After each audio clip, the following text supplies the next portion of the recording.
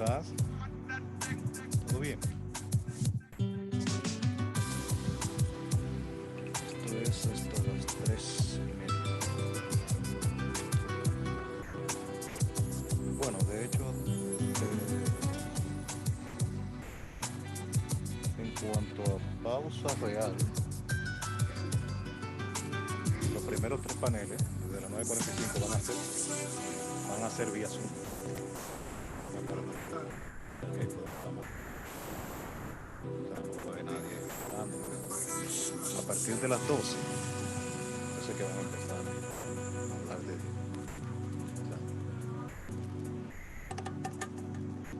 sí, sí, va a haber breaks. O sea, breaks oficiales ahí a las 11:15.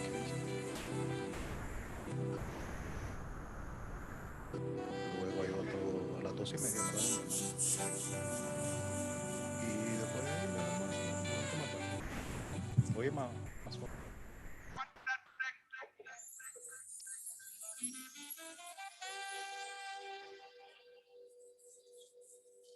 mañana debería tener, porque yo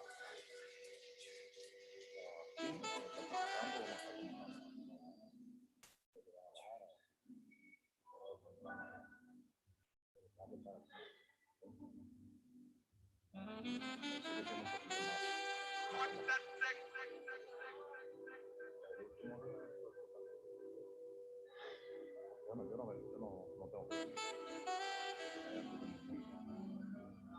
no sé si va a ser aquí. No,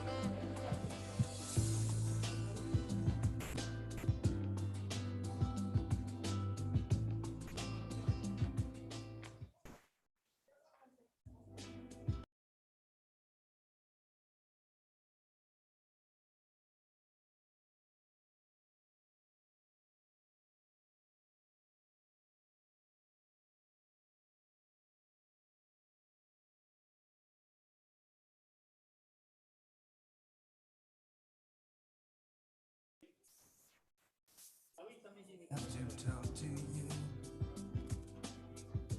This is what I gotta do. Everybody's talking all the way. Nothing will remain the same. Even though that happened and so here.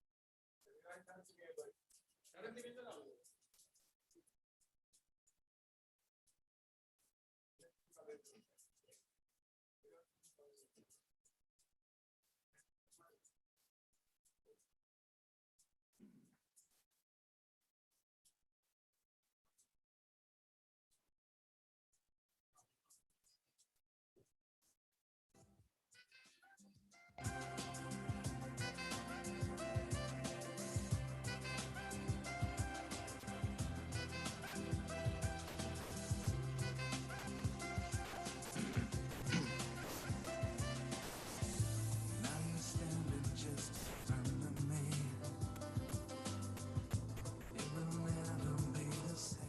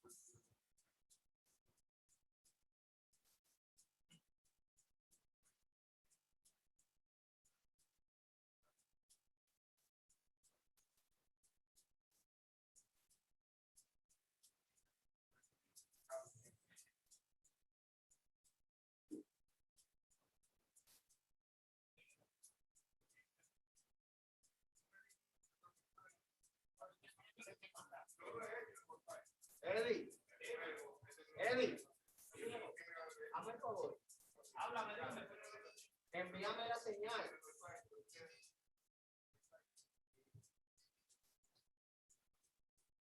No, envíame señal, que no estoy aquí.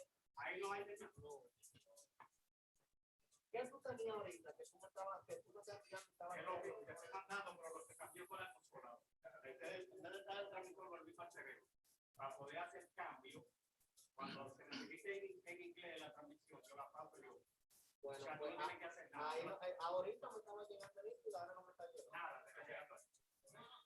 Quédate ahí.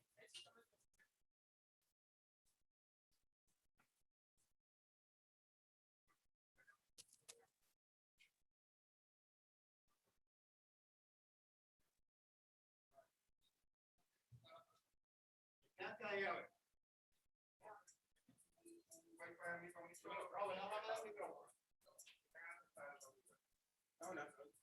Háblame del micrófono, no. Ahí tienes que cuidado ahí que te llamo. Quédate ahí para que me avise cuando te llegue. Aquí está mal el problema.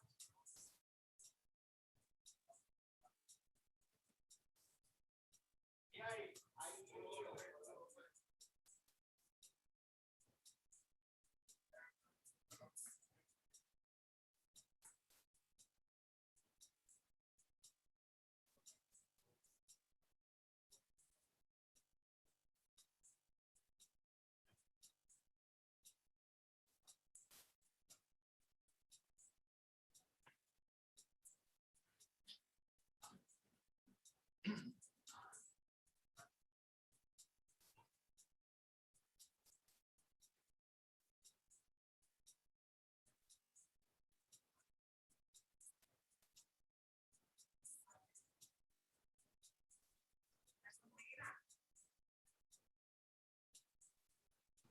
Hi, Lena.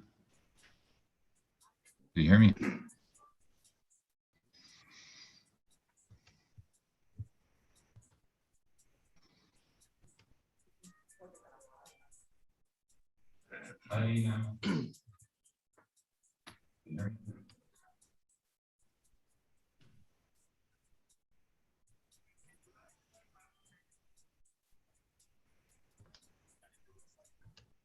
Okay, good. Yeah, there's quite some lag in the line, I think.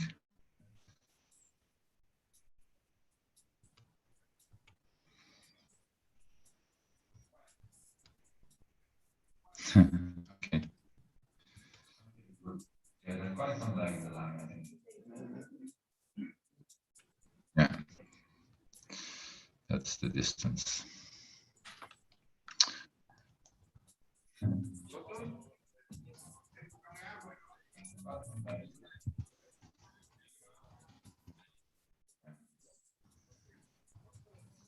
Hi, Marnix. Can you hear me? Hey, I hear you. Okay, well, great, because we are trying to configure all this setting here so that we can have Cool. the live stream and everything. So I had to use the microphone. Okay, well, great. Good. Okay, great. So connection works seemingly. Yeah, it works. It has some echo, but Yeah, indeed.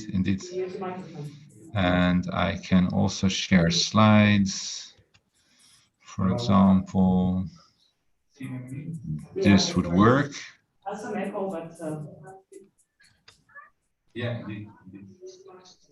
And I can also share slides. For example, this would work.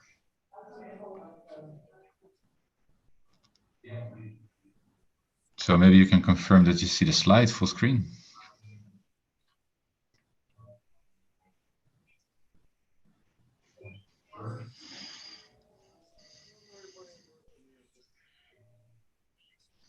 Maybe you can confirm that you see the slide full screen.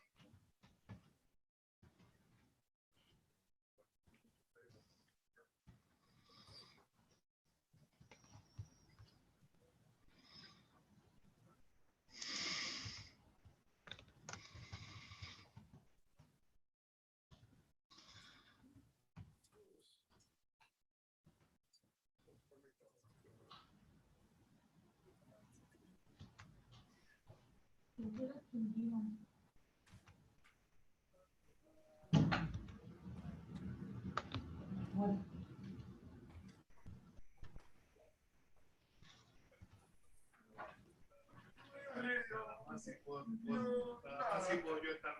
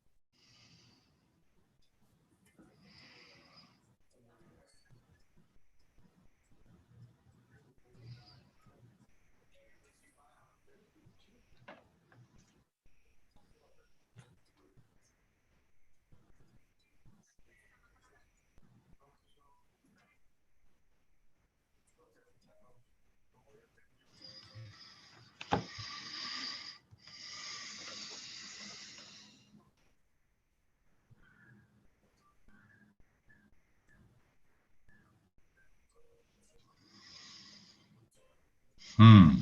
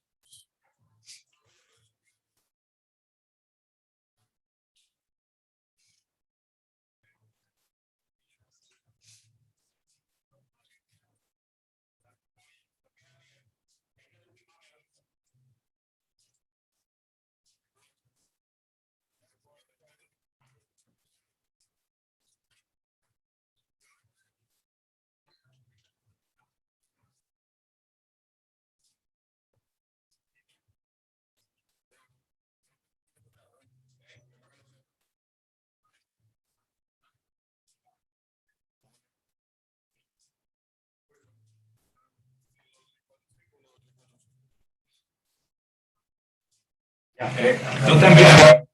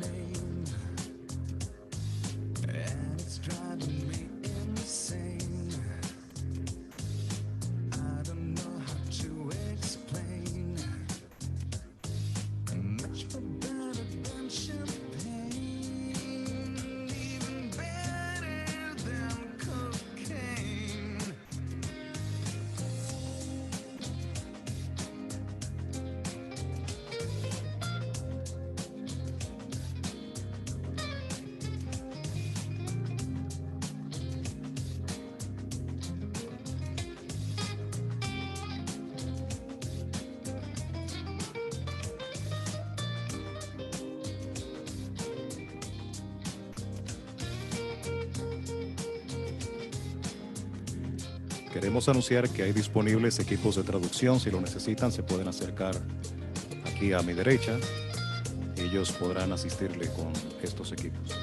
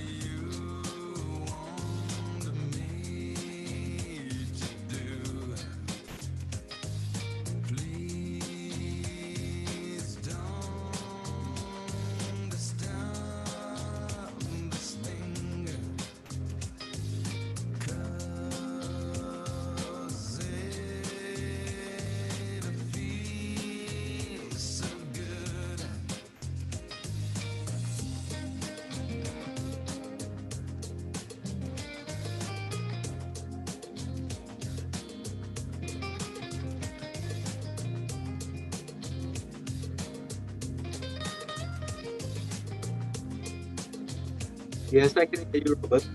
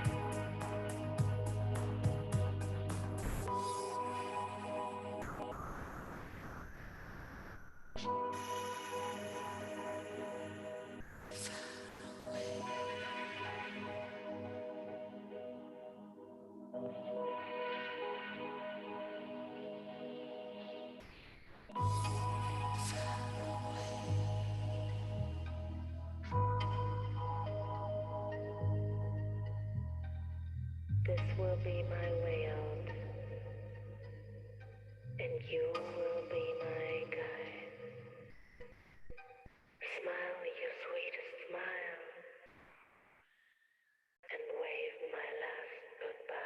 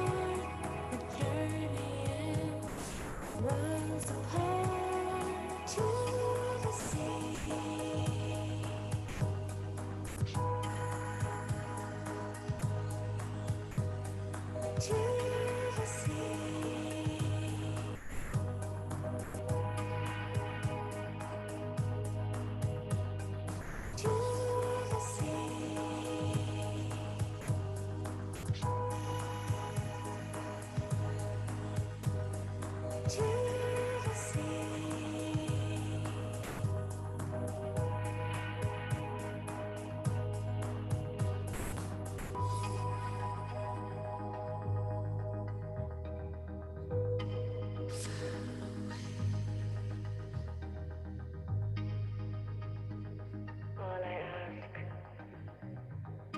is take me to the sea. All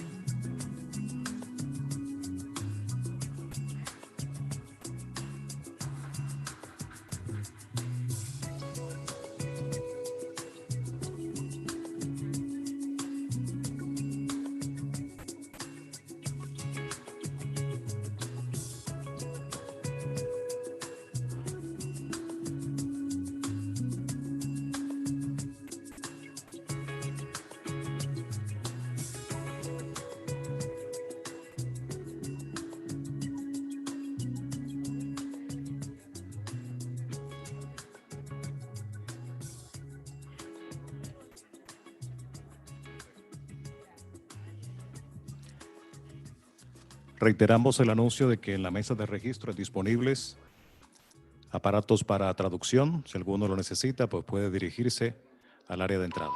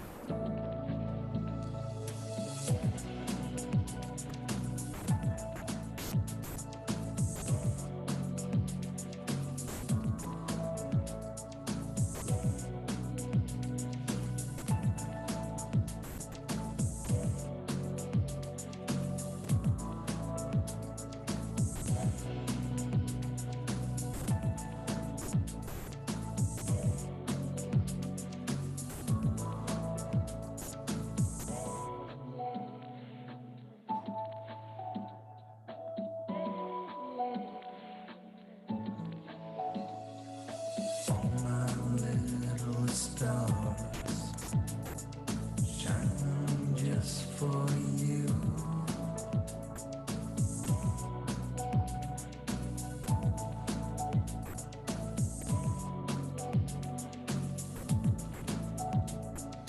Wishing down on you, breaking all the rules. One day soon you'll see, from my point of view. Why do we always have to figure it out? The past, the present, and the future all at once. And I don't know the reason why we fight. And I don't know the reason why we lie. And I don't know the reason why we hide our faces. I don't know your rules. You don't know my rules.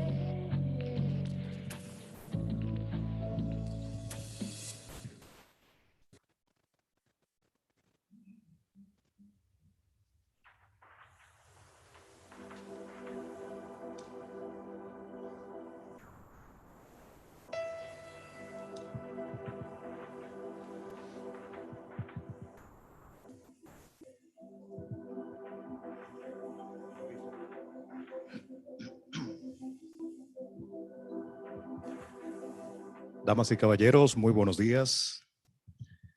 Sean todos bienvenidos a la Conferencia Regional de Ciberseguridad para Proveedores de Servicios de Internet en la región de Latinoamérica. Esta conferencia es organizada por el Instituto Dominicano de las Telecomunicaciones, Indotel, y el Centro Nacional de Ciberseguridad en colaboración con EU CyberNet, Latin American Caribbean Cyber Competence Center y Cyber Resilience for Development o Cyber for Dev, y se estará celebrando en este auditorio del Centro Indotel de la Zona Colonial en la ciudad de Santo Domingo, República Dominicana. Este es un evento híbrido de 3 días que contará con sesiones plenarias, como será en el día de hoy, dedicadas a presentaciones y debates sobre las tendencias y prácticas de ciberseguridad de los proveedores de servicio de Internet en la región y en Europa. Y también tendremos talleres de 2 días en un formato interactivo para cubrir diversos elementos sobre las regulaciones de ciberseguridad. Estas sesiones estarán siendo transmitidas a través de nuestros medios digitales, nuestro canal de YouTube del Centro Indotel y demás plataformas. Agradecemos infinitamente la presencia de cada uno de ustedes y de aquellos que también en la virtualidad están participando de este importante evento. Para dar inicio formal con las palabras de apertura, me complace en presentarles al señor César Moliner Rodríguez, director de ciberseguridad del Indotel.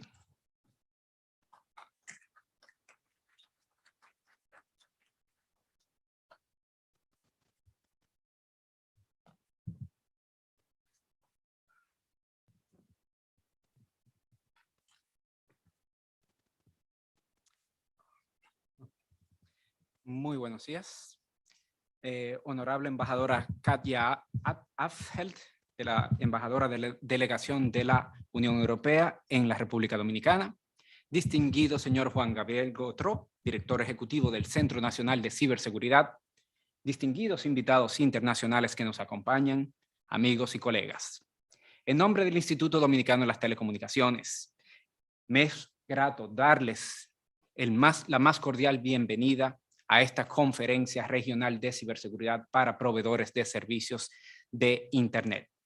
Aprovecho la oportunidad para agradecer a todos los países participantes y de manera especial al Centro Nacional de Ciberseguridad y a los proyectos EU CyberNet, al Centro de Cibercapacidades de Latinoamérica y el Caribe y al proyecto Ciberresiliencia para el Desarrollo, Cyber for Dev, por el apoyo, las contribuciones recibidas, las cuales han posibilitado la organización de este evento y de otras actividades dirigidas a fortalecer la seguridad cibernética en el país. La integración de las telecomunicaciones y de las tecnologías de la información en casi todas las esferas de nuestra actividad económica y social cotidiana ha promovido una gran y creciente dependencia en la información y de las TIC mismas por parte de individuos, organizaciones y los gobiernos interconectados a nivel mundial, pues se han convertido en esenciales para la seguridad nacional, el bienestar económico y la cohesión social para todas las naciones. Sin embargo, estas mismas tecnologías que han provocado grandes avances socioeconómicos son, asimismo, causa de la aparición de vulnerabilidades caracterizadas, entre otras, por la gran dependencia de dichos sistemas, la facilidad de su adquisición y utilización, la posibilidad de hacerlo a bajo coste y alta velocidad, y la disminución de exigencias de seguridad derivada de su rápida y progresiva implantación. Tales vulnerabilidades no son desconocidas para individuos y organizaciones criminales y terroristas, que han percibido que las redes de telecomunicaciones y las tecnologías de información son una herramienta extremadamente útil para la comisión de actividades delictivas. En efecto, en los últimos años, nuestros gobiernos han sido blanco de amenazas cibernéticas por parte de organizaciones criminales, la mayoría de ellos generados en un país y con efecto en otros. Ningún país, por avanzado que sea, es ajeno a este fenómeno. Por tanto, la seguridad de los sistemas de información debe ser un asunto prioritario para todos los países, ya que las redes de telecomunicaciones desempeñan un papel imprescindible en el desarrollo de la sociedad de la información. Sin embargo, la capacidad de respuesta de nuestros países a estas amenazas e incidentes todavía presenta marcadas debilidades. Los esfuerzos por crear un ciberespacio seguro en la República Dominicana pueden rastrearse a actividades que se han venido realizando por más de 20 años. Desde la redacción y aprobación de legislación contra el delito cibernético hasta la ratificación de importantes tratados internacionales como el Convenio sobre Ciberdelincuencia del Consejo de Europa y la creación de organismos especializados para la persecución y enjuiciamiento de estos delitos, como el DICAT de la Policía Nacional o la PEDATEC de la Procuraduría General de la República. La adopción de la Estrategia Nacional de Ciberseguridad de la República Dominicana en el año 2018 ha sido un momento decisivo para fortalecer el papel del país en la configuración de nuestras políticas, tanto a nivel nacional como a nivel mundial. En términos generales, aspiramos a contar con un ciberespacio más seguro en el que estén implementadas las medidas necesarias para el desarrollo confiable de las actividades productivas y lúdicas de toda la población, siempre en el marco del respeto de los derechos humanos. Esto nos hemos propuesto lograrlo a través de los 4 pilares que establece la estrategia: marco legal y fortalecimiento institucional, protección de infraestructuras críticas, educación y cultura de ciberseguridad y alianzas internacionales y nacionales.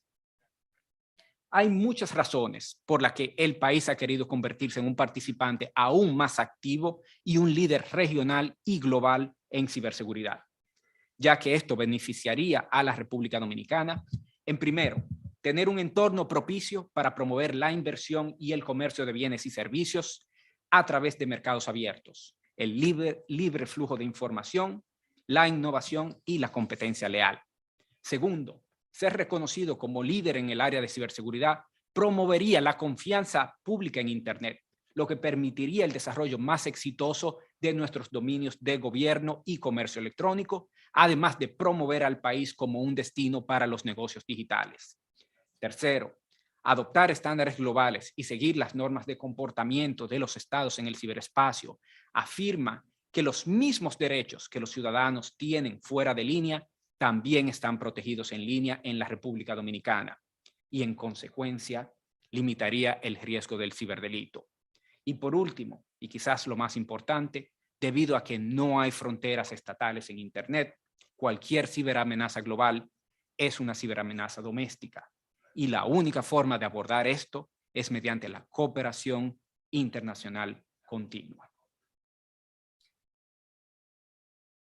Por último, es para mí un placer anunciar que precisamente en estas instalaciones del Centro Indotel, la Unión Europea, a través de su proyecto EU CyberNet, conjuntamente con el Ministerio de la Presidencia y el Indotel, estamos llevando a cabo la creación del Centro Regional de Cibercapacidades para permitir una creación de capacidades cibernéticas más específica y sistémica en la región de América Latina y el Caribe.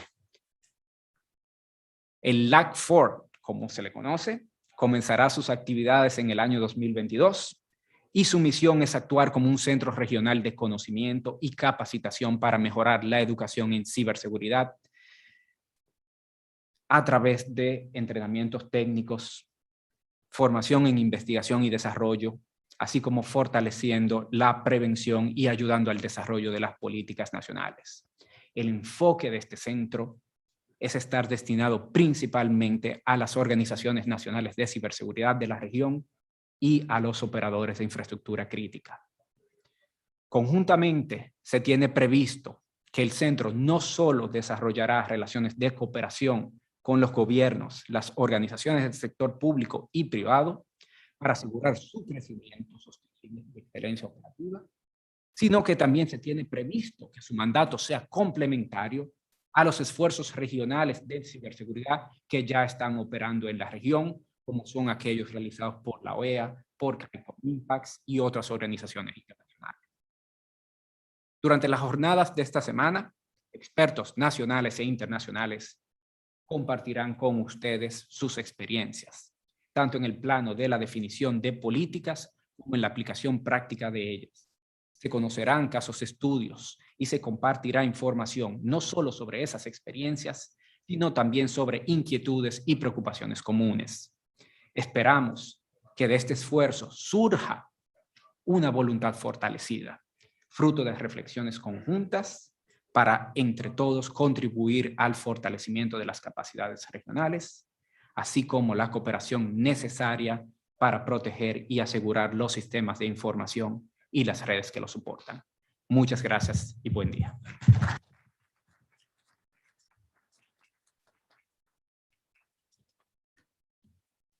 Muchísimas gracias. Escucharon las palabras del señor César Molinés Rodríguez, director de Ciberseguridad del Indotel.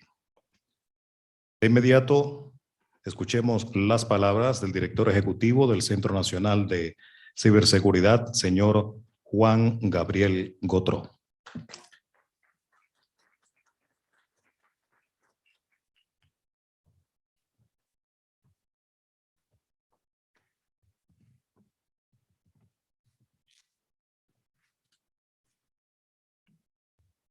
Buenos días a todos, señora embajadora, a todos los presentes, a quienes nos acompañan también virtualmente.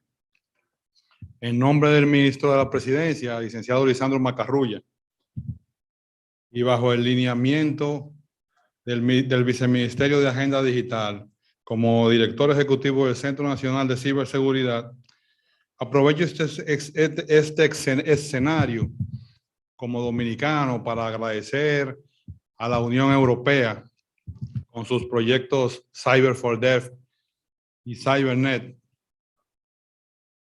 que han sido ejecutados por el gobierno de la República de Estonia, que tanto han ayudado cada día para que cada día avancemos hacia un ciberespacio más confiable, seguro y resiliente, y que seguirá fortaleciéndose aún más ahora con la puesta en funcionamiento del LAC 4, o Centro de Cibercapacidades de América Latina y el Caribe, que inicia operaciones, como bien dijo César Molinés, en estas mismas instalaciones que estamos hoy. Igualmente, felicito al Instituto Dominicano de las Telecomunicaciones por siempre estar ocupándose de robustecer las capacidades del sector con eventos como esta conferencia regional de ciberseguridad para proveedores de Internet.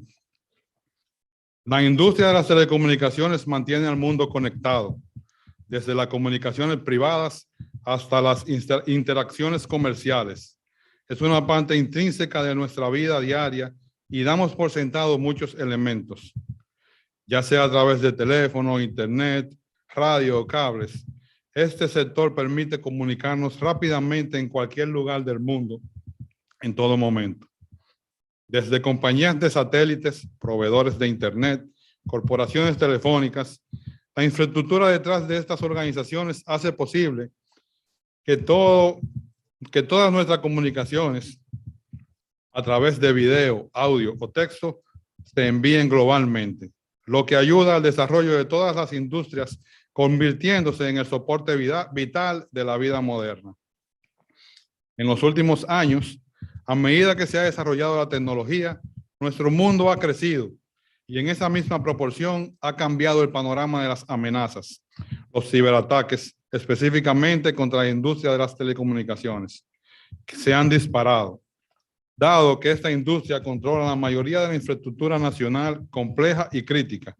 El impacto de un ataque exitoso no solo sería significativo, sino extenso y catastrófico.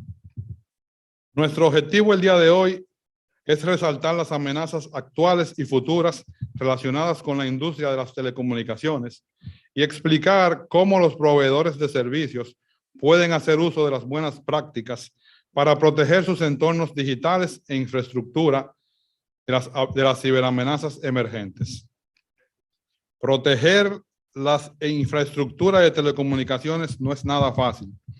Todos hemos aprendido que ninguna amenaza puede abordarse de forma aislada y que los actores de amenazas continuarán explotando las vulnerabilidades de las tecnologías adoptadas para lograr sus objetivos. El mapa de amenaza de las telecomunicaciones y los sistemas de riesgo cibernético se están fusionando. Las capacidades de velocidad y almacenamiento necesarias tienden a lo infinito, por lo que los operadores de telecomunicaciones se están transformando de empresas de redes a empresas de servicios en la nube para mejorar la eficiencia en las operaciones comerciales, implementar nuevos servicios y aplicaciones, además almacenar y distribuir contenido, ampliando esto simultáneamente la superficie de amenazas. Dado que las telecomunicaciones suelen ser una puerta de entrada a múltiples negocios, los ataques en sus distintas formas pueden dirigirse a una empresa de telecomunicaciones específica, pero también a sus proveedores externos o usuarios finales. La resiliencia de la red es más que capacidades técnicas. También requiere marcos de políticas efectivos, recursos apropiados, estructuras de gobierno claras, procedimientos de respuestas a incidentes transparentes y bien ensayados. Una fuerza laboral capacitada y preparada, además de asociación y alianzas entre sectores público y privado, con alto nivel y compromiso para el cumplimiento legal y regulatorio de manera consistente. Las mejores prácticas de ciberseguridad universales reducen drásticamente la probabilidad de un incidente para mitigar el riesgo de la gran variedad de amenazas cibernéticas. Desde el Centro Nacional de Ciberseguridad de la República Dominicana, como responsables de coordinar el marco normativo y organizar el ecosistema cibernético, alineado con las iniciativas contenidas en la recientemente promulgada Agenda Digital 2030, reiteramos nuestro compromiso de continuar fomentando las mejores prácticas de ciberseguridad con los actores claves y con los sectores estratégicos que nos conduzcan a establecer un ciberespacio más seguro, confiable y resiliente para la República Dominicana. Estamos comprometidos a trabajar juntos, compartiendo las lecciones aprendidas y las mejores prácticas para el desarrollo de políticas y abordar los posibles impactos de los incidentes. Es nuestro norte colaborar con entidades del sector privado para promover el intercambio de información sobre incidentes cibernéticos, impulsando la resiliencia de la red y explorando las oportunidades de reducción colectiva del riesgo. Muchas gracias y esperamos tener una excelente jornada.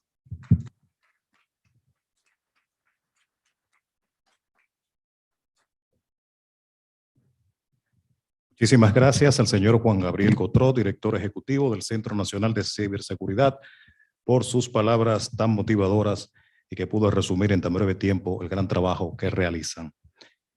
Es tiempo para concluir esta primera parte de llamar al podio a su excelencia embajadora Katia Affeldt, embajadora delegación de la Unión Europea en República Dominicana, quien también tiene su participación en este día.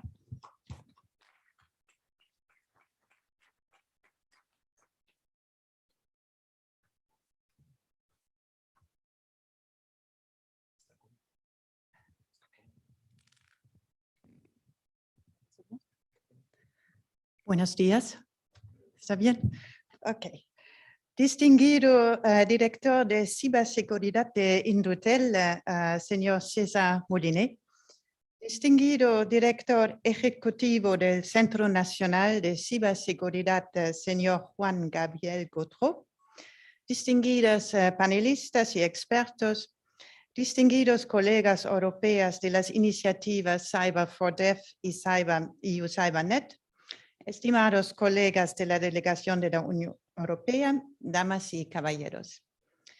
Es un honor para mí dar unas palabras de bienvenida en esa conferencia regional de ciberseguridad para los proveedores de servicios Internet.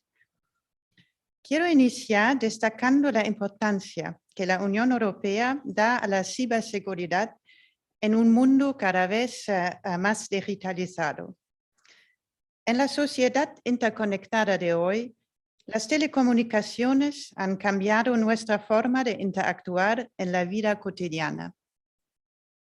La Unión Europea, como uno de los principales donantes para el desarrollo de la República Dominicana, considera que reforzar el buen funcionamiento de telecomunicaciones es clave por el país. Las telecomunicaciones garantizan el desarrollo social y económico cuando cumplen su rol de transmitir con seguridad y rapidez información y datos. En un país con un riesgo elevado de catástrofes naturales, una falla en la infraestructura de telecomunicaciones podría traer consecuencias graves. En un mundo digital, ningún país es una isla y creemos firmemente en el intercambio de conocimiento para fomentar la ciberresiliencia. Por ende, estoy feliz de inaugurar este evento apoyado por 2 proyectos financiados por la Unión Europea, EU CyberNet y EU Cyber for Development. El proyecto EU CyberNet tiene el objetivo de fortalecer la capacidad cibernética y proveer asistencia técnica a terceros países en el campo de la ciberseguridad y de ciberdelincuencia. Cyber for Dev, o Ciberresiliencia para el Desarrollo, es un proyecto de varios millones de euros para promover la ciberresiliencia y ciberseguridad de empresas públicas y privadas. A través de esos proyectos, hemos financiado varias capacitaciones de ciberseguridad en la República Dominicana y en la región en general, con el objetivo de incrementar la resiliencia y preparación ante posibles amenazas cibernéticas. Por ejemplo, en el primer ejercicio de ciberseguridad llevado a cabo en la República Dominicana en mayo de este año, Cyberllamas 2021, realizado conjuntamente con el Centro Nacional de Ciberseguridad, reunimos a ejecutivos de alto nivel de la industria de la ciberseguridad con tomadores de decisión. Este encuentro propició el intercambio entre actores públicos y privados para una coordinación nacional eficiente que permita desarrollar la resiliencia digital del país frente a escenarios graves de ciberincidentes o delincuencia. Hoy se encuentran reunidos nuevamente representantes del sector público y el sector privado, trabajando juntos y mejorando el intercambio de información, la fórmula ideal para asegurar nuestra ciberseguridad. Damas y caballeros, como ha dicho el señor Moulinet, me complace saber que esta conferencia se lleva a cabo en el mismo lugar donde se inaugurará en unos meses, LACCIFOR, el Centro de Cibercompetencia para Latinoamérica y el Caribe, financiado por la Unión Europea por el proyecto EU CyberNet. LACFOR será un centro regional cuyo propósito es compartir las experiencias europeas con el objetivo de reforzar las capacidades de la República Dominicana y la región más general y de promover un ciberespacio abierto, libre e inclusivo. LACFOR capacitará expertos técnicos, políticos, líderes actuales y del futuro. El centro va a ofrecer actividades como capacitaciones técnicas, talleres de políticas y de estrategia. También el centro buscará alianzas con proveedores de servicios de Internet y socios de la industria de las telecomunicaciones. Compartir el conocimiento entre el sector público y privado nos permite promocionar valores comunes de protección de datos y unir fuerzas en la lucha contra la ciberdelincuencia. Señoras y señores, tengo la convicción que la región del Caribe tiene un gran potencial por el talento y educación de su gente. Por medio de proyectos como LAC4, podemos enfocar ese potencial en la creación de ciberresiliencia y capacidad. Nos complace seguir fortaleciendo nuestros vínculos con las autoridades dominicanas para apoyar sus iniciativas de ciberseguridad, tanto a nivel nacional como regional, y así proteger el ciberespacio que compartimos. Sin más, les deseo a todos los panelistas y participantes una fructuosa y productiva conferencia. Muchas gracias.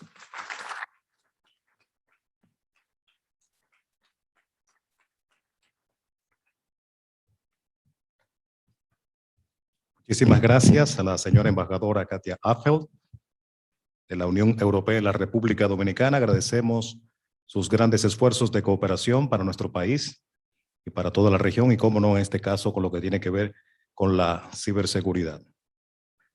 Me parece a bien, y si son tan amables, me gustaría que los tres exponentes que hemos tenido al principio pudieran posar para una postal aquí delante para que quede como parte, ¿verdad?, formal del inicio que dimos. Si son tan amables, aprovechar la oportunidad. Sabemos que son personas muy ocupadas y tal vez pueda pasar un tiempo en que puedan estar juntos los tres en alguna actividad, así que sería bueno aprovechar el momento para que quede ahí para la posteridad.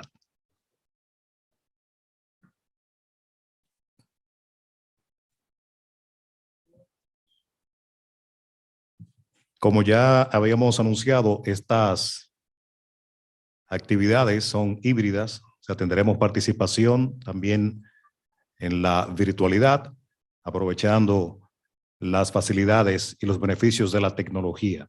Así que hoy no hay límites para poder participar en un evento como este, sin importar dónde nos encontremos.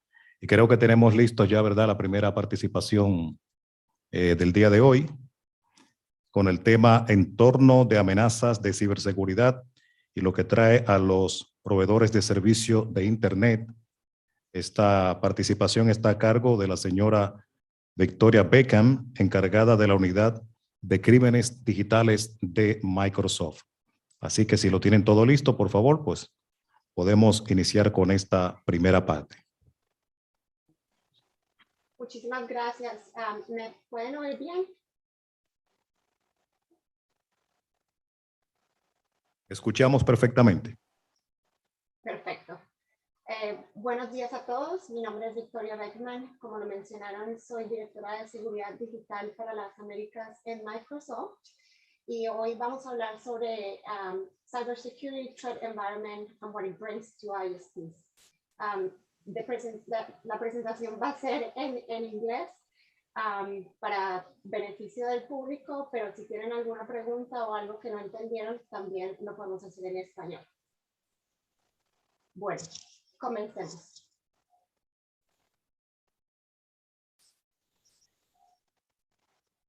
In Microsoft, our Chief Executive Officer, Satya Nadella, specified that security is our top priority, and we're committed to working with others across the industry to protect our customers. And that's what we do, and that's basically what my daily job means. I'm the director of the Digital Crimes Unit for the Americas. Our mission is to lead the fight against cybercrime, protecting people, organizations, and our cloud through enforcement actions against cybercriminals. How do we do this? We have several tools. One of them are cutting-edge forensics. We also have big data analytics, and in fact, the team that I manage is a team that includes different attorneys like myself, but also includes analysts, investigators, white hackers that are constantly monitoring online to see what kind of threats we're looking at and how we can disrupt these threats. We also have public and private partnerships.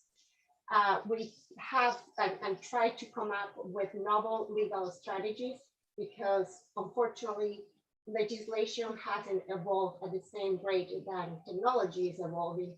So sometimes we don't necessarily have the tools to start legal action or any claims to base our complaints based on the existing legislation. So we have to recur to actions, for example, for intellectual property violations, fraud, theft, and those kinds of things that don't necessarily match what we're dealing with nowadays.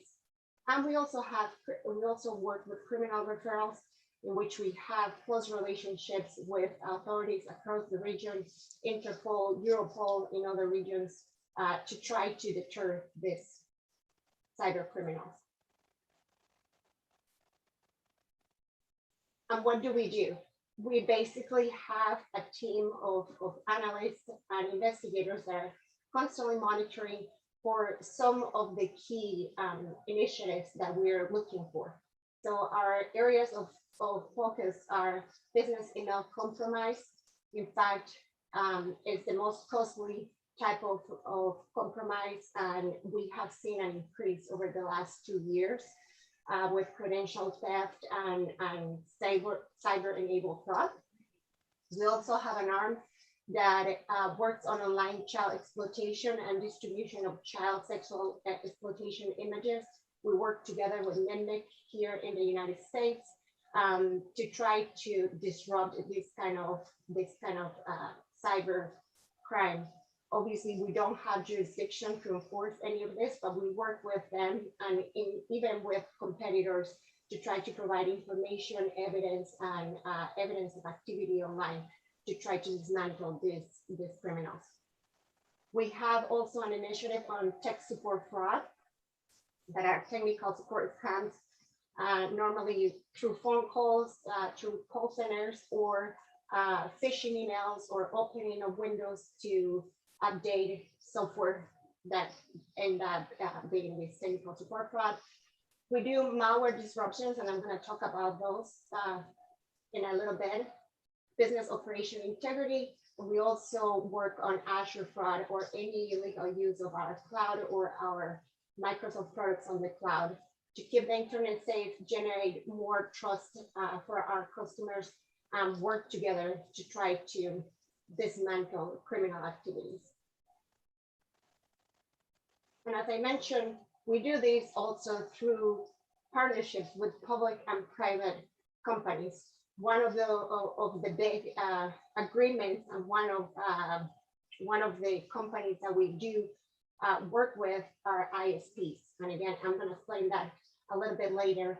But we work with different entities in the United States, with different entities throughout the Americas, in Latin America, and with private companies as well, to do investigations and share information. We coordinate the execution of operations. We have filed together civil complaints, and we also again work with governments to have criminal referrals, and we do sharing of threat intelligence and vulnerabilities in the system to try to attack them from different sites. So today, since our audience has mostly ISPs, I wanted to talk about our work in malware and disrupting botnets and stopping the malware distribution. Botnets are used by cybercriminals to conduct distributed denial of services, launch the spam campaigns, proliferate malicious software, steal financial data, commit fraud, spy. We've seen an increase on attacks trying to spy and steal information and extort their victims.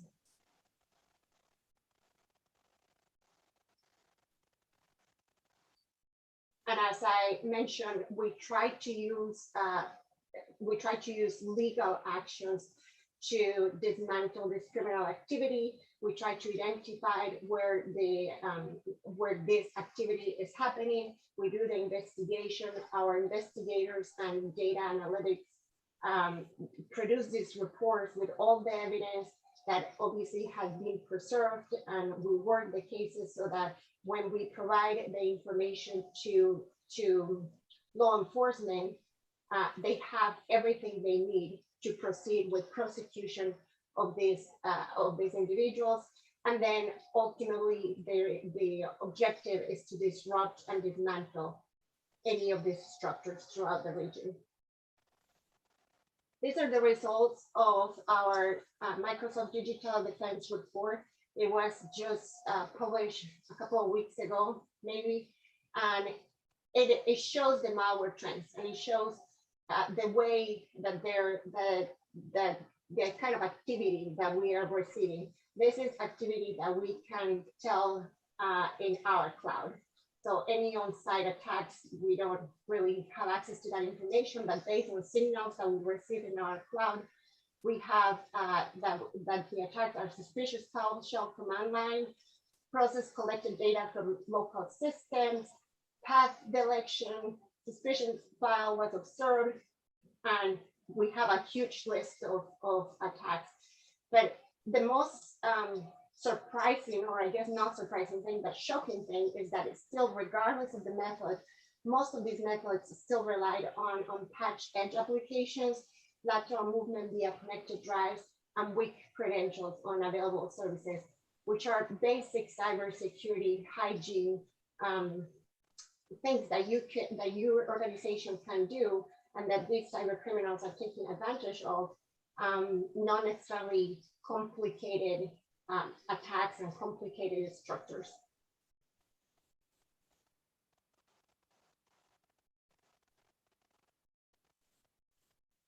And another tendency we saw in this report is that the next big trend is that blockchain domains have become a preferred choice for cyber criminal infrastructure, which is an issue because of several reasons. The blockchains are basically forever online, and also we have an industry that is not being regulated necessarily. So it's not, the domain is not regulated by ICANN, which means that we can't really proceed in trying to take down domains or having a third party trying to seize these domains. So once they're in the blockchain, it is harder for us to come up with any solution or actually go after the cyber criminals, because we don't really have the tools to disrupt the blockchain as it is.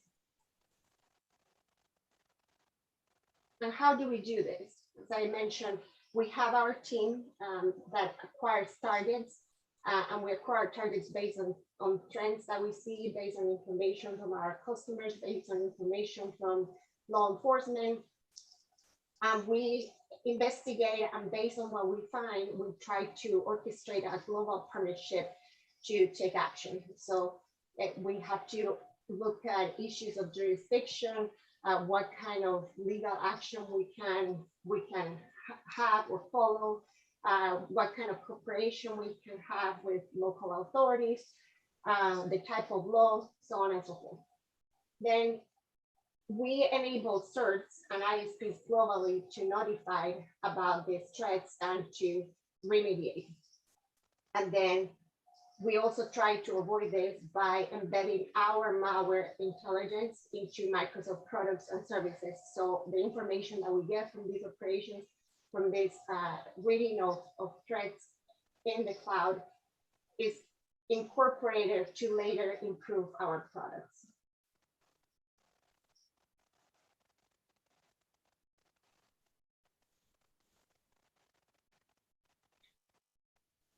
So one case study of an operation that we did is that large spam bot operating on the internet with impunity since 2012 is this spam bot.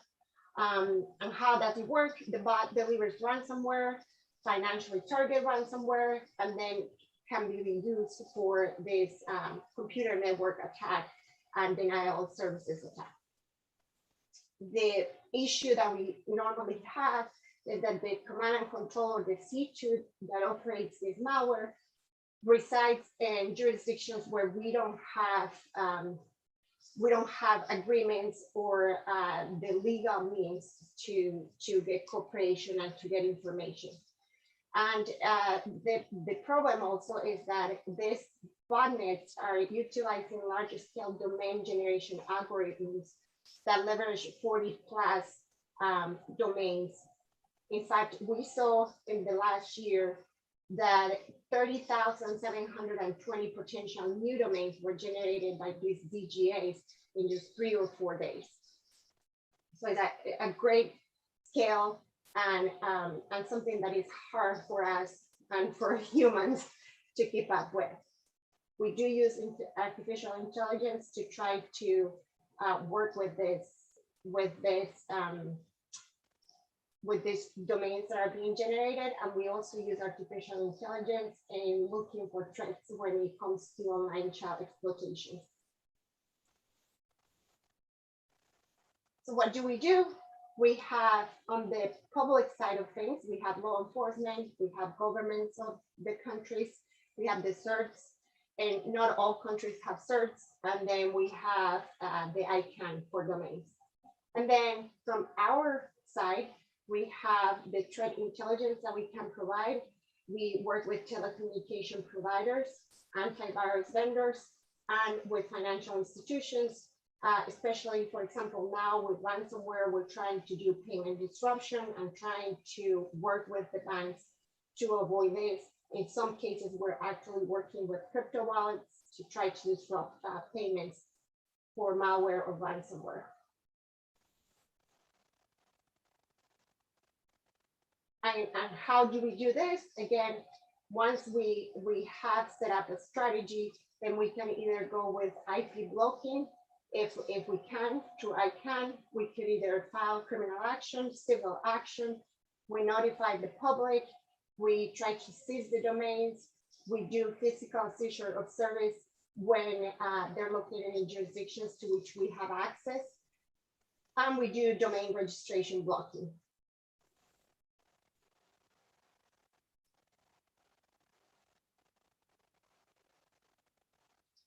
And this is when we work together with the ISPs and the program that we have to combat this kind of cyber attacks. And it's our Cyber Threat Intelligence Program, or CITI. And what is the CITI? It's an agreement that doesn't cost anything, that we sign with ISPs and with some other companies as well, with key customers that we have. And it basically is a sharing of information to do this disruption. So what do? We build intelligence from the botnets that we disrupt. We identify the IP addresses of these infected devices and the C2 infrastructure that is controlling it from around the world in real time. Then this CITI program specifically is focused on the collection and distribution of current actionable information to help governments, CERTs, ISPs, Microsoft services to react to likely compromised machines in their environment. And then what's our impact with this? A key aspect of the program's effectiveness is the outreach to victims, because once we identified, our team works with the CERTs, with the ISPs, with Microsoft Enterprise customers, and different partners around the world to assist in the notification to the victims and trying to recover customer compromised systems. To do all this, and this is actually a graphic of all the malware disruptions that our team has done in the last 10 years. They've been in the press, they've been in the media. Some of them have been big, some of them have taken years, some of them have been with the cooperation of Interpol, Europol, and different organizations like that.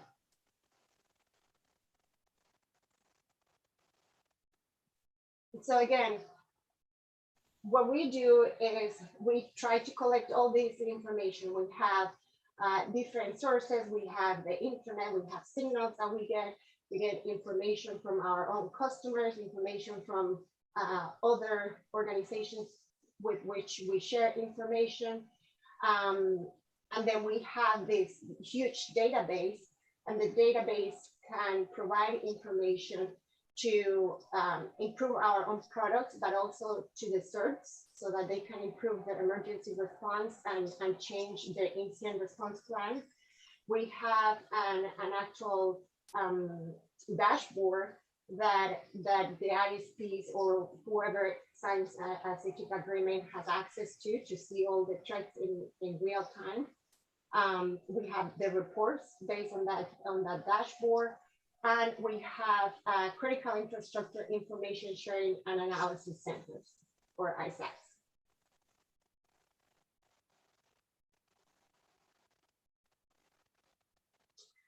So again, we have, as a result of the CTIP, we look at about 625 million connections daily. The volume is constantly changing depending on the attacks. And then we have this information that we collect that we share with different organizations, with law enforcement, with CERTs, with ISPs. What kind of feed can we see in this CT program and in this dashboard? We can see, for example, infected feed, those machines and systems that are infected. We can see the C2 feed, the command and control. We can see an IoT feed that was launched recently, and we can see new CTIP domains or malicious domain feed that we can then take down or take legal action against. And then we have, as part of that dashboard, we have a DCU CTIP threat encyclopedia that, again, it gets updated in real time and has information about all the threats that we have seen, any solutions, anything from around the world, so that we can learn lessons from what already happened somewhere else in the world.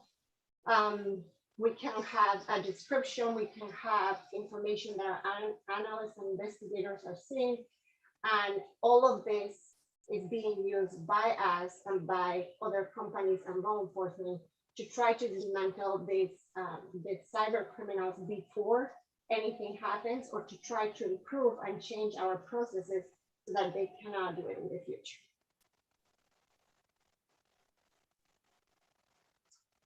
And that was the presentation that I have. I wanted to reserve time for questions from the audience. And again, you can do English or Spanish.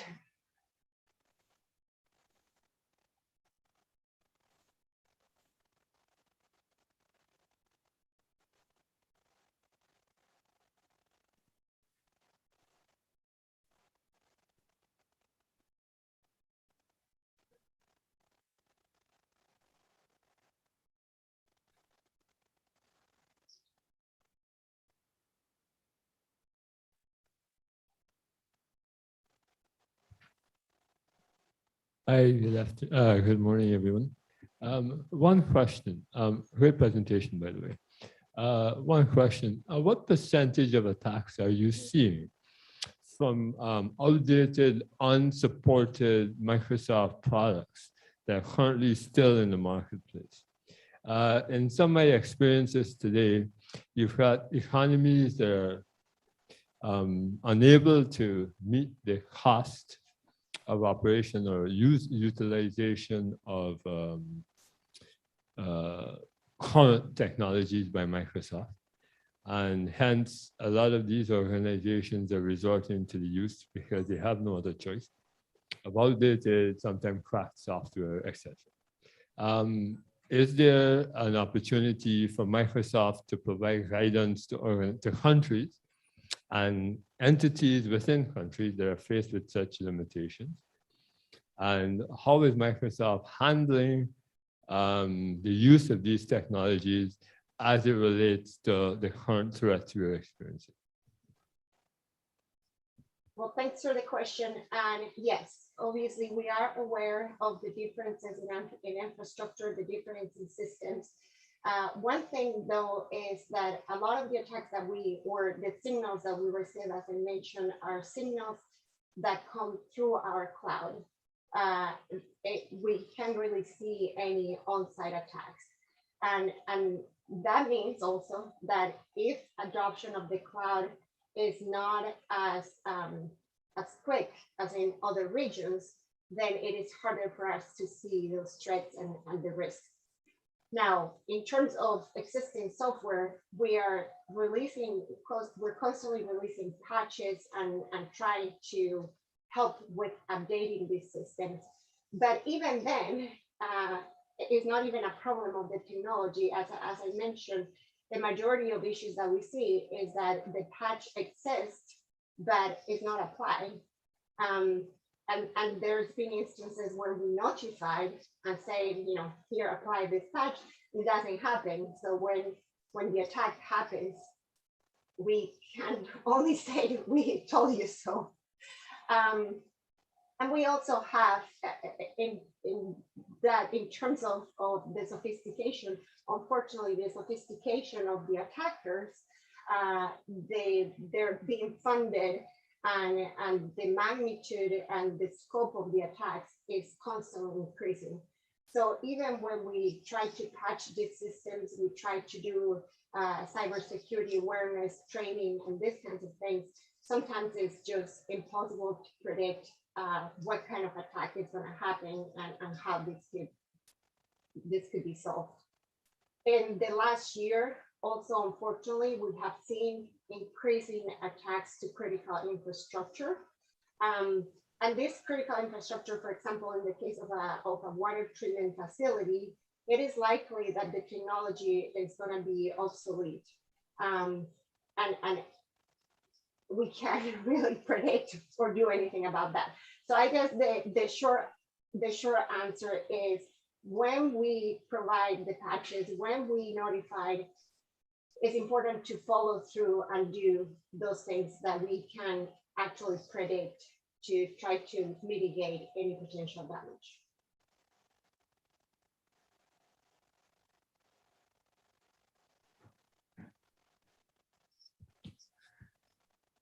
Good morning. My name is Diego Beltran. I am from Ecuador. Thank you so much, Victoria. It's a pleasure to meet you, though not personally, virtually. I just have a couple of quick questions. One of the biggest difficulties in, computer crime fighting, I guess, is the challenge of attribution, right? So to know who's the actual perpetrator, where's the attack coming from? Now, you did mention that Microsoft is doing a lot of work towards enforcing, judicial action and maybe bringing some administrative action. So how are you dealing with the challenge of attribution? I mean, how do you know where to actually file these lawsuits? And, have you had any success in fighting, cyber criminals can be anywhere from, a young 16-year-old hacker to, a criminal organization based, somewhere in Asia, Europe, or, in the Americas. So how is Microsoft dealing with that challenge? And if you have any kind of advice towards, government institutions and of course, private sector on how to deal with those challenges, since judicial action will be one of the most dissuasive actions, I guess you could bring. And I think it's something that, of course, companies such as Microsoft can have a great impact on. Thank you so much. Thank you. And that's actually an excellent question, and one that I think about every day. It is a huge issue for us, the attribution question, not only because, again, the technologies are facilitating that they can hide their location with different VPNs, now that we're talking about blockchain. So it is always hard for us to do that. And sometimes when we do find that the criminal actors are in some jurisdictions, those jurisdictions are difficult and won't cooperate with us, or are likely in the OFAC list in the United States that are countries with which we cannot really have any relationships. And those are kind of end up in limbo. But we have been successful. Some of the ones of the claims that we have been successful is we have been able to tie the activity or the victims to the United States. So we've been very successful in filing civil actions in the Eastern District of Virginia, where the criminal actor could be located in Brazil, but the majority of the victims end up being, or some of the victims are in the United States, and we can have a standing that way. We have been successful. In fact, we had a lawsuit in Europe, and we had one in India, but also has been a lot of collaboration from those authorities. In India, for example, with a technical support fraud, we actually had we did a criminal referral, and they went and dismantled these call centers that are established only for the purposes of this technical support fraud. And then again, we have to try to be creative, but it is hard, and that's why we're trying to kind of provide this awareness so that there is legislation that can support our efforts. Because if we come up with something and then we go to a country where there is absolutely no cybersecurity strategy, no cybersecurity related laws, not even privacy laws that require some kind of degree of following cybersecurity standards or any kind of claim, we end up having to file a claim sometimes for violation of intellectual property rights that is not really that strong, and that is going to be hard for us to provide any kind of remediation to victims. Sometimes because of the lack of legislation, there is no defined roles and whose responsibility, who has the responsibility to do one or the other. So we're working with governments also to try to promote this cybersecurity legislation where they're encouraging, for example, in the United States, we have something called the safe harbor laws that are in 2 states so far, Ohio and Utah, where they provide a legal defense to claims based on force, so mostly negligence.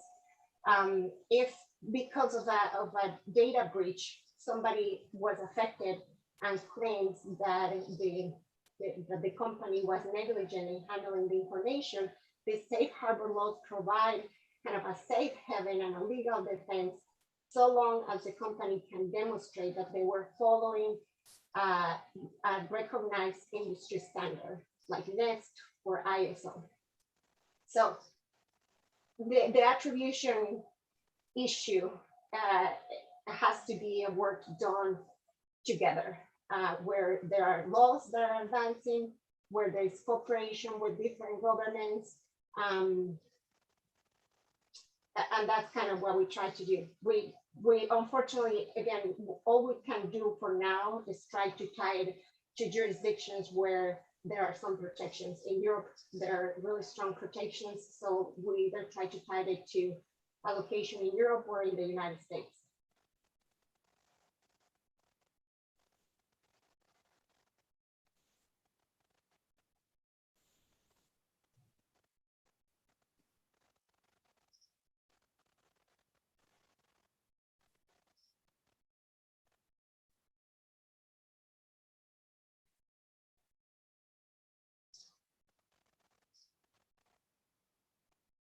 Any other questions?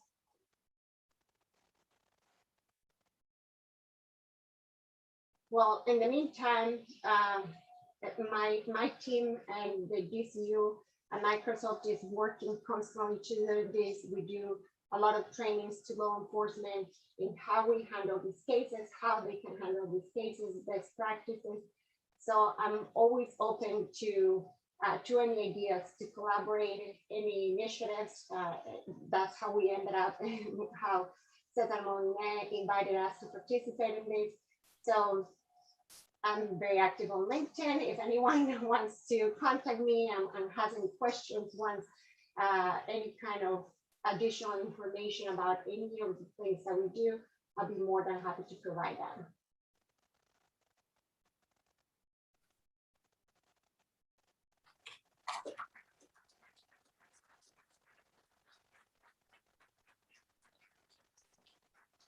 Interesante la primera participación en este día. Agradecemos a la señora Victoria Beckham, encargada de la unidad de crímenes digitales de Microsoft, que estuvo conversando, compartiendo de manera interactiva con ustedes el entorno de amenazas de ciberseguridad y lo que trae a los proveedores de servicios de Internet.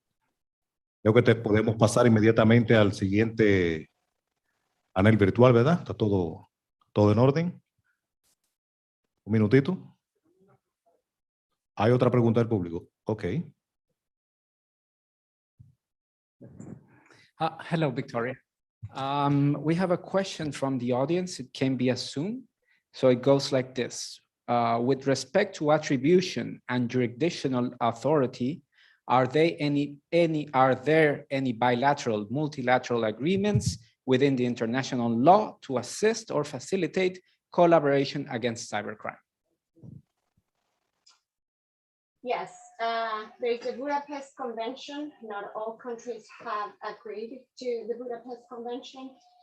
It's the closest that we have to an international treaty.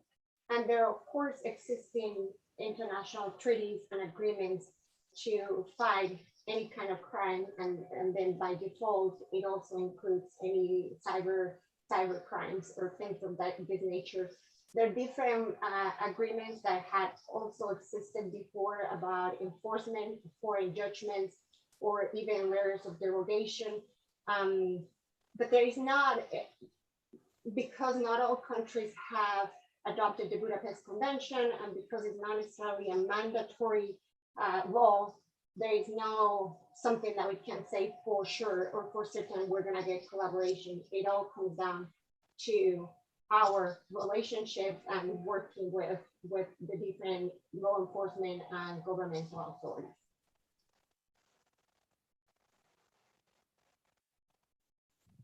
Si no hay más preguntas, muchísimas gracias nueva vez a señora Victoria Beckham. Gracias por su participación en este día. Gracias. Tenemos el siguiente panel que también es de manera virtual y es sobre Asociación del Foro Económico Mundial contra el Ciberdelito.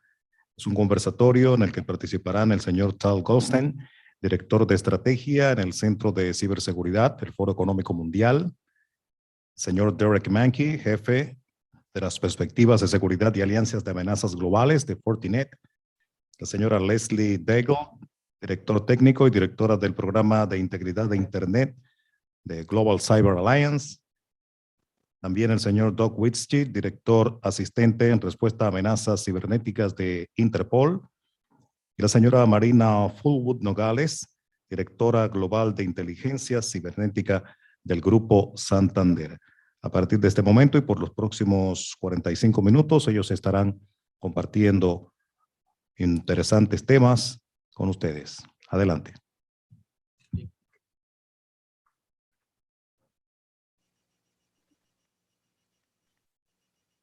Thank you very much. And I think this is our cue to start. And thank you for having us. I truly think that this community of internet providers is crucial to what we are all trying to achieve here in our shared goal to fight cybercrime. And I want to thank Marina, Derek, Leslie, and Doug for agreeing to join. You're all key partners in this effort, and I'm looking to hear more from all of you. So just before I'll hand it over to you, just a quick background for the audience. The World Economic Forum is an organization that has been working for more than 50 years in promoting public-private collaboration in order to improve the state of the world. And in recent years, it's become clear that cybersecurity and specifically the fight against cybercrime is one of the most clear areas that demands public-private collaboration. Private companies cannot deal with this global threat by themselves, and at the same time, government and law enforcement cannot do that without the support and collaboration with the private sector. So it's really come to how can we build those connections and work much better together, which is what we've tried to do in the last couple of years in the partnership against cybercrime, which bring together a group of leading cybersecurity companies, financial organizations, and other global companies, together with some of the leading law enforcement, and of course with Interpol as one of the key actors from the beginning in trying to build collaboration at a global level, as well as with some leading NGOs, non-for-profit organizations that are like the Global Cyber Alliance, that are trying to build collaboration and bring different stakeholders to address different aspects of this issue. And it's been quite an amazing journey in getting into the details of what does it mean to collaborate, what is the potential, what are the challenges, and what are the ways that we can hopefully overcome some of these challenges. And I hope we'll be able to share some of those lessons learned today, and specifically also look into the role of the internet providers for this effort. So with that, I want to start with our panel. And I'll reach out to you, Derek, first. If you can share some of the lessons learned and some of the experience that you had through our discussion on partnership against cybercrime, and how you see as security companies the need for collaboration between private companies and law enforcement. Sure, Tal, very happy to do that and start first. Thank you so much. So we've realized that, and we knew this coming in, that this is a global challenge. It's not easy, and this is precisely why there is a need for this. It hasn't really been solved at a global stage before, and this is what we're undertaking with the Partnership Against Cybercrime with the World Economic Forum. One thing that we've realized is in the fight against cybercrime for disruption, in order to make disruption effective, efficient, we need coordinated effort, and that's across all private sector to make it more expensive for cyber criminals to operate, to reduce their attack surface, to really increase the recovery costs for the cyber criminals, right?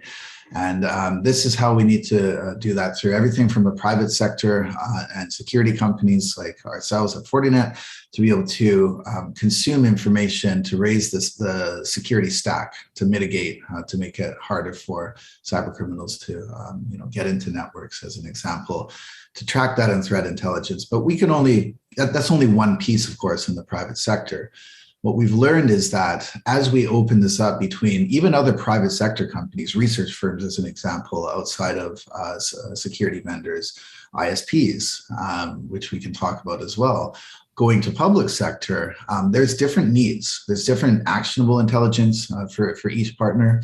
There's different barriers. There's inherent roadblocks that exist for good reason. They've been put there, but it does actually slow down sometimes the exchange of information and how we can work together. And these are all the challenges that we've discovered. And so, Tal, last year when we worked on this throughout the partnership, we came up with a report with recommendations.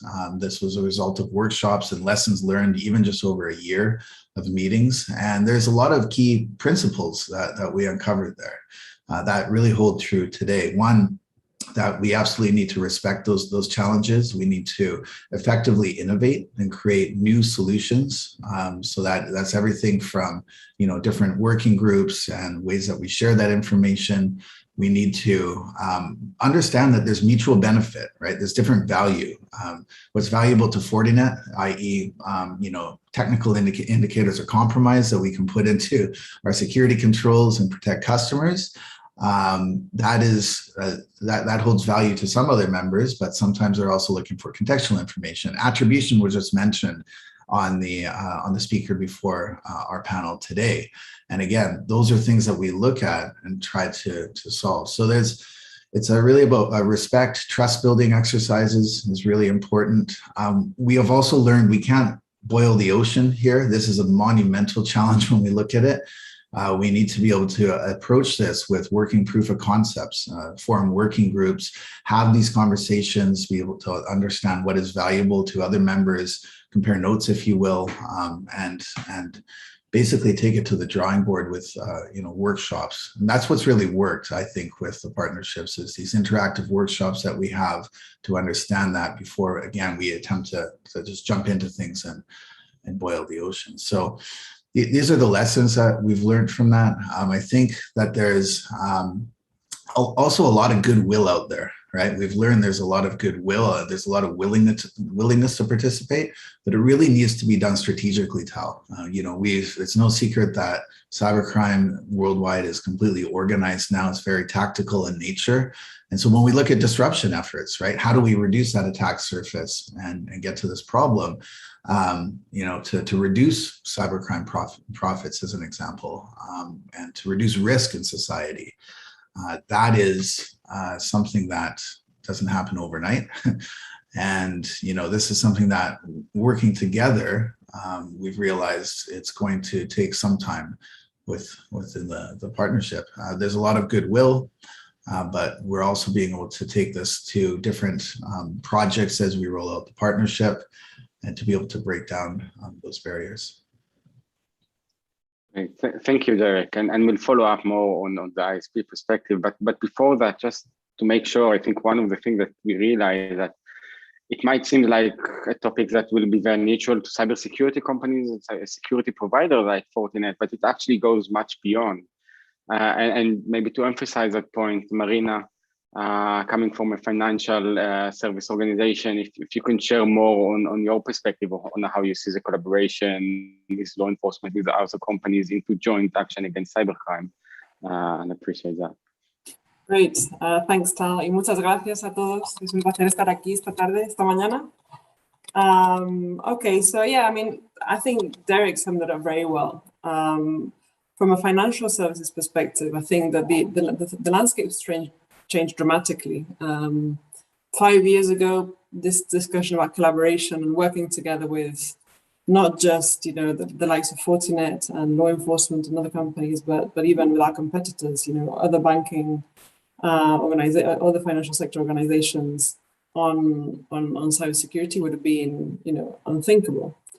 Now, not just at the World Economic Forum, but there are several initiatives that we work together with our competitors. But I think the partnership has taken it a step further, right? So we're not just doing information sharing; it goes beyond that. And these workshops that Derek mentioned, and for me especially, now that we actually making the partnership operational and doing these disruption, what we call threat cells, I think that's the real value, right? I mean, I think it's obvious now that nobody can handle or tackle the cyber threat alone. We have to do this together, and the perspective that we as a financial sector can provide is nothing if you don't work together with cyber companies, with ISPs. I mean, the whole cycle of the threat. And just a couple of examples. I think if we're doing some work on ransomware, which is working to do this, kind of create an early warning system to find out about ransomware attacks and act swiftly and do some comms around that. I mean, that's invaluable, and I think it's already proving very, very useful. Thank you very much, Marina. And as we've discussed with two perspectives coming from the private sector, Doug, I would really like to hear your perspective coming from the law enforcement. We've heard about the motivation, the interest from private sector. So how do you see the side of the law enforcement working with private companies? And I know Interpol is doing a lot in this field, so it will be interesting to hear how you are preparing for this and how other law enforcement are adjusting to work with private companies on this threat. Look, I think that's a great question. I think for us in Interpol, and we're very fortunate to have an immediate partnership with Fortinet here, and Derek's teams throughout the world. For us, we're never going to be able to arrest our way out of this threat. We need collaborative and strong and enduring partnerships, but the partnerships are not just for information exchange. It's really about triaging threat, then working with our partners to actually stage, plan and coordinate a response. And these responses might not be a law enforcement effort. It might be a CERT effort. It might be some other sort of restrictions or embargoes or something else that could be put in play around this threat. But I must say, over the last couple of years, we've seen our partners here with Interpol undertaking some significant activities and efforts in response to threats and attacks, particularly through the COVID-19 period, where a number of health services around the world were attacked with ransomware. And the private sector stepped up very quickly, provided us capabilities and capacity to be able to respond to those issues fairly quickly. They draw in a broader and richer skill set than is quite limited law enforcement. I think the challenges we have here at Interpol, and I guess on a global perspective, we are a neutral platform. And I heard Victoria speak before around some of the challenges in geopolitical and adverse communities and societies and countries. I think there's opportunities there. I don't think we should close our minds off to those opportunities. and also leveraging off, I guess, the partners and looking at opportunities to be able to better engage, look at other opportunities to engage, and look at new and creative ways about how we need to collectively undertake the disruptions against these threats globally. We will continue to work. We continue to developing our partnerships, and our partnership group is growing rapidly. I constantly have discussions with a lot of ISPs. We've got one ISP that is and quite a significant ISP that is a partner of us. But I constantly have the discussions around privacy and the sharing of customer data with us. We're probably not as focused on the customer data. We're more interested in the threats and the people that are attacking your service, and how we might be able to focus on what we can do together to actually make a difference. So a really strong, rich and varied partnership group is absolutely critical in this space. Thanks. Great, thank you, Doug. And last but definitely not least, Lee, representative of the Global Cyber Alliance, and it would be interesting if you could share a few words on this unique organization. But also, as the Alliance was one of the key supporters of our specific work looking at ISPs and the principle to prevent cybercrime by ISPs, I would appreciate if you can share with us some of the key insights coming out of that specific work as well. Great, thank you very much. So the Global Cyber Alliance, GCA, is a not-for-profit organization founded 6 years ago to help improve the state of cybersecurity globally. Organizationally, we like to say that we build practical tools, from cybersecurity training toolkits for small businesses to IoT threat analysis honey farms, with quite a fair bit in between. And we work with partners to identify key cyber challenges and foster adoptions of viable solutions. So collaboration is really key in all of this. And when, someone else has remarked, collaboration is kind of like a nice to have until you actually try to get something done and you understand just how powerful it is and how imperative it is. I like to observe that on the internet, no network is an island. If one network has an issue, it can easily propagate to others. And for example, if there's a routing problem or DDoS or an IoT attack, it's not going to be restricted to any given network. So collaboration between ISPs is really necessary at the level of understanding what the problems are, at the level of collecting and sharing information, and at the level of acting to deploy new technologies as necessary, which is where I think the principles outlined in the document that was published in January of 2020, which Derek already alluded to, are really, they're simple, but they're key. And, it's making sure that ISPs stay focused, not only on making the bits flow and more bits more faster, but also in terms of protecting consumers from cyber attacks, as well as raising awareness about understanding the threats that are potentially their customers are potentially facing, and also working with manufacturers of software and hardware to affect change, and then finally actually tackling the routing system, the routing and signaling system, which is what ISPs collectively operate in order to create this thing that we call the internet. So ISPs really are responsible for the health of the internet, full stop. And within that context, of course, it's everything from information gathering, information sharing, and then actually knowing what's going on in your own network. So for example, at GCA, we have, I mentioned an IoT honey farm. It's a global honey farm. We have hundreds of sensors positioned around the globe. We've been collecting data for 3 years.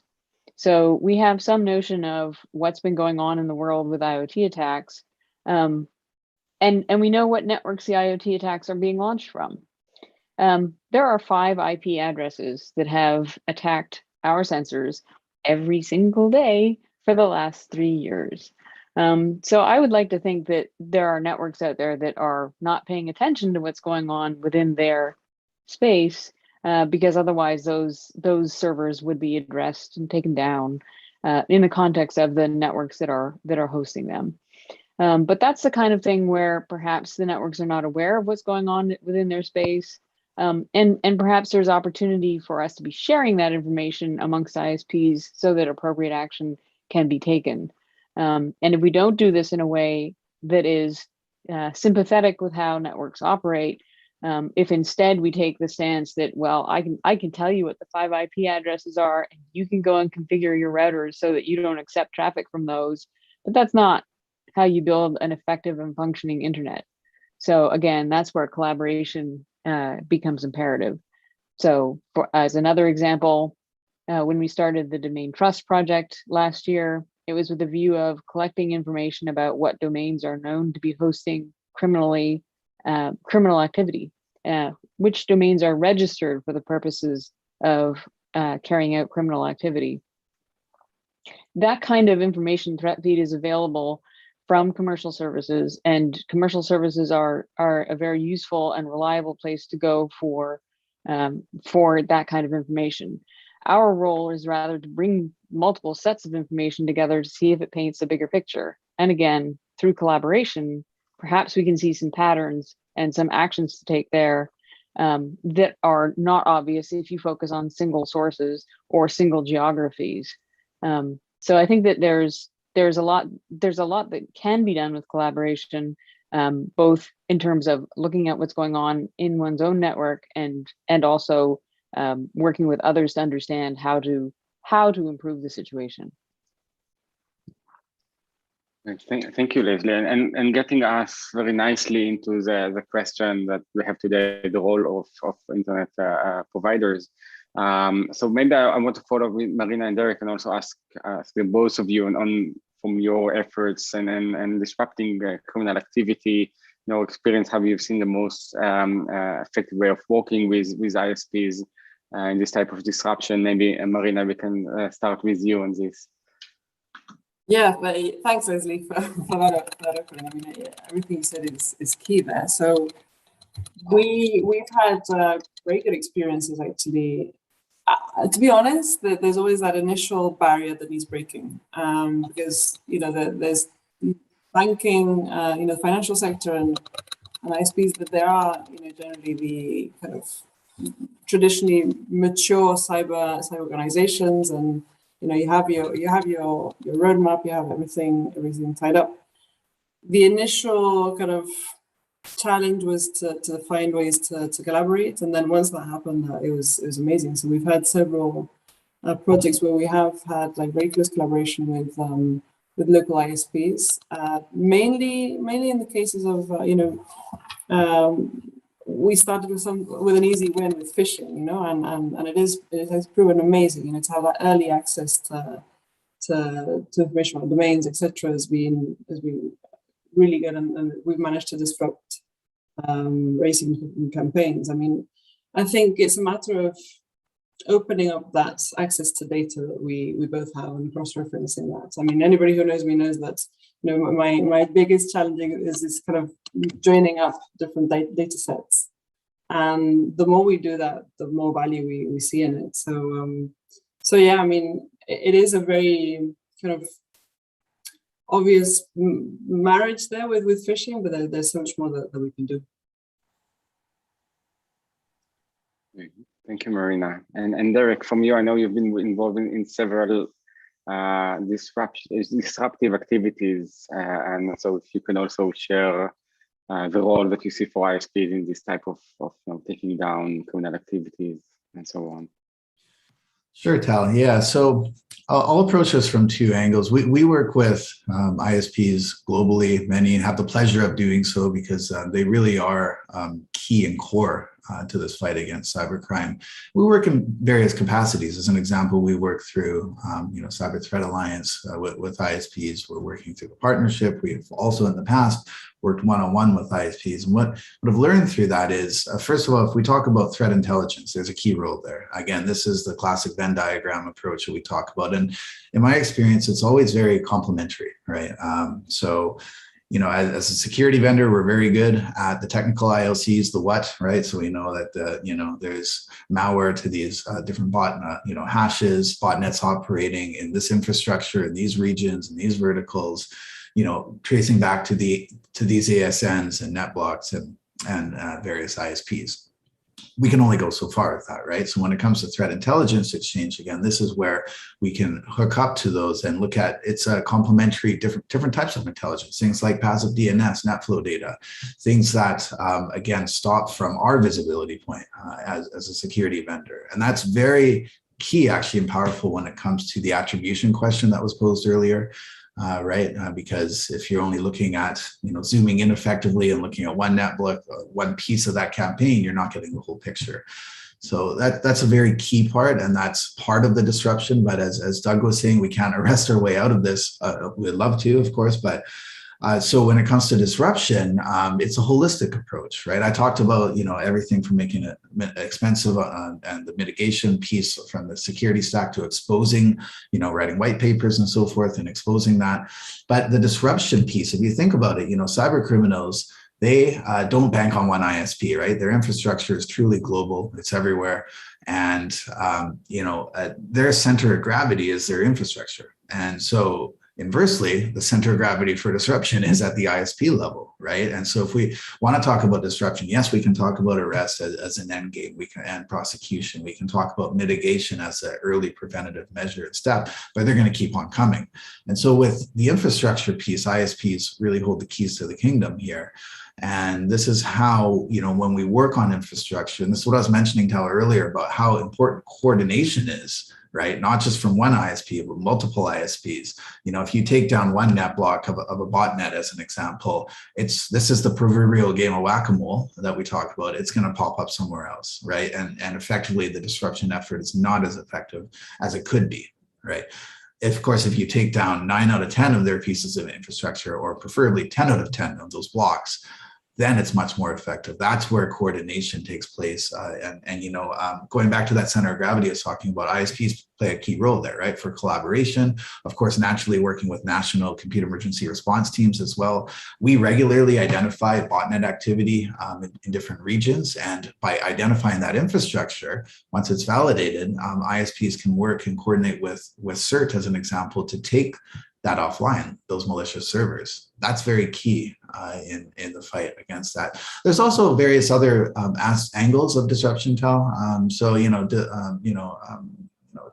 Mitigating malicious infrastructure is one of it. When we talk about even threat research that we do, sinkholing is a big piece. Sinkholing botnets, as an example, right? So routing traffic away from their malicious servers so that we can study that activity and better come up with a better strategy for takedown. So that's another key piece. Leslie had mentioned the IoT problem. We're seeing a lot of IoT botnets. So that attack surface now is growing and growing and growing. And that's just even putting really underscoring the need to collaborate between the various ISPs so we can identify that and like I said earlier, reduce that attack surface.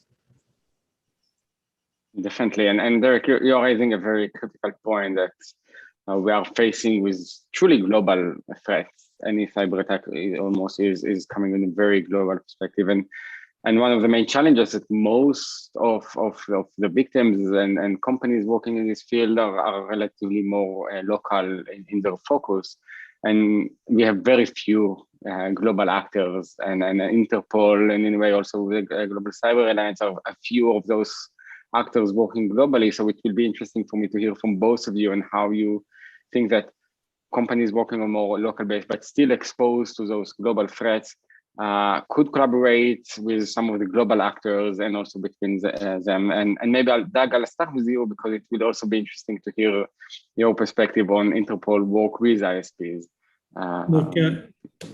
Thanks, Tal. I mean, as been said previously, ISPs are the key in relation to a lot of the activities, and like most of our disruption activities have a link or tie into an ISP in some shape or form. We had the attacks on the Irish Health, the Irish Police and the Garda reached out to us. We worked together in relation to that with a range of other international partners, and our private-public partners were engaged fairly quickly. And really that's our strength, our private-public partners, I'll declare that. But we were able to quickly identify a C2 server. We were able to get control of the C2 server through relationships and networks in Eastern Europe and we're able to start to stem that threat in some shape or form. And I guess from that perspective, we take it to the next stage. I mean, for us, ideally, our number one priority is to try to disrupt the threat actor and lock them up so they can't be a threat. Second, go after the infrastructure with private-public partners. The third is to look at the malicious accounts that are being used to co-op accounts or to do their business, and obviously work with big data and big tech to stop that from occurring and make it a little bit more environmentally a bit more unfriendly with these identified malicious accounts. So private-public partners and the ISPs for us are absolutely critical. What I do see, though, in the global context is a lot of countries and organisations think locally. They don't think about the global threat, right? They think about their borders. They think about their market share. They don't think about the global environment. And that's where I think some of the planning and some of the contingencies in relation to this threat are overlooked by individual organisations and some governments, all right, some nations. And that is a challenge, I think. We have to think about the global environment. We have to look at all the challenges globally and obviously put your protections and cybersecurity measures locally. If you don't think globally, you're going to get hit out of left field. And one thing about these organised networks now is, with the advancement in technology, they're quick adopters. They're very creative in creating new methods of attack and attack vectors. And, we've seen that with SolarWinds and a few other aspects. These are difficult environments to, obviously try to disrupt these types of threats. And we need, just as creative people on the opposite side, primarily driven out of the private industry, unfortunately for law enforcement. But I'd love to be able to have a few of Derek's team sitting on the floor with us and working through some of these challenges on a day-to-day basis. But unfortunately, I can't afford them, Derek. I hope we'll be able to help bring everyone together, not just this money. And lastly for you, just before we see if there are any questions from the audience, if you can share your insight on how we can actually bring ISPs from different locations working much better together between themselves and with other relevant actors in this field. Yeah, a few thoughts there, and I would really underscore what Doug was saying, that you can't just focus on your own network. You have to understand that the problems are global. In our honey farm of IoT attacks, I mentioned that we have sensors around the globe, but the attacks that we're seeing on those sensors are not starting from even within the same geography. They're not within the same network. They're coming from other geographies. So there really is nowhere to hide from cyber attacks on the internet.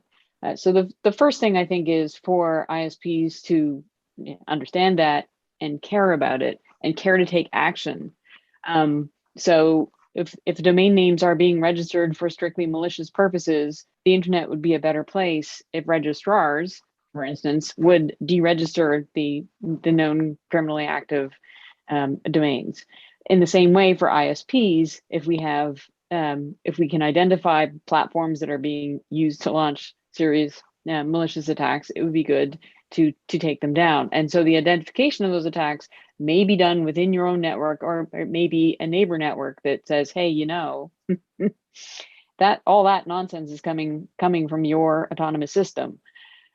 So how can ISPs collaborate better? Well, first, like I said, care about it, but importantly, work together, work through network operator groups, join existing activities to understand what are the right internet-friendly ways to address these things. Because, I love the phrase, we can't arrest our way out of this.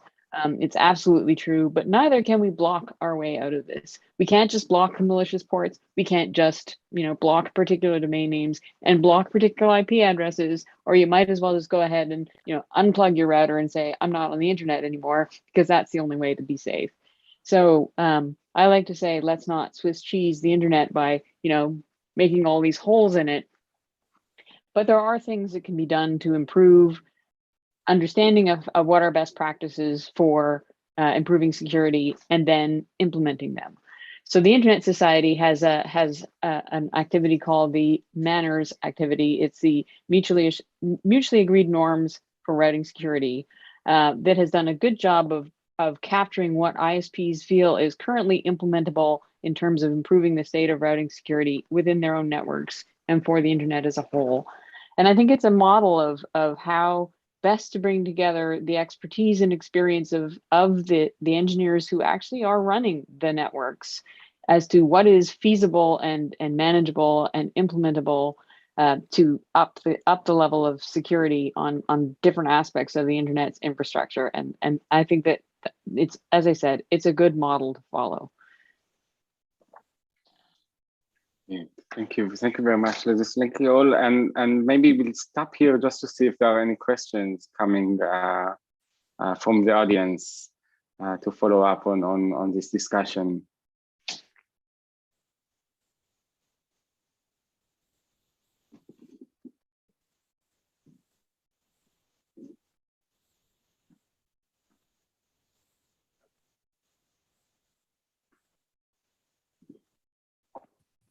And while we wait for a question, I'm not sure what's the if there is any question coming. I think. Hi, good morning again. Sorry to take the floor again. I just had a really quick question. I mean, based especially on the experts that are on this panel, I would like your view on, you know, it's been 20 years since the Budapest Convention on Cybercrime, right? The Dominican Republic, in fact, is one of the signatory states, and I understand the objective is to bring together legislation so that we could have, you know, more of a common ground when dealing with computer crime.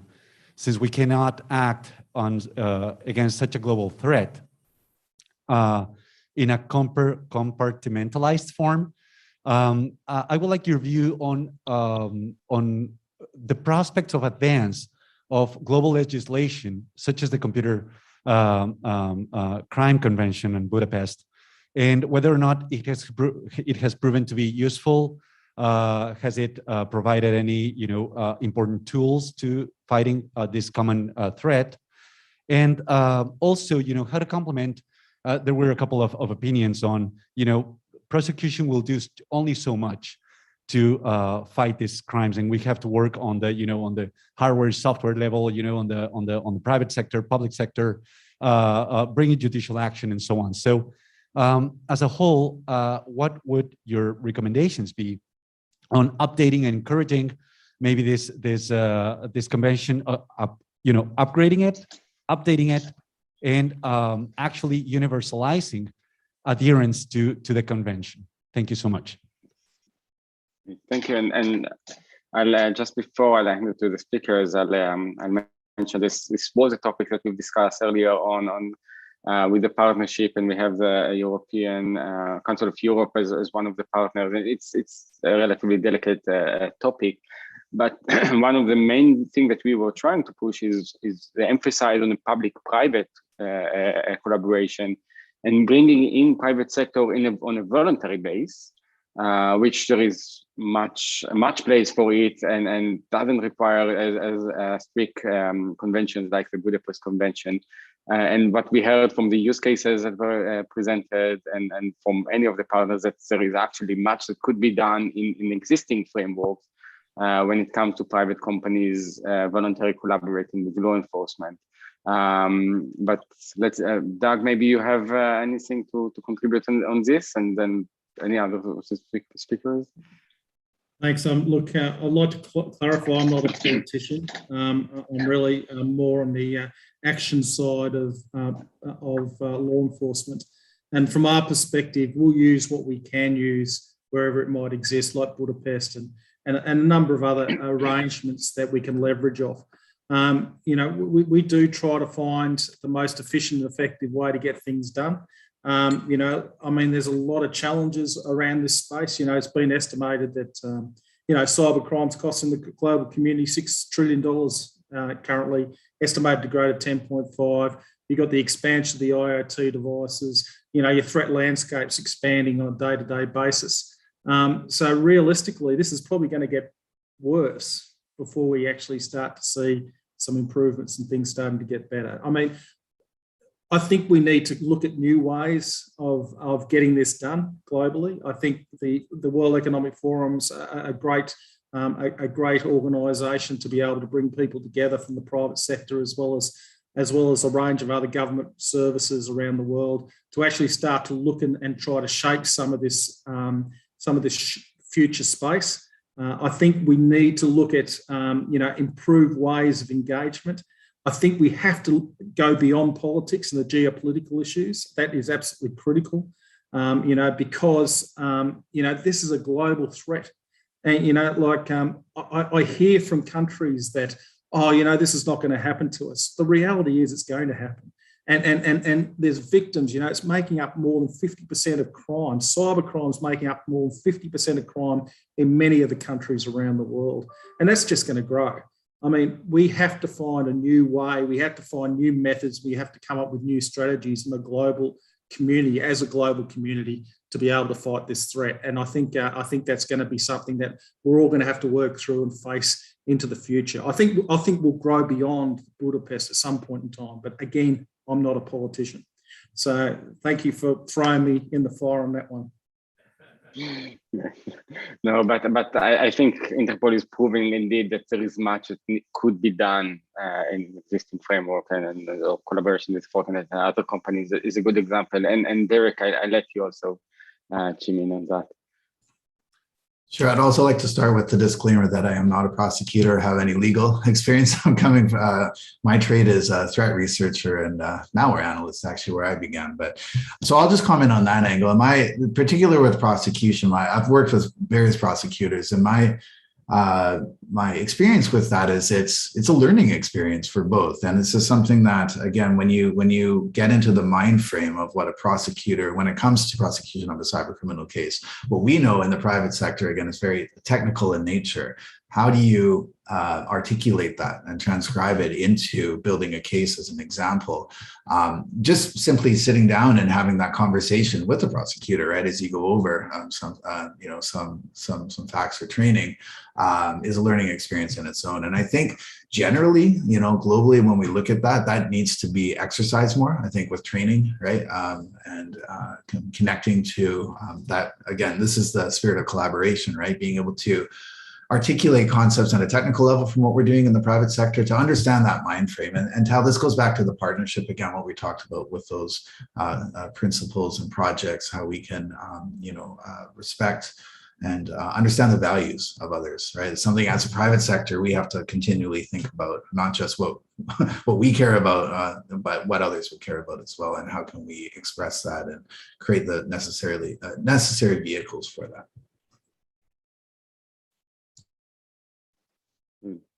Let's see if there are any other questions coming from the audience. Hello, thank you. How can a country like DR, Dominican Republic, benefit from GCA activities and projects?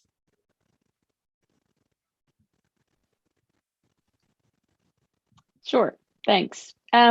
So I would be happy if you would like to reach out for further discussion, but this seems to be an appropriate time to point out that our website has pointers to the many and varied projects that we have, many of which are available free of charge.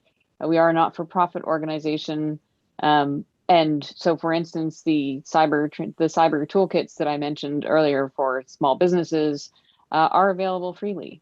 So if you would like to ensure that small businesses in your country, since you mentioned the country perspective, have access to understanding about what are current best practices, please feel free to point them at our toolkits and work through and understand what the best practices are and some pointers to available tools for improving the state of cybersecurity.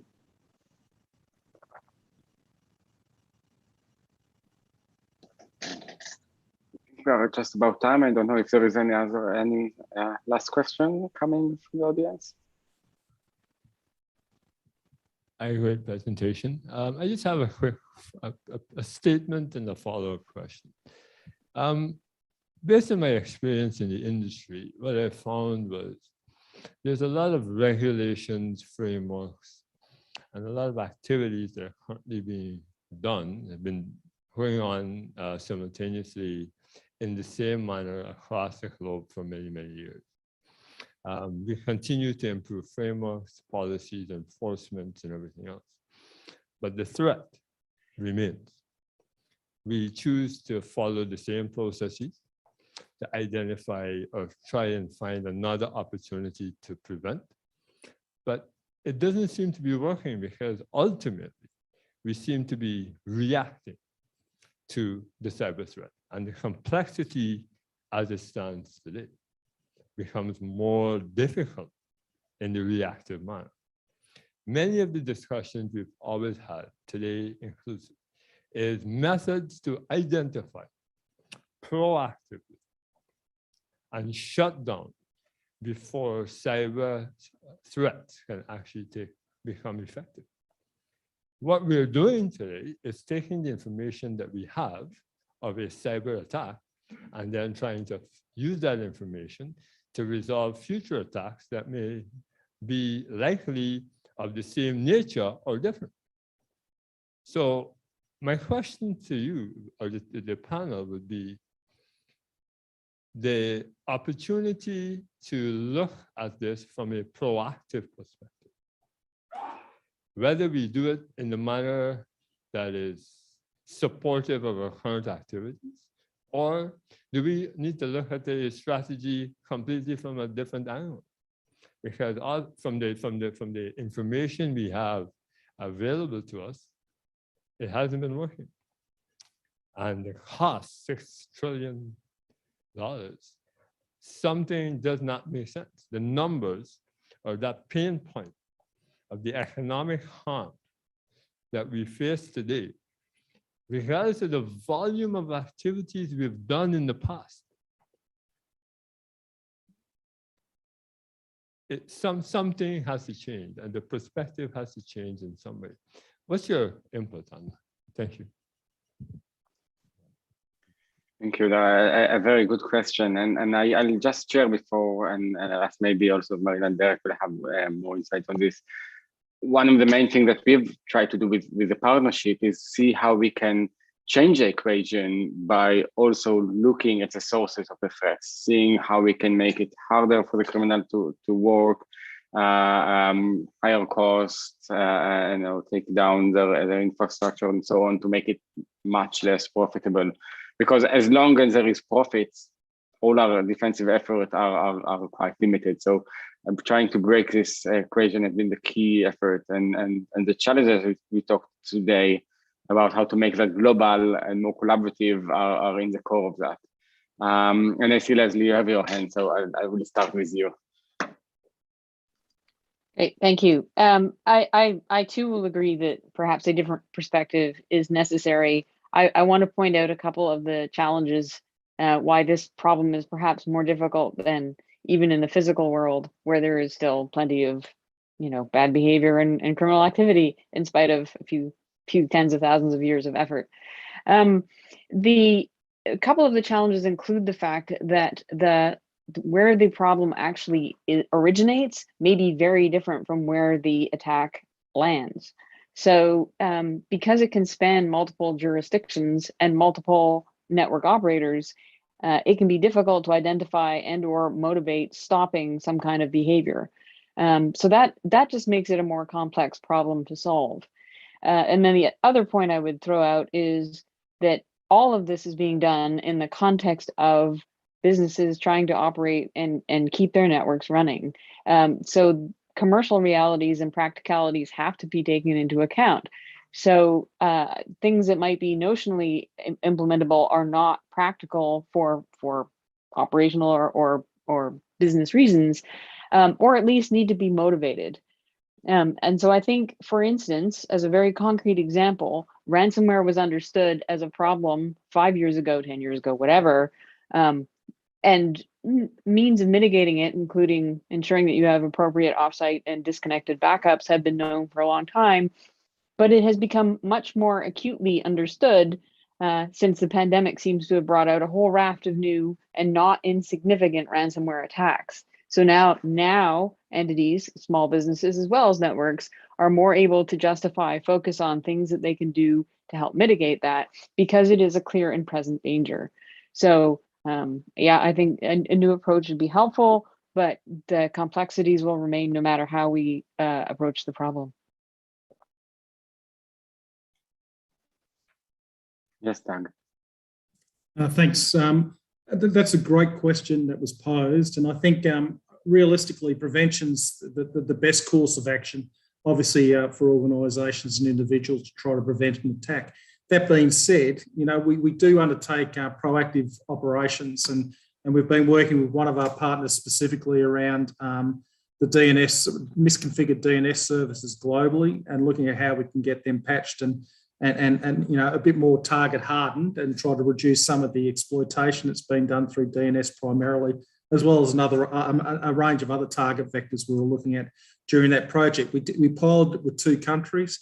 The outcome of that is we've got a new system of reporting through to the certs around those issues, threats.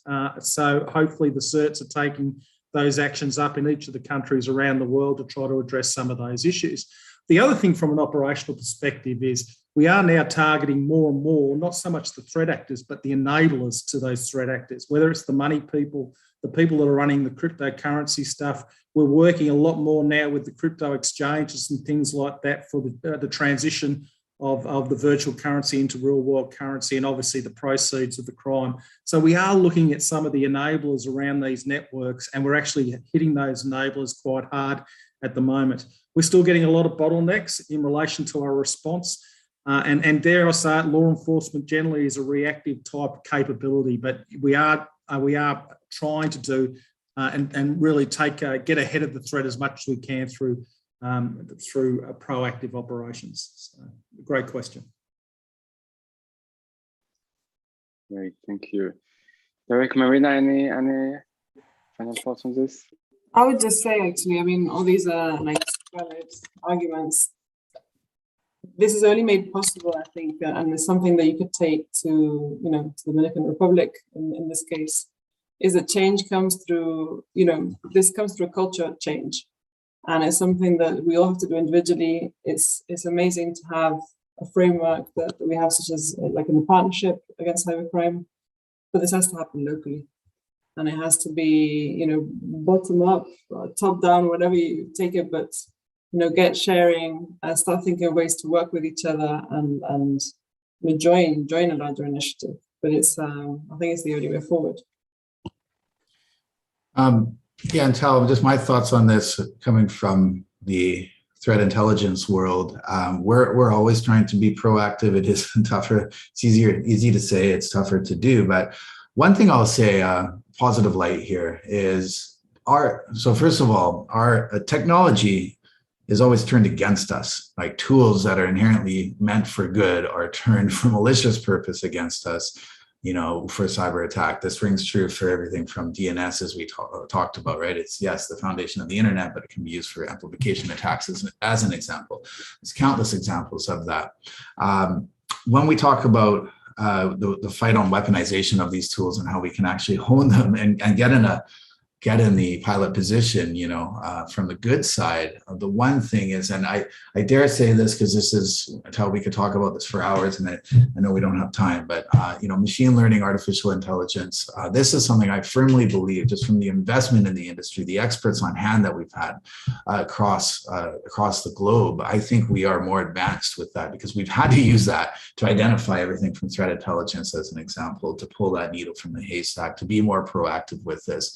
And it's doing some wonderful things. We've actually been able to create early warning systems, as an example, looking at trends and patterns based off of attacks, where those attacks are coming from. That can be used as an example at the registrar level, right? When it comes to, is this potentially a bad actor? We've seen this before. Wait, hold on a minute, right? And so I just wanted to say that there's some promise in technology that we can use to be more proactive. But, as Leslie was saying, I think this is always going to exist. It's just a matter of how we can harmonize that. Yeah, good. I think that was a very a good question during the discussion, and the key challenge that we are all facing. But I think that the bottom line, we don't have any choice, and this is one of the main challenges we have is how are we going to change the situation, become more proactive, and improving our situation. And the one thing that is clear, I think, of course, all of you answered, we can only do that together. Which is probably the main message that we have, and we need to continue to build the right frameworks to bring the different stakeholders together. So I think we are over time. So I assume we need to stop at this point. I don't know if there are any other question or any more time. Yes. Yeah. So. Okay. Yes. Good morning. My name is Nelson. I have another question. What is the strategies about the IPv6 network for the ISP? And what is the support about what is the support and the feature about the IPv6 for the manufacturing? Yeah, Leslie, I let you, and with that, I think we'll yeah. have to finish this. Indeed, and I'm actually going to throw it as a pointer to another network operator conference that's happening this week, or happening soon. IPv6 is important for the future of the internet. I've given many speeches on that front, and I fully support that view. But it is a good question. What is the future? What do network operators think is the future of IPv6, and what do manufacturers want to do about it? The future is in your hands.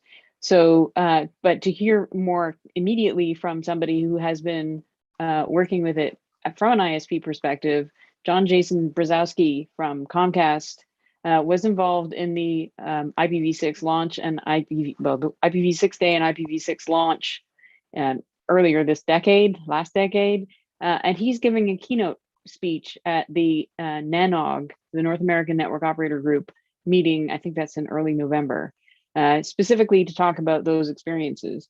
And since he is a network operator doing stuff with IPv6, I would suggest you either remotely attend that conference or watch the webinar when it's done to get more concrete sense of where the status of things is at today.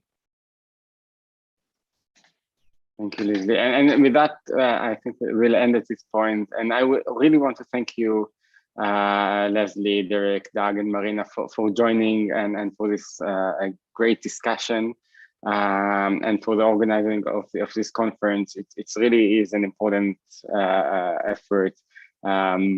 Promoting what we all discuss here, how we all can work together against cybercrime. So truly appreciate the effort and thank you for joining for this. Thank you very much. Yeah, thank you everybody. Muchas gracias. Thank you. Take care. Muchísimas gracias por su participación, Asociación del Foro Económico Mundial contra el Ciberdelito. Es tiempo ahora de hacer nuestra primera pausa, nuestro coffee break. En unos 15 minutos regresaremos con la siguiente conferencia, Buenas Prácticas de Ciberseguridad y Estudios de caso de la región de Europa. 15 minutos y retornamos.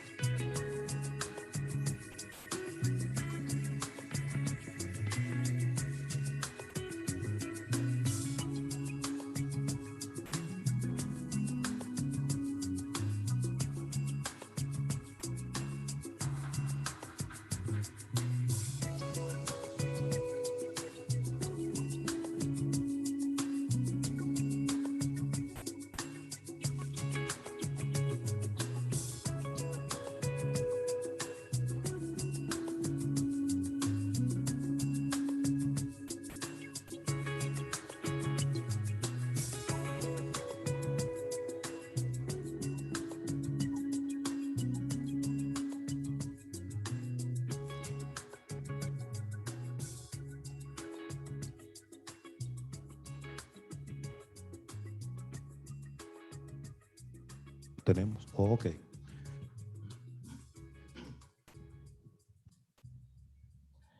Y bien, continuando con esta conferencia regional de ciberseguridad, vamos ahora a tener la participación del señor Marnix Decker de la Agencia Europea de Ciberseguridad con el tema Buenas prácticas de ciberseguridad y estudios de caso de la región de Europa, quien también se nos une por videoconferencia.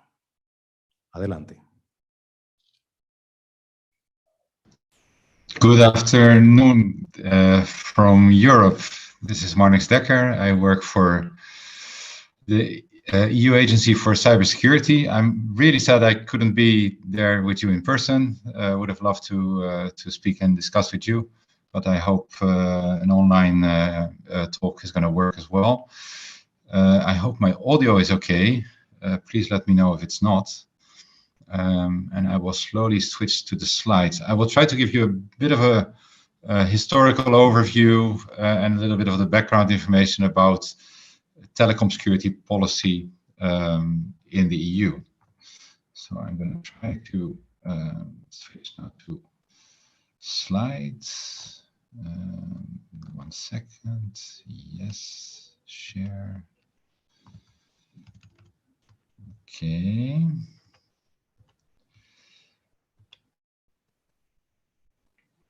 So I hope this is visible and that my voice is still coming through.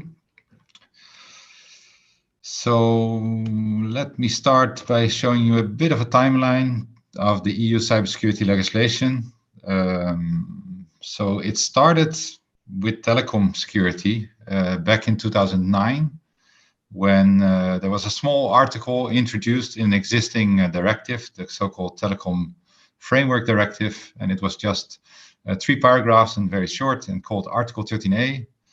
And I will speak a bit more about that later. Then we had legislation on IDAS trust services, so this is certificates, digital signatures. Then we had the NIS directive, NIS directive, a broader piece of legislation that came into effect in 2018, which covered everything except telecoms. More recently, we had an update of the telecom package called, which is now called the Electronic Communications Code, and these rules are being implemented at the moment. And recently, there was a new proposal called the NIS2 proposal, and this is being discussed at the moment. So let me dive in from the start. Article 13A.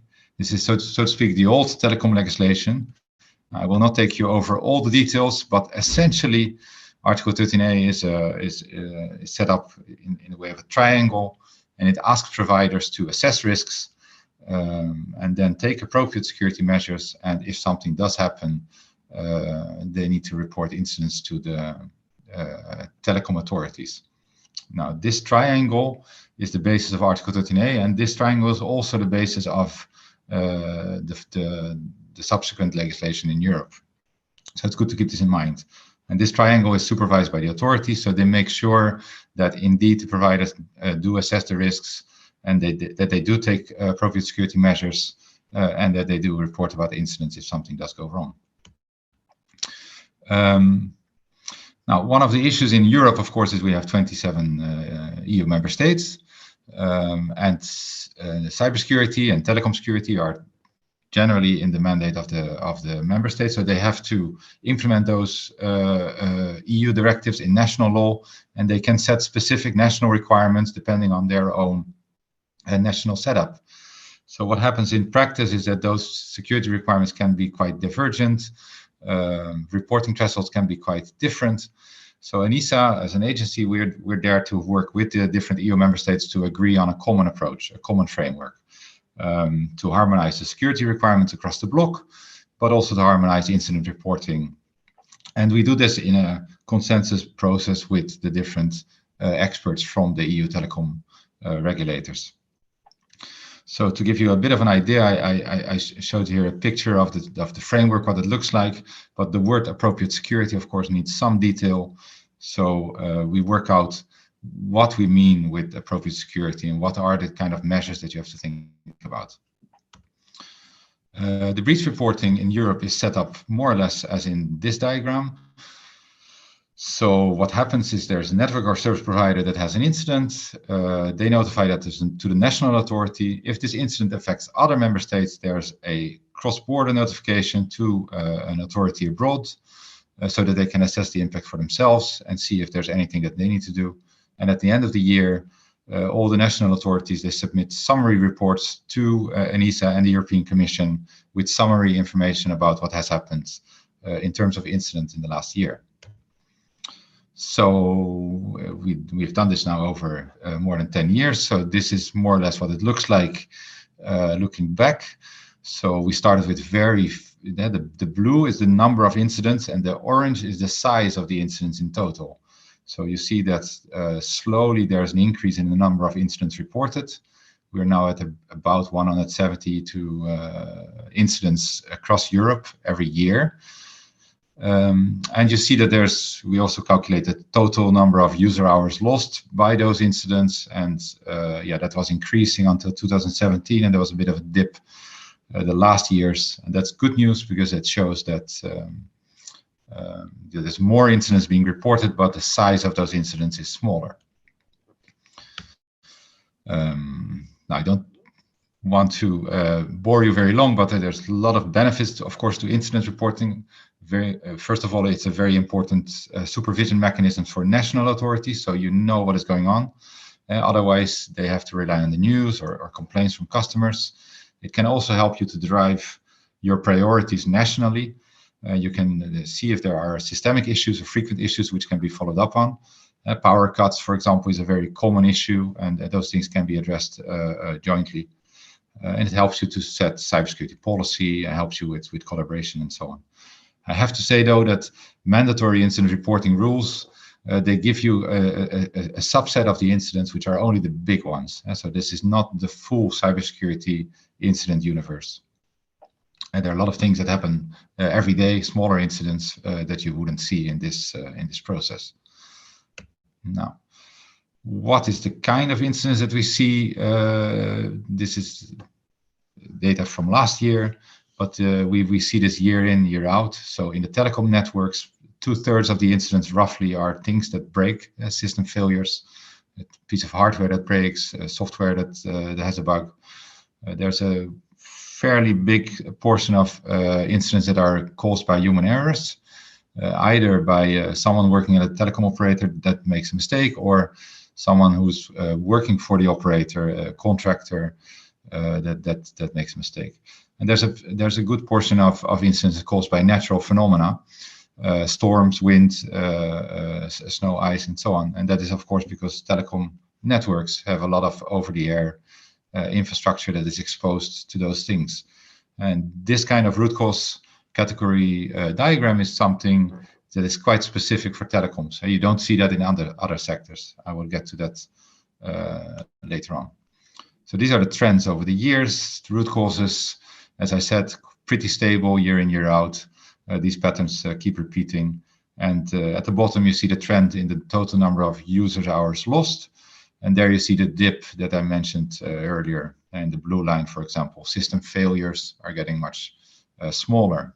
So that is probably due to better infrastructure, better setup on the side of the telcos. Now, we have a couple of documents that determine the overall framework, the security measures, how to do incident reporting. And then every year we do specific targeted deep dives on specific topics. And here's an overview of papers. You can all find those on the ENISA website if you're interested. But just to give you a rundown of the topics, so we've worked on the protection of underground cables.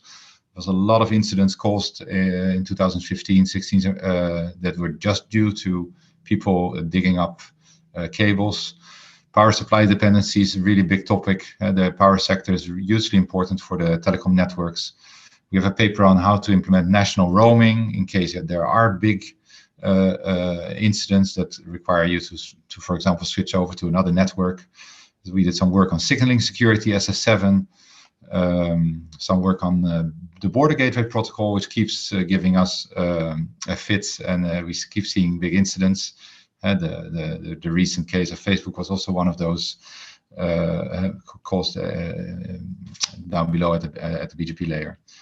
And recently we have a paper on telecom security in the pandemic, which you can read, which is already out. And soon there will be a paper on SIM swapping. We're seeing a lot of SIM swapping attacks in Europe, criminals trying to get control over the user connection and use it to typically to target a bank account or something like that. Now, briefly, the NIS directive. So this is the cross-sector cybersecurity legislation in Europe. This is basically a continuation of the telecom legislation, except it was made broader with some more whistles and bells. Now I give you the rundown of the NIS directive in a nutshell. So essentially, it asks member states in the EU to set up cybersecurity capabilities, typically to have authorities that supervise sectors, to have a national incident response team, and to have a national cybersecurity strategy. There's a chapter on cooperation, asking the EU member states to get together in a cooperation group and discuss strategic issues. And there's also a cooperation mechanism at a more technical level called the CSIRT network. And then there are two chapters that deal with supervision of market operators, operators that are providing services to end users. One is for so-called essential services, which covers things like transport and health and energy. And there's a chapter on digital services, which covers cloud, marketplaces, and search engines. Now, I mentioned already the NIS Cooperation Group. This is a bit of an inside look on that group. So it works on strategic issues, and they have set up different work streams that focus on specific topics. And just some examples. For example, there was a working group that worked on the cybersecurity of the European Parliament elections. They organized an exercise, and they developed a kind of set of tips and tricks for member states to deal with election interference, the cybersecurity of elections. And you see other groups there as well. You see energy sector is a work stream. But at the bottom on the right, you see there's also a work stream on 5G cybersecurity, which is something I will get into later. And at the bottom on the left, you see a small group, which is a group of telecom security authorities that is not really under the cooperation group. It's run by us. But yeah, that is likely to change, and I will get back to that in a bit. Now, one of the things that this cooperation group delivered was a EU cybersecurity incident taxonomy. So that's a model to classify and categorize cybersecurity incidents across Europe, and it takes into account many different sectors. So as you see, there's two parts in this taxonomy. One is looks at the nature of the incident, so what was causing it. Now, that can be a bit of a philosophical discussion sometimes, but we use roughly 5 categories. System failure, something breaks on its own. Or yeah, there's a flaw in a policy, there's a flaw in a piece of software. Natural phenomena, that's something that happens in nature that affects an ICT system. And that is really specific for telecoms. You don't see that so much in other sectors. Human errors, you see that a lot, and malicious actions, of course. That's the part that a lot of media like to write about a lot, but that's not always the biggest portion of cybersecurity incidents. And then on the right, you see the impact. And here we look, of course, which sectors are being affected and how big is the impact. And we have a scale of 4. These things are all online. You can have a look and contact me later if you want to have a look. But these are interesting documents to have a look at. So we also started incident reporting under the NIS directive. This is what it looks like roughly. This is the last year of reporting, 2020. So in the graph, you can see that the health sector and the banking sector are the ones that have most incident reports. And here's a graph of the root causes. And if you remember, for example, in the telecom sector, we saw natural phenomena. In these sectors, the banking sector, health sector, and so on, you do not see natural phenomena, for example. So those root cause categories, they can be quite different from sector to sector. That's important to keep in mind. Now let's move on to the EECC, the European Electronic Communication Code. This is new EU telecom legislation. So briefly, it replaces a set of pretty old rules. There's a number of changes. One of the big changes is that more services are in scope. things like Gmail, WhatsApp, Skype, the more modern communication means. There's a more precise definition of security and incidents. As I already said, Article 13A, the old legislation was very brief. This is more detailed and elaborated. There are things like asking providers to promote encryption and inform subscribers about cyber threats. Yeah, and there's a push in this legislation for providers to not only notify about incidents, but also to keep an eye out on threats and inform end users, but also authorities if something is going to happen. Now, to follow up on this new policy, we developed new guidelines for the national telecom security authorities. One is on how to do incident reporting under the ECC. And the second one is on the security measures framework, which kind of gives a harmonized framework for all EU countries to use when they supervise the security measures under the EU legislation. And there's also a 5G supplement. I will get to that in a bit. But that kind of gives more specific 5G controls on top of the more general telecom controls. These documents are published and they are online. So what does the security measures guideline look like in detail inside? So it has a quite standard security framework, quite basic. It's not the full ISO 27001. It's actually a subset. There are 8 general security domains, like governance, like human resources security, like incident response or business continuity. And then below those 8 domains, there are 29 more detailed security objectives. So these are phrased in the terms of an objective. The provider should do that or do this. And then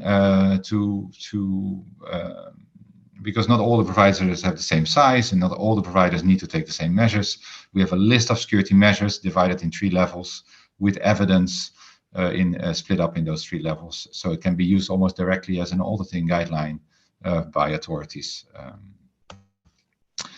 Now then 5G, a lot of the discussion has been about 5G in Europe. Essentially the Commission and the EU member states, they wanted to have a coordinated approach to securing the rollout of 5G networks. There was a lot of discussion about whether those networks would be secure when they were rolled out and if the rollout was going in the right way. So the NAS Cooperation Group, the group that I mentioned before, was going to be the platform for this joint work on 5G. Now the Commission, the European Commission, asked the EU member states to address the cybersecurity risk in 3 parts. So the first part was to ask the member states to do a national risk assessment, like what could the real rollout mean for your country and what are the risks that you are seeing. And yeah, you can imagine that is quite different. Some countries have a strong banking sector, some countries have a strong manufacturing sector, some are, so there are different risks for different countries, obviously. They asked ENISA to do a threat landscape. That paper is out to give a detailed overview of technical assets and threats. And then they developed a 5G toolbox, and this is kind of a set of measures that member states can use more or less like a menu, where they can pick different options from the toolbox that suit their national setting. This toolbox was published at the start of 2021. Now, very briefly on the threat landscape, this is what it looks like. A lot of technical information. If you're interested, have a look. It's quite big. We also published a paper on what are the different existing security controls in the 5G specs. So that gives providers and operators and also authorities an idea of where are those controls and which ones are mandatory in the specs and which ones are optional, that could be turned on. And then finally, the toolbox itself, this is what it looks like. So there are 3 parts. There is a general section. There's a first section on the risks.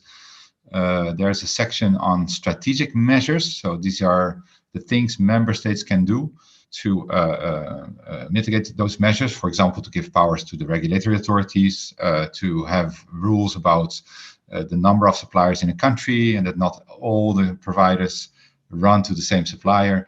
But that there's some diversity. There's a set of technical measures. These are the kind of measures that the Telecom Security Authority can enforce directly by auditing and supervising the sector. And there are some supporting actions that are being done jointly at the EU level to help address those risks. And one of those actions is, for example, to come up with a certification scheme for 5G. Now, I mentioned already the 5G supplement. So the way it works, the way we set it up, we have a general guideline for telecom security networks in the EU. And then we have a 5G supplement with specific guidance, almost like a profile, which is in sync and aligned, but gives additional guidelines and checklists for the authorities when they are supervising 5G networks. So here's a bit of a timeline of the 5G work, and what is coming now is that we are working on a 5G certification scheme. This is done with the member states and the Commission. We're also developing what we call a 5G security controls matrix, which is a more technical repository of controls, because there were so many documents now, and providers need something quite specific to be able to implement it. So that matrix is being developed and should be published at the end of the year. And we also do a technical deep dive on network function virtualization security. As you know, virtualization is becoming bigger and bigger in the telecom networks, and that changes a little bit how you handle security also. And this deep dive addresses that. So then, very briefly, the NIS2 proposal that is very recent. It happened. It was made by the Commission at the end of last year. Essentially, it consolidates and continues on what is a successful piece of legislation, the NIS directive. But there are new sectors in scope, things like manufacturing, chemicals. There's also some broadening of existing sectors. There's data centers now in scope, content delivery. The sectors telecoms and the trust services sector are also included in the NIS2 proposal. So that the idea of the Commission is to create one piece of cyber legislation that also includes the telecom sector. And the idea is that the telecom sector can also benefit from the wider cybersecurity ecosystem, and basically to simplify the legislation for players in Europe. There are some changes in the division between the essential services and the digital services. It's a bit of a detail. But one thing that is interesting is, for example, that cloud services have become now categorized as essential services. There are some changes, and there are some discussions about the identification criteria that used to be left to the member states to identify critical operators, but that is causing quite a big differences between the countries. So there's discussions about that. There will be more frequent and more detailed incident reporting. There's a provision about supply chain security. This is a clear follow-up to the 5G work. They want member states to do a coordinated risk assessment and look at this problem together. And there's the establishment of a cyber crisis liaison network. This is already in operation, but this would provide a legal framework called Cyclone. And interestingly, there's going to be a EU framework for coordinated vulnerability disclosure, at least asking all EU countries to have policies in that regard, and to set up, asking ENISA to set up an EU register for vulnerabilities. Now, I should say that these proposals are under discussion between the member states and the Commission and the European Parliament. So, what will change for telecoms? They will get the same approach as for the NIS directive. They will benefit from the NIS directive ecosystem. It will overall simplify the EU legislation, and particularly this is useful for telecom providers that are also offering cloud services and other digital services. It will kind of form this one digital cluster of telecoms, internet exchange points, content delivery, top-level domains, DNS, cloud, and data center. So this is one blob of the digital backbone, so to speak. And one thing that is interesting for you to consider is that there's a separate legislation which focuses on resilience and the kind of incidents that are not cybersecurity incidents. For example, a flood taking down a power plant. That is not really a cybersecurity incident, but it does, of course, have an impact on the IT systems. So the way they have now constructed it is that the NIS2 directive would be lex specialis under the critical entities directive. So in a way, they would always be covered under both pieces of legislation, but the cybersecurity requirements would be handled by the NIS2 proposal.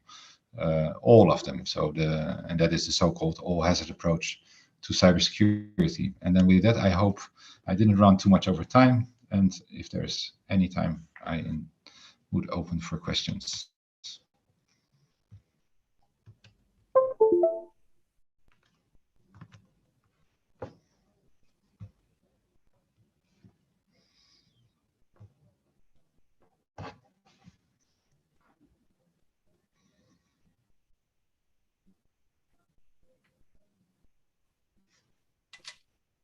¿Algún problema de conexión ahí o ya esta parte concluye? ¿Podemos reconectar ahí?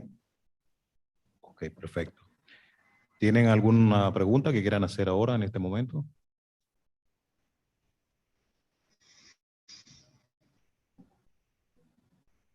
Any question now? Okay, so you may continue now. Okay, well, I was done, but so okay, I'm so done with my talk. Okay, so thank you. I hope that was clear. Okay. Thank you so much. Muchísimas gracias. Thank you. Muchísimas gracias. Have a good continuation. Al señor Marnix Decker de la Agencia Europea de Ciberseguridad. Acto seguido tenemos la siguiente participación con el tema Buenas prácticas de ciberseguridad y estudios de caso en la región de las Américas, a cargo del señor Juan Antonio Cuba, supervisor de protección de datos de América Móvil de Perú, y también la señora María Cristina Galvez Santos de DINARDAP de Ecuador. Así que si están listos, podemos iniciar en este momento.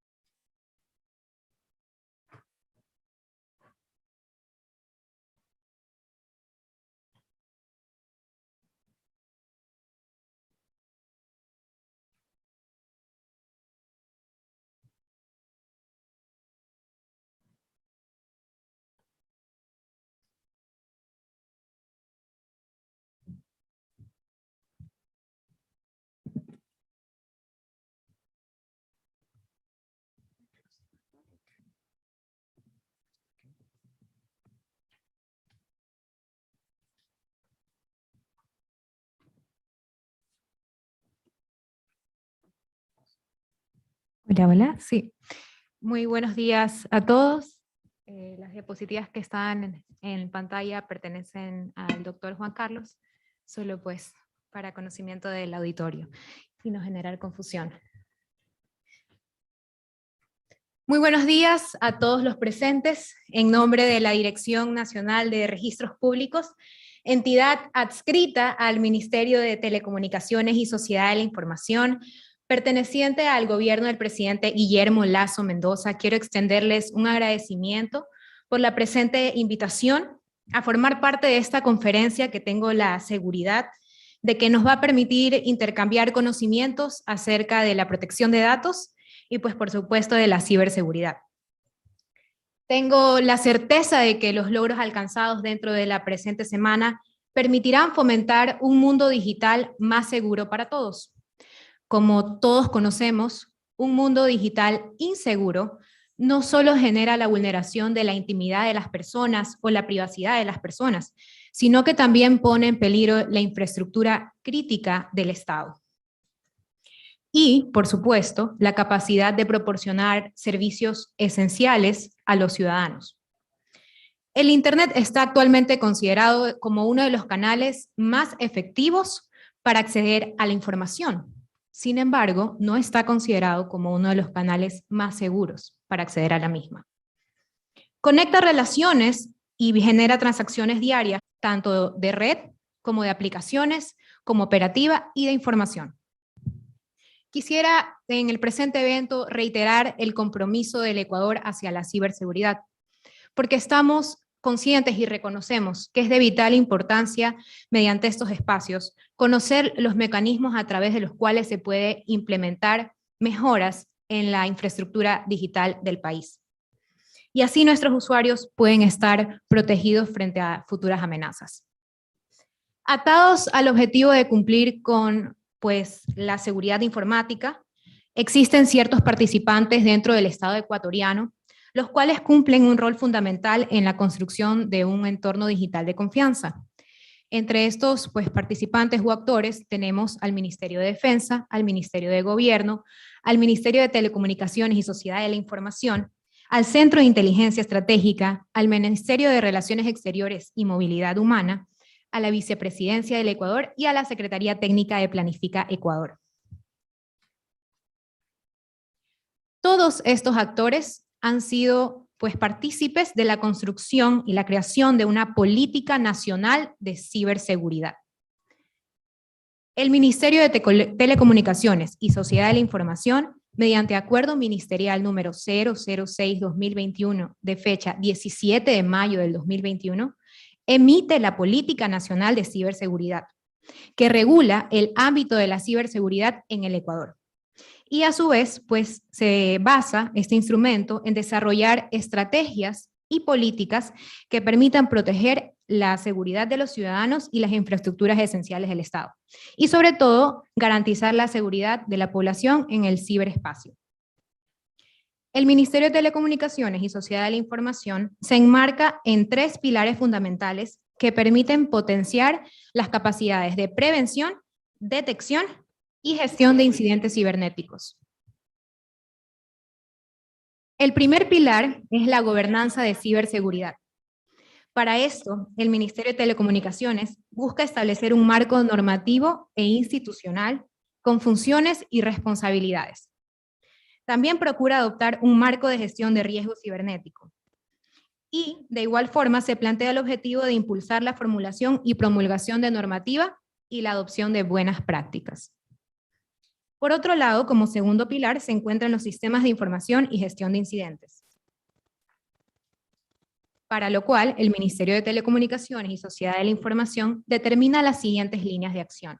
Primero, desarrollar e implementar procesos y herramientas que sean comunes de gestión y de atención a incidentes cibernéticos. Segundo, definir e implementar procedimientos que fortalezcan la resiliencia cibernética. Y tercero, fortalecer la capacidad de protección de datos, de información y servicios digitales dentro de todo el sector público. Como tercera esfera de atención se encuentra la cultura y educación de ciberseguridad, a través de la cual el Ministerio de Telecomunicaciones y Sociedad de la Información ejecuta planes de acción, que siempre están encaminados a fomentar la conciencia ciudadana, el uso y el empleo responsable de las tecnologías y la promoción del conocimiento de ciberseguridad en todo el país. También promueve campañas de sensibilización sobre las distintas formas de violencia y delitos cibernéticos. E impulsa planes, proyectos e iniciativas de educación sobre ciberseguridad y protección de datos con las demás instituciones del sector público, porque entendemos que es muy importante iniciar con la educación y la cultura acerca de la ciberseguridad. Por último, voy a explicar un pequeño detalle de las actividades que como Estado ecuatoriano nos hemos comprometido a realizar, y algunas de ellas ya hemos realizado, con la finalidad de este objetivo ya planteado dentro de mi presente exposición. El Ministerio de Telecomunicaciones y Sociedad de la Información se ha reunido en algunas ocasiones con el Comité de Ciberseguridad, en el cual se presentan los avances a los pilares o las respuestas o líneas de acción a los pilares que ya detallé en la presentación. También como Mintel se implementan más de 17 medidas de prevención. Medidas tales como el monitoreo de sistemas, el monitoreo de sistemas de antivirus, la recuperación del desastre, medidas a nivel de respaldos de información, políticas de información, entre otras. se ha levantado un modelo de gestión de incidentes para todas las instituciones de la Administración Pública Central y también se han realizado talleres y capacitaciones a nivel de ciberseguridad a todas las instituciones de la Administración Pública Central, incluyendo, por supuesto, el importante e internacional apoyo de Cyber for Deaf. Adicionalmente, nos encontramos en la planificación de un proyecto de ciberseguridad y el fortalecimiento del EcuCert. ¿Qué es el EcuCert? Es un equipo de respuesta ante emergencias informáticas. Debo destacar que como país tenemos un plan de desarrollo que está encaminado a 2 lineamientos. Primero, pues la adhesión al Convenio de Budapest y en segundo lugar, desarrollar un plan que esté encaminado a cumplir con los parámetros establecidos por la ITU. Muchísimas gracias y espero que esto les otorgue un contexto acerca de cómo estamos como país trabajando por la ciberseguridad. Si ustedes desean realizar cualquier tipo de comentario o acotación que nos pueda generar un apoyo o cooperación interinstitucional, les agradezco de antemano. Gracias.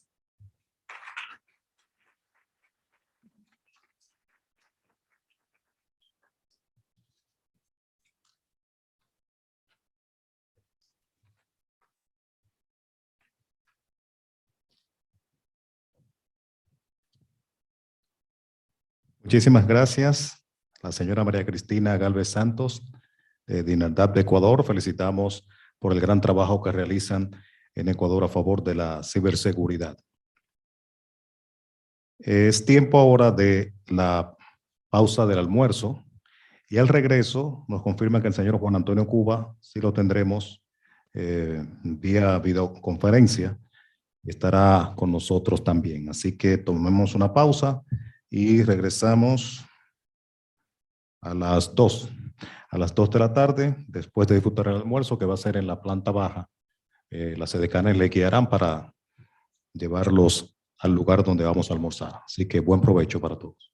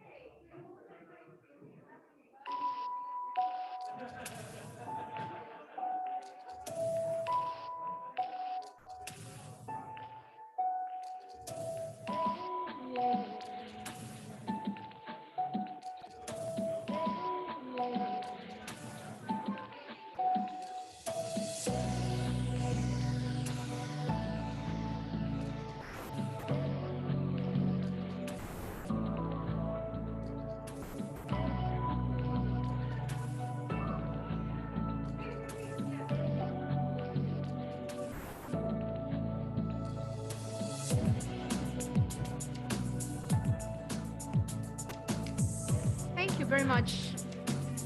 Thank you very much. I really appreciate it.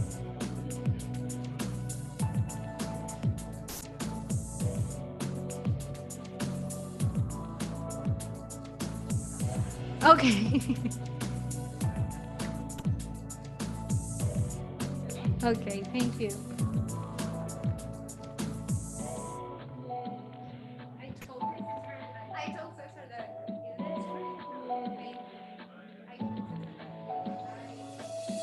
My little stars shining just for you.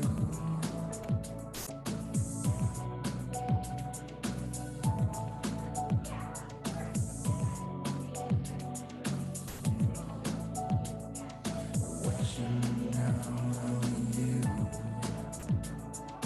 breaking all the rules. One day soon we'll see. From my point of view, why do we always have to figure it out?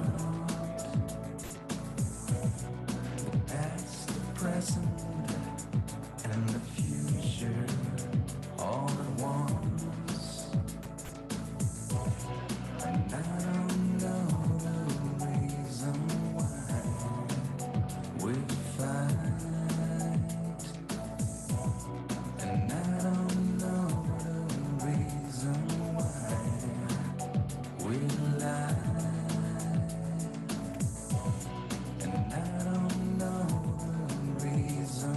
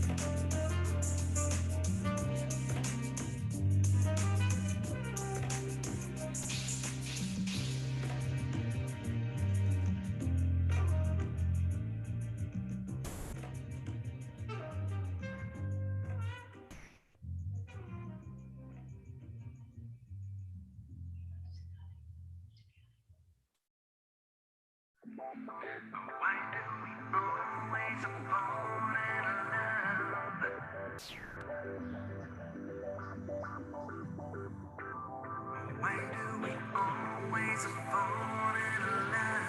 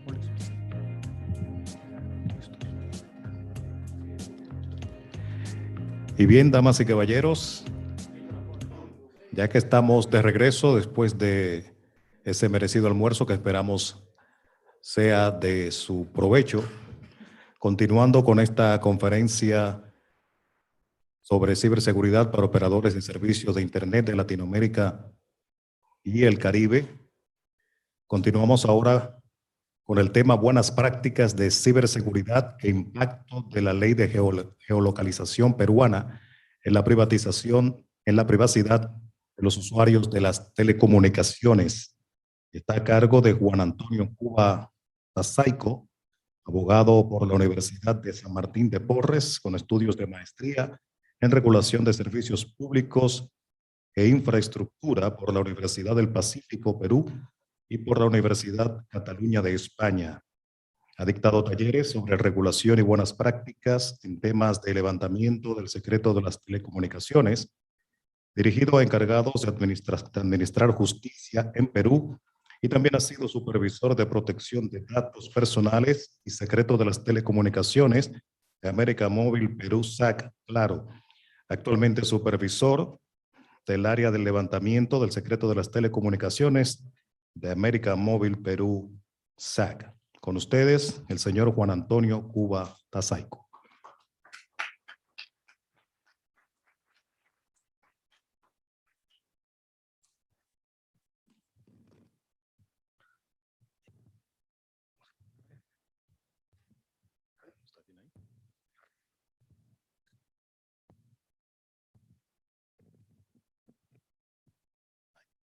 Ahí le escucha. Yo creo que sí.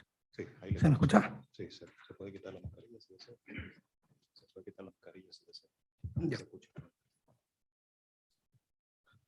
Muy buenas tardes con todos. Gracias por la invitación. El día de hoy vamos a hacer algo práctico sobre las buenas prácticas en seguridad. Yo trabajo en la empresa América Móvil Perú SAC de Claro, especializado en temas sobre el secreto de las comunicaciones. Y para empezar el taller, hay que saber primero qué es la seguridad de la información. Y mucho más en las empresas como las que trabajamos, que son telecomunicaciones. La información es un recurso que tiene valor para una organización y por consiguiente debe estar debidamente protegida. Ello con la finalidad de nuestros clientes. La seguridad de la información es un conjunto de medidas preventivas y reactivas. Como medidas preventivas, siempre nuestra empresa hace capacitaciones constantes a los colaboradores para que no haya fuga de información. También nuestra área de seguridad de la información capta los intentos de ataques que podemos tener, que son varios, que en tiempos de pandemia se han aumentado. ¿Por qué es importante la seguridad de la información? La seguridad de la información en todas las empresas es importante porque pertenece a uno de los primeros activos que tiene toda organización. En segundo lugar, es un resguardo de los activos de información que está vinculado al prestigio y la credibilidad de todos los usuarios. Cliente que se sienta que sus datos se encuentran resguardados de forma correcta, va a hacer que la empresa tenga mayor capacidad de mercado. Es por ello que la empresa América Móvil en Perú, hoy por hoy, es la número 1 a nivel de nuestro país. A través de la seguridad de la información, generamos confianza a nuestros clientes. Ello lo demuestra, como les dije, ahora somos la empresa de telecomunicaciones número 1 en mi país. Y perder la información o el filtrado de información nos conlleva a que los clientes bajen el crecimiento de la NPA de nuestra empresa, ¿no? Ahora, ¿cuáles son los pilares de la seguridad de la información? Como pilares en la seguridad de la información tenemos confiabilidad, integridad y disponibilidad. ¿Qué entendemos nosotros por confiabilidad? Evitar que personas ajenas a nuestra empresa o no autorizadas obtengan acceso a información. Y por integridad, mantener que nuestra información sea exacta, completa, conforme y evitar las modificaciones. Ello va de la mano con con el área de calidad de la Ley de Protección de Datos Personales, que nos exige tener una información confiable y actualizada, y disponibilidad, que la información se encuentre al momento de que sea requerida por cualquier autoridad. ¿Qué es un activo de la información? Entendemos que son aquellos elementos relevantes de la producción, emisión, alineamiento, comunicación, visualización y recuperación de la información valiosa para nuestra empresa. Por lo tanto, requiere ser de estricta protección. Dentro de los activos de la información se distinguen 3 niveles. El primer nivel es cómo obtenemos o cómo originamos el dato, ¿no? Que puede ser mediante documentos, mediante papeles, texto, de los que se encuentren en las máquinas, en las computadoras de los colaboradores. ¿Cómo nosotros generamos esa información? ¿Cómo la almacenamos? ¿Cómo la tratamos? Vendría a ser un segundo paso, y eso se encuentra en nuestro data center. Y el tercer paso, y lo más importante, es la capacidad que tengan las personas. Por ello, la empresa crea perfiles destinados a cada colaborador de acuerdo al rol que desempeña para evitar la fuga de información.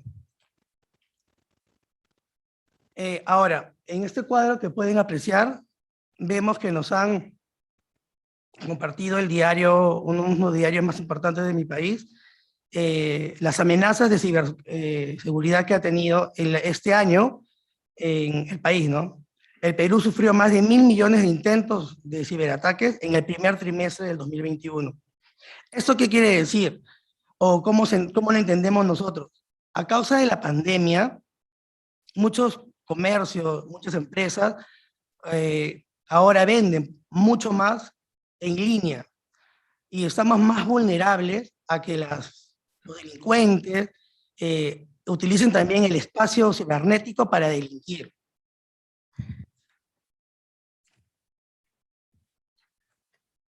Medidas de seguridad adoptadas que tenemos en claro, en cumplimiento a la Ley de Protección de Datos Personales, la Ley 29733. Nuestro regulador, que es la Dirección General de Protección de Datos Personales, adscrita al Ministerio de Justicia, nos obliga a toda empresa encargada de tratamiento de datos personales a cumplir con 3 medidas: medidas administrativas, legales y organizativas. Dentro de las medidas administrativas que tenemos, usar perímetros de seguridad, proteger equipos en las instalaciones, implantar medidas de identificación y autenticación para el acceso, y establecer procedimientos y responsabilidades para cada tratamiento. Esto es muy importante, el establecer procedimientos y responsabilidades para cada tratamiento, toda vez que, de acuerdo al área que uno se desempeña, nuestra área de seguridad de la información crea los perfiles para que la información no esté expuesta o no sea manipulada por terceras personas, tanto de manera interna como externa. En las organizativas tenemos la gestión, cómo nuestra empresa gestiona ello, y para ello tenemos el soporte y la seguridad de nuestra empresa a cargo del área de seguridad de la información. Cómo se identifican y se identifican los datos a tratar, y definir e implementar planes de concientización de la gestión de seguridad de la información.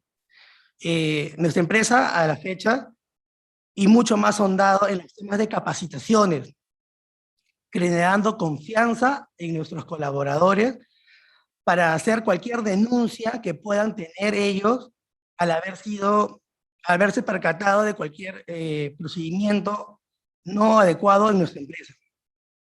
Y las medidas legales. Las medidas legales que se han generado hoy en tiempos de pandemia, se han modificado los contratos con los usuarios, se ha ceñido más a la parte de lo que es recojo de datos en línea. También tenemos los bancos de datos que se han inscrito ante la Autoridad Nacional de Protección de Datos Personales, que son el de clientes, proveedores, trabajadores, y el de clientes prospectos. Y los requisitos de seguridad al comercializar datos y el flujo transfronterizo. Ahora, para hablar el tema, sobre el decreto legislativo 1182, que trata sobre los derivados de las comunicaciones, yo quiero comenzar dando un ejemplo. Si bien es cierto, la ciberseguridad o la ciberdelincuencia, los términos que están de moda hoy en día, hablamos mucho el tema de la ciberdelincuencia y vemos con mucha tristeza que los delitos se convierten a hoy por hoy en línea, ¿no? Pero también es bueno saber que por la tecnología nosotros podemos ayudar a las personas a solucionar los delitos, como son. La señora Mariana Farcas tuvo una salvación estrictamente en sus manos. Cuando esta señora la secuestra, tuvo su celular en su bolsillo. Gracias a ello, la policía pudo hacer el rastreo de la línea y llegaron a liberarla. Eso se encuentra, abajo lo he puesto en la página para que puedan ustedes verificarlo. Ahora, los datos de las comunicaciones telefónicas. Los datos de las comunicaciones telefónicas o los derivados, que es lo que voy a poner en lo que es el decreto legislativo 182, hablamos sobre el número con quien se comunicó, la celda de origen, hablamos, también puede ser el dato de la geolocalización, datos de comercio de usuarios y abonados, ¿no? Las estadísticas que hoy nos muestra la Policía Nacional, en el primer cuadro del 2018 al 2021 que hemos podido recopilar, en el 2018 se han incrementado o había mucho delitos sobre, comenzamos como el abuso de mecanismos y dispositivos informáticos. En segundo lugar, la suplantación de identidad. En tercer lugar, contra la libertad sexual. El cuarto, contra datos y sistemas informáticos. Y vemos en quinto lugar, contra el patrimonio y el fraude informático. Si vemos en línea la siguiente diapositiva, en el 2019 comenzaron a bajar los delitos y en el 2020, a raíz de la pandemia, el delito informático subió. Y en el 2021, a septiembre de 2021, ya vamos más de 3.866 casos. Estos son datos que nos han proporcionado el área de la División de Investigación de Delitos de Alta Tecnología de mi país. Vemos cómo se ha incrementado en el 2019. Habíamos bajado, se había ya casi normalizado el tema de delitos informáticos. En el 2020, con la pandemia, subió y hoy estamos en septiembre en 3.686. Ahora, haciendo un resumen sobre la ley, el decreto legislativo 1182, vemos cuál es la finalidad de este decreto legislativo, que es el acceso a los datos de localización y geolocalización o derivado de las telecomunicaciones, propiamente dicho.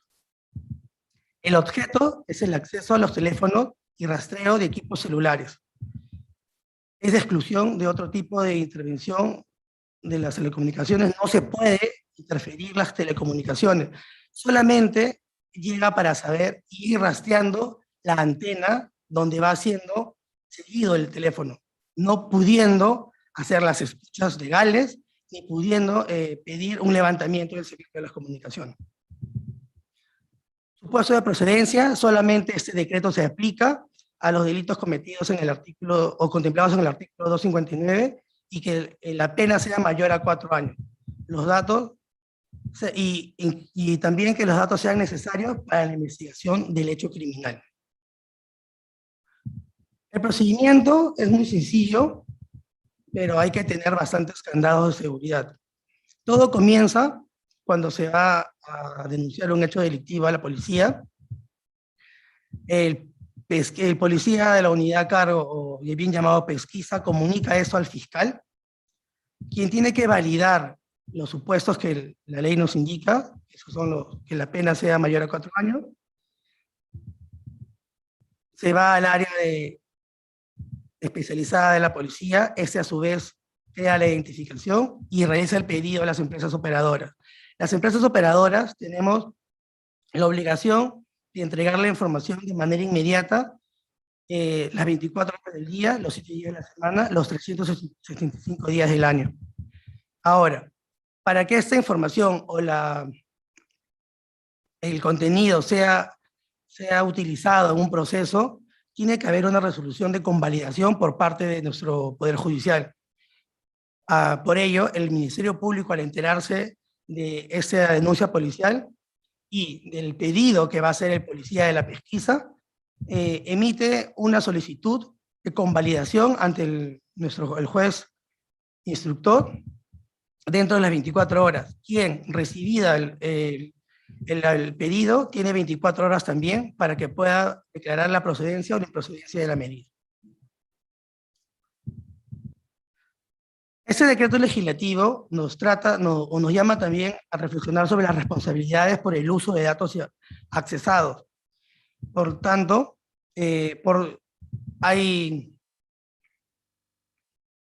no podemos hablar de simulación de hechos por denuncias, también por incidir y orientar o interferir en el proceso de acceso, y las empresas concesionarias entendidas o entidades y participantes del procedimiento de acceso por no guardar reserva.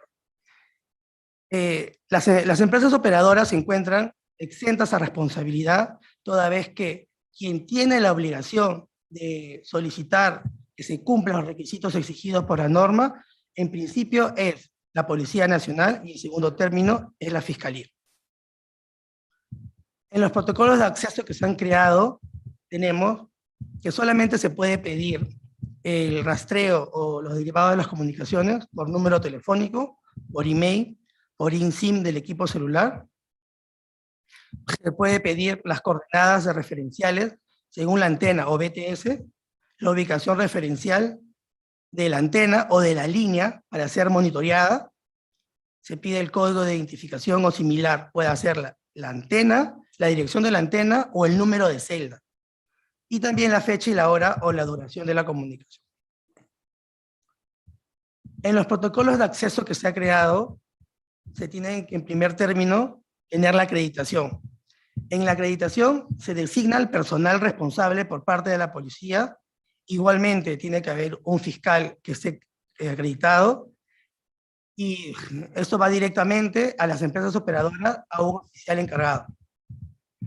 Para la aplicación del decreto legislativo, tenemos que tener en cuenta la determinación de procedimientos de recepción de denuncias por parte de la policía y, en segundo término, la precisión de principales delitos para aplicar la ley. No se puede aplicar el decreto legislativo a cualquier delito que no haya sido o que no se encuentre contemplado en la ley de delitos informáticos y que su pena supere los 4 años.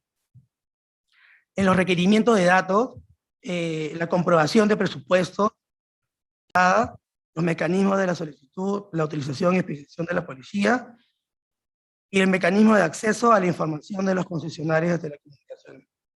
En gestión de la información, se tiene que determinar que la información sea básica a ser requerida y que no sea extendida a procesos de levantamiento del secreto de las comunicaciones.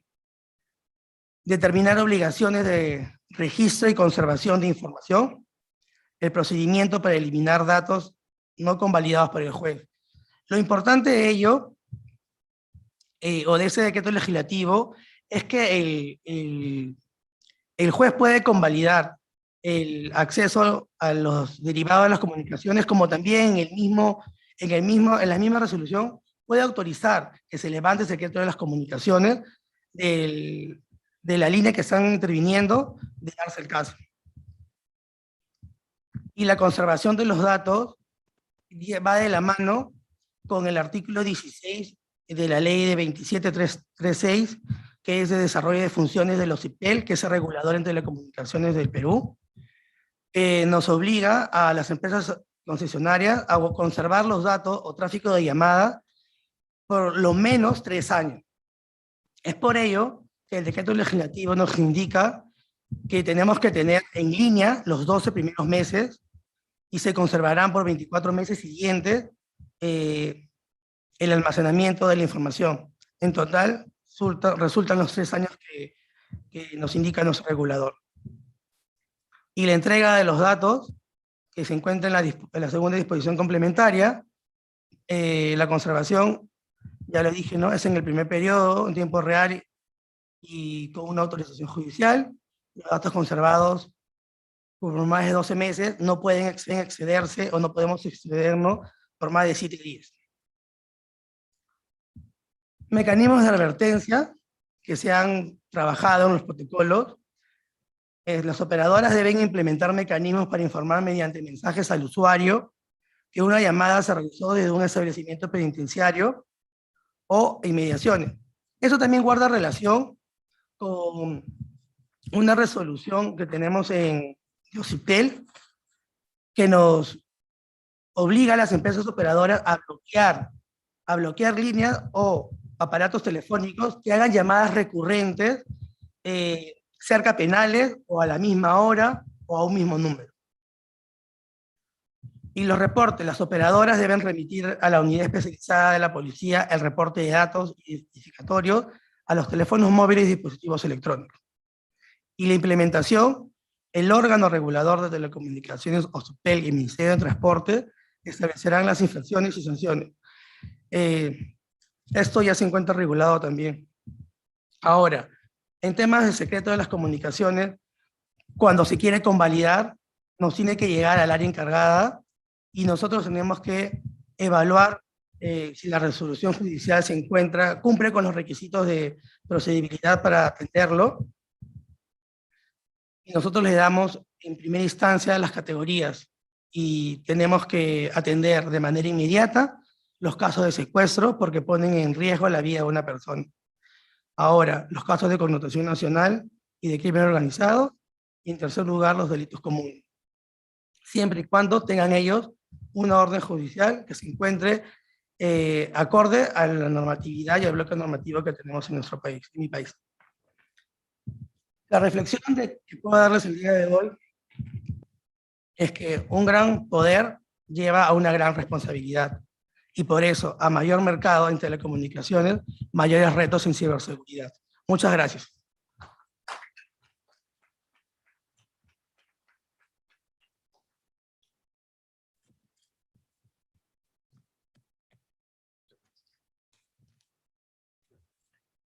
Muchísimas gracias al señor Juan Antonio Cuba Tasaico, supervisor del área del levantamiento de secreto de las telecomunicaciones de América Móvil de Perú, por explicarnos los grandes trabajos que hacen a favor de la ciberseguridad en su país. Y ya vamos a entrar en lo que es la última participación de este día de hoy, de jornada completa. Y les voy a pedir que según los vaya mencionando, pues vayan pasando acá y tomen asiento para que participen de este conversatorio sobre buenas prácticas de ciberseguridad y estudios de caso de la región del Caribe. Ellos son señor Carlos Leonardo, director nacional de respuesta a incidentes cibernéticos del Centro Nacional de Ciberseguridad de la República Dominicana, por favor. Mr. Anselm Charles, director TIC de la Caribbean Community Implementation Agency for Crime and Security, CARICOM Impacts. Señor Frederick López, encargado de ciberseguridad del Indotel, y también se une vía videoconferencia el señor Rodney Taylor, secretario general de la Unión Caribeña de Telecomunicaciones. Ellos estarán conversando, vuelvo y repito, sobre buenas prácticas de ciberseguridad, estudios de caso de la región del Caribe. Estarán conversando hasta las 3:10 más o menos. Estarán tratando este tema.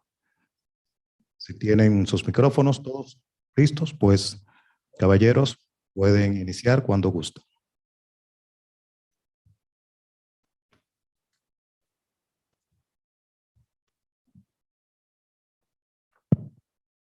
Ahora sí.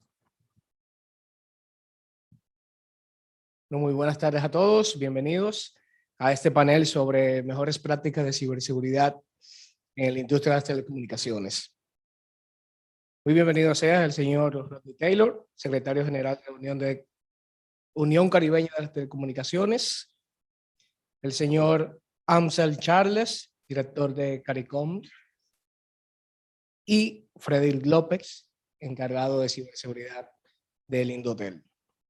Como todos sabemos y lo que nos une el día de hoy, aquí presente, las telecomunicaciones han surgido importantes cambios y desarrollos al día de hoy, sugiriendo así que es el sector que más incidencia tiene en todo lo que es el desarrollo económico y comercial, haciendo parte esencial de la vida de cada uno de nosotros y formando ese pilar que viene a soportar lo que se ha convertido en la vida 4.0.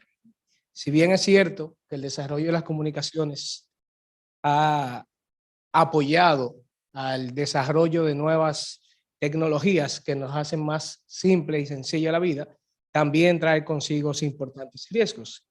Entonces, el día de hoy vamos a conocer un poco, vamos a conversar sobre cuáles son esas mejores prácticas que debe implementar el sector de las telecomunicaciones, no solo desde el punto de vista de la infraestructura propia, sino también de cara a la protección del usuario de sus servicios.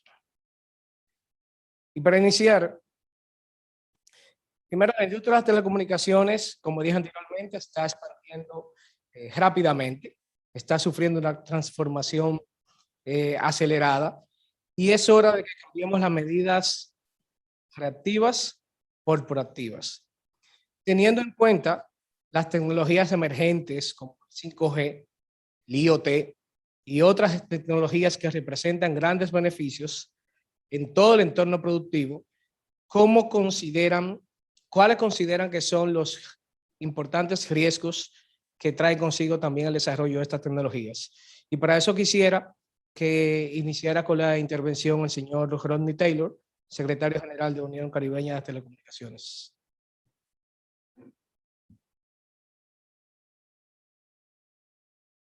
Adelante, señor Taylor.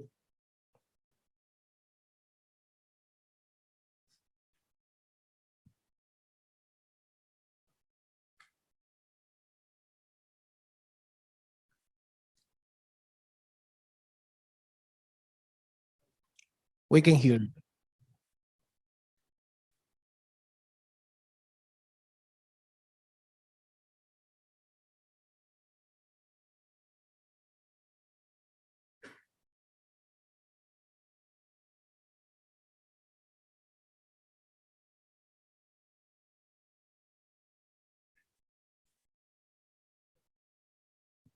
¿Nos escucha?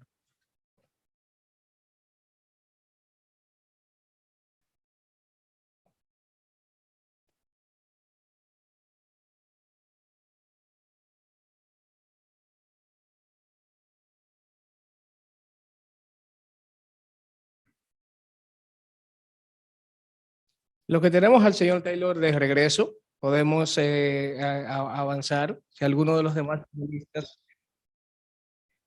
Sí, ya en línea.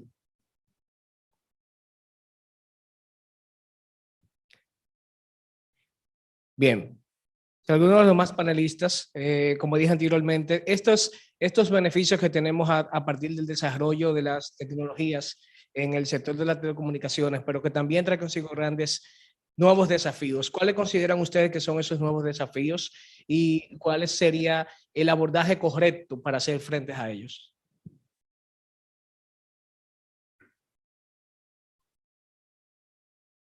Okay, good afternoon, everyone. I will give you the extent of my Spanish, which will be Buenos tardes, and that's it. All right.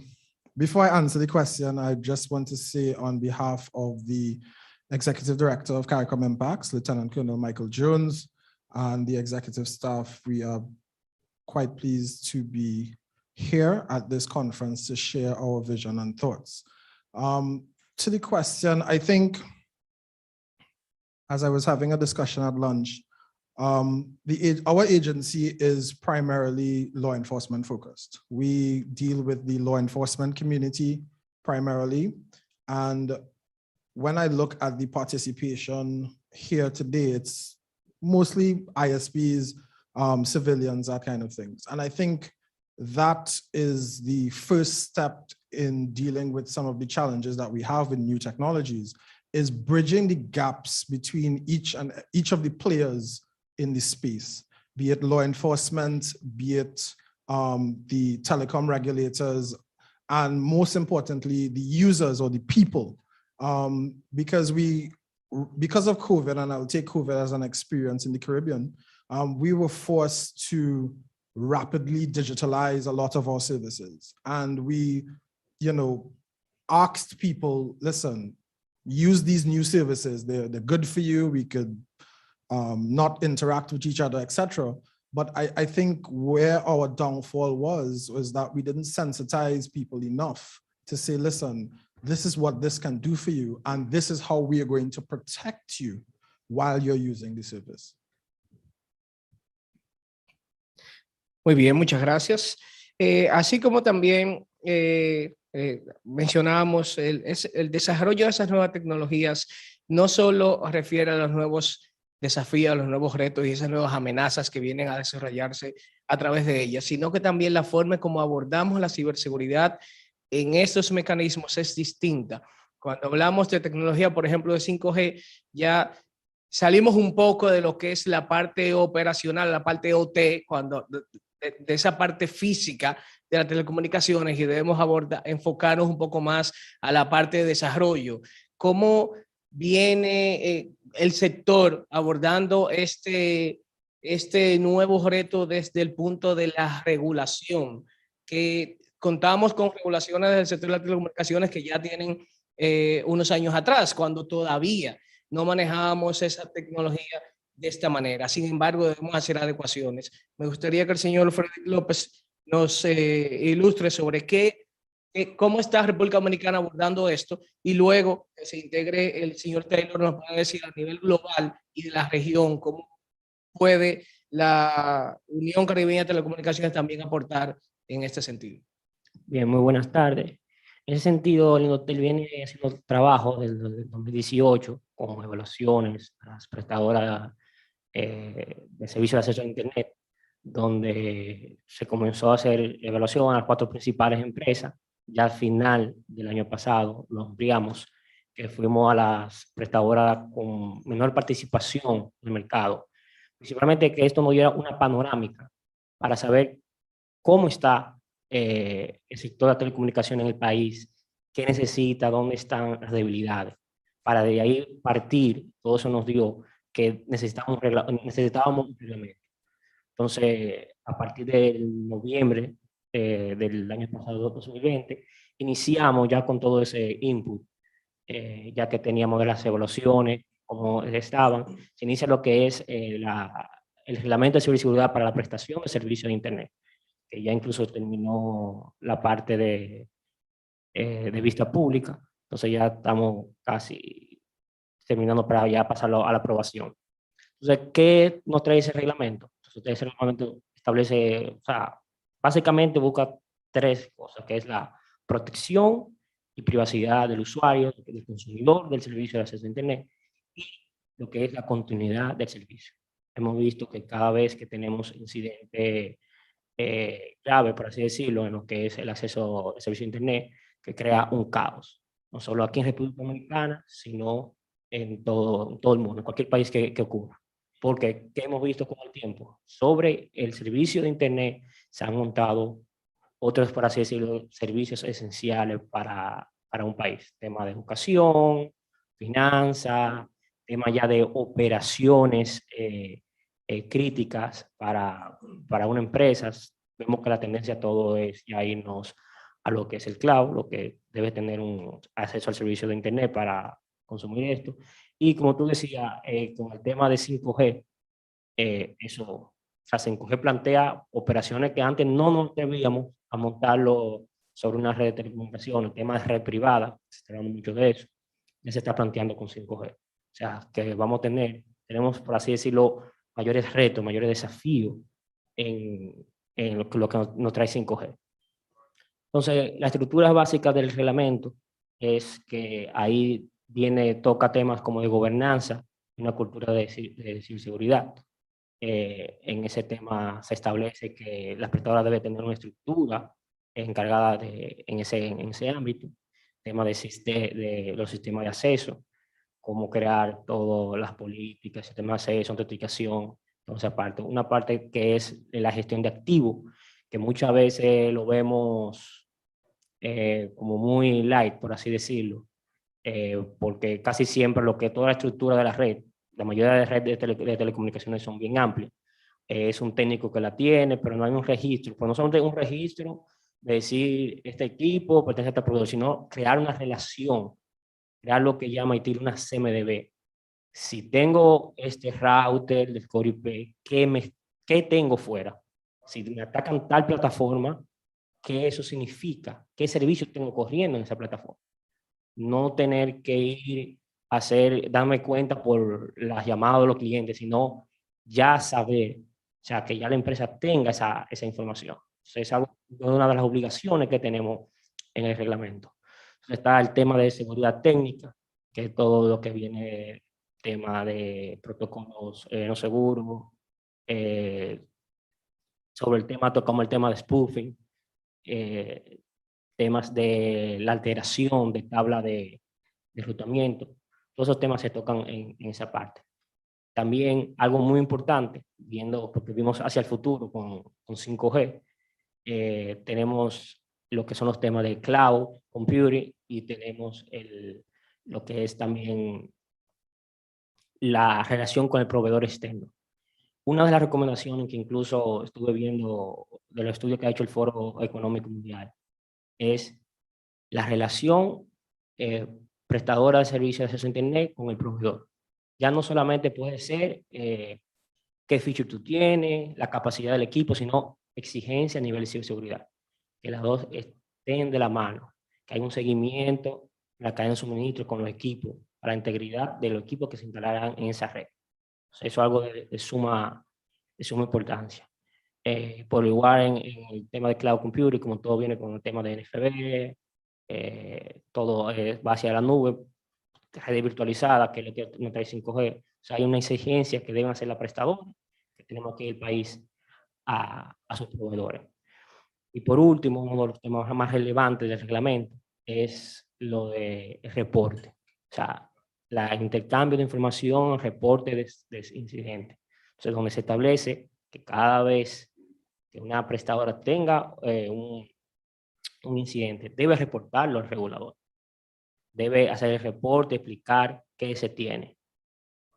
Eso nos va a dar, ahora mismo no tenemos la data, o sea, hicimos las evaluaciones, pero no tenemos la data suficiente para decir, ok, vamos a diseñar una iniciativa real y productiva. O sea, el reglamento, con más lo que son las métricas de disponibilidad, que es algo vital hoy en día para cuando hablamos de telecomunicaciones, porque cada vez que usted toma su celular, hace cualquier request en tema de internet, sea una red social, sea algo de educación, algo de trabajo, usted está esperando que la red esté disponible. Entonces también hay una exigencia, incluso hay unos datos, unos valores que se requieren de disponibilidad, tanto para la red core como la red de acceso.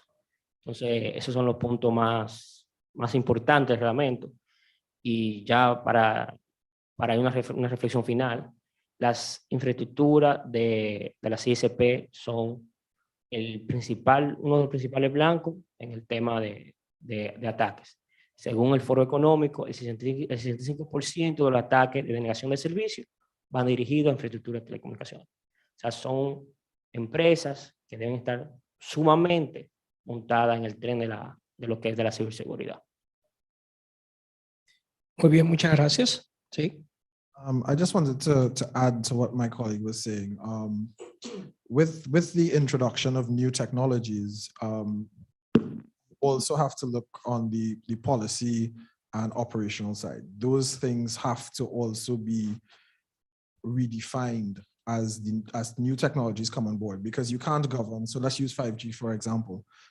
You can't use normal switched telephone system policies to govern this new technology.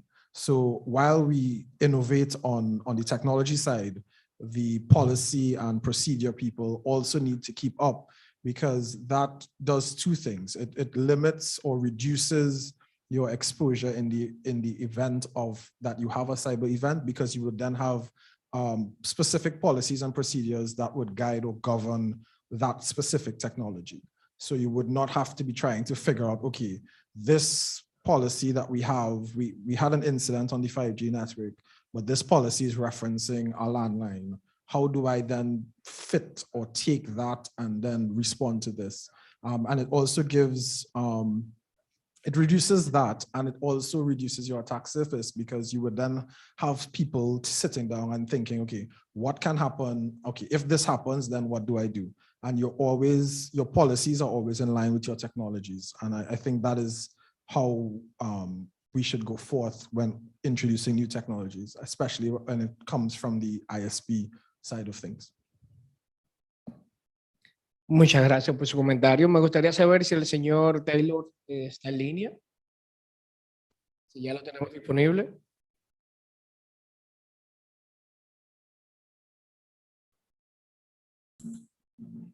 Hi, good afternoon. Yes, I am. Perfecto, excelente. Bienvenido. Okay, Me gustaría saber, ¿tiene algún comentario de los temas que ya hemos hablado?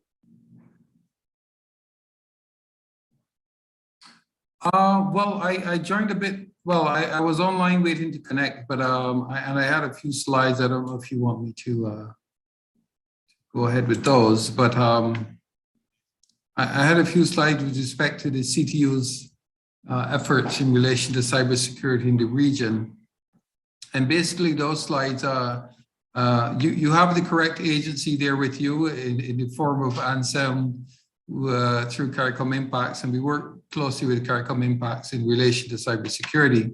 But the CTU itself has a regional mandate as the regional CARICOM institution with responsibility for ICT policy within the CARICOM single ICT space.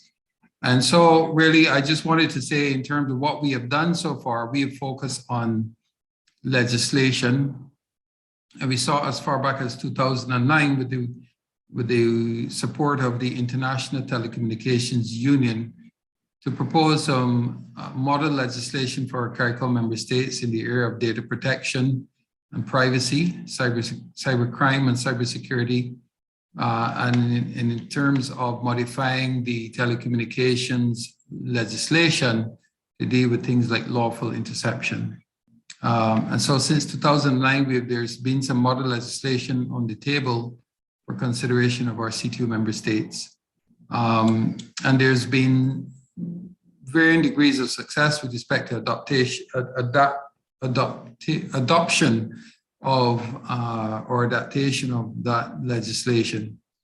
Also in 2014, we worked with the OAS, Organization of American States, to develop a framework for awareness and capacity building, technical standards and infrastructure, to reinforce the need for the legal and regulatory environment to support the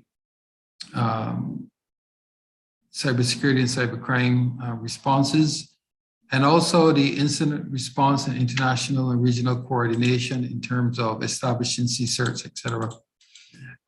In terms of my own experience with the government of Barbados, we sought, because prior to joining the CTU, I worked with the government of Barbados, and we sought to implement a critical infrastructure identification and protection program. And of course, that extended not just to the internet service providers, but also to the financial institutions and critical government services, the data centers, et cetera. And so that program sought to identify what are those critical infrastructure providers. And of course, it dealt with those systems and assets support and deliver critical services, and if they're disrupted, would have a debilitating impact on Barbados' security, national and public health, economic security, and social well-being. And so, as I mentioned, it included a number of entities, and they looked at the impact on the population, economic impact, impact on other sectors, and the public impact with respect to public confidence. Internet service providers were listed as category 1 in terms of their infrastructure that they provide nationally. Of course, internet service, telecommunications, both mobile and landline communications were seen as critical services.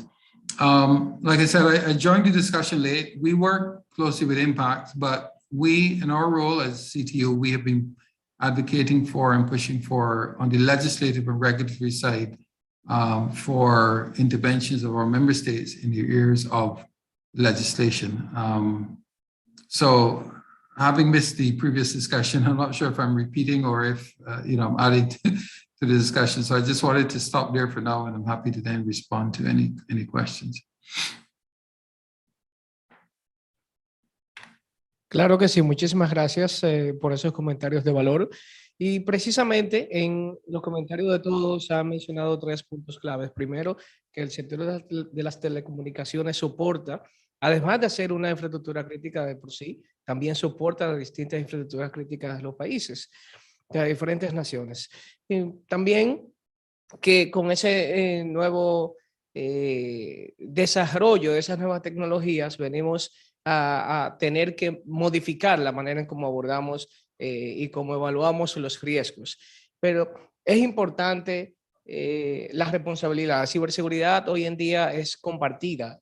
La responsabilidad de la implementación correcta de las mejores prácticas de ciberseguridad y de los controles es compartida entre las diferentes industrias, entre el sector de telecomunicaciones en este caso, entre el gobierno, entre los clientes, entre los usuarios. Entonces, ¿cómo sugieren abordar la distribución de esta responsabilidad? Tanto desde el punto de vista de mantener una ciberhigiene en todo lo que es el ciberespacio soportado por las telecomunicaciones, como también de cara a responder a los delitos que ya se cometen utilizando estas tecnologías. ¿Qué queda de parte del sector de las telecomunicaciones? ¿Quién debe de hacer qué parte para poder tener un engranaje total que nos permita tener una mejor postura de ciberseguridad, no solamente reactiva, sino proactiva? La dejo abierta para que cualquiera de los 3 pueda aportar. Bien, yo diría que, y voy a poner como ejemplo... No sé si toca un tema sensible. No. Okay. No. Mira, hay un caso de estudio que a mí me gustó mucho, que fue en el Reino Unido, un grupo, BT Group, que es especializado en ciberseguridad, con el Centro Nacional de Ciberseguridad del Reino Unido y las prestadoras de servicios de Internet hicieron un gran proyecto donde de ahí salió que se cerraban alrededor de 111 millones de conexiones de malware por mes y redujeron a un 10% el ataque de denegación de servicios, que es algo considerable. Que no quiere dejar dicho esto. Es claro, y así lo dice un estudio, que las ISP tienen un rol primordial para la prevención de ataques. Creo que desde la ISP, como vuelvo y repito, operan el servicio, y ahí se pueden hacer muchísimas cosas, pero también hay una gran responsabilidad del gobierno y también de los mismos proveedores de infraestructura de telecomunicaciones. Y puse ese caso como ejemplo y mira qué resultado pudieron obtener, o sea, resultado tangible de que sí se puede, pero es una colaboración en conjunto. No se puede ser algo aislado, sino los proveedores de infraestructura, el gobierno y las prestadoras de servicios deben caminar juntos. Muchas gracias. Charles. I would agree with that. There is no one singular entity that would have responsibility for end-to-end solution as it relates to cybersecurity hygiene or cybersecurity posture. What I think is the best way to tackle the problem is a holistic approach where you have a fusion center of sorts, that you have representation from each of the responsible entities. So as my colleague would have said, the ISPs, because the data is flowing through their networks, right? So they can action certain things to stop particular activities. But then you have the law enforcement involvement, because the ISP can't investigate or prosecute if there is an action. You then have some sort of liaison as it relates to the public, or maybe your vendors, or even your partners, because one of the things I want to point out here, and just kind of divert slightly, is that while cybersecurity incidents are sensitive, they still should be shared somewhat, because in the region, yes, we are different countries, but we all tend to end up by the same providers. So our data networks are usually on the same platforms. And if it's a problem in one area, it's usually a problem somewhere else. And you don't want a trickle effect, which we have seen in the past, where you have one exploit happening in the northern part of the Caribbean, and then a couple of days later, you see it again, the same thing in the south. But because no one from the north said, listen, we're seeing this, be prepared, or close these vulnerabilities, etc., you have this perpetuation of attacks coming down the region. So that is where I think a commission style approach, and you also, the last piece to that puzzle is someone who deals with public sensitization, or the general public. I would have mentioned it before, because sensitization is something that I hold very dearly, because you can't protect a system, right? The weakest point of any system is going to be the user. You can have however much great equipment, you can have top of the line security, but if your users are not aware of how to use the system or the proper practices, then you're going to have chinks in your armor. So I believe that that holistic approach could provide an end-to-end solution where the ISP doesn't have to feel the brunt of everything, but they're working hand in hand with all partners to ensure a total product. Allow me to add to this as well, to this discussion.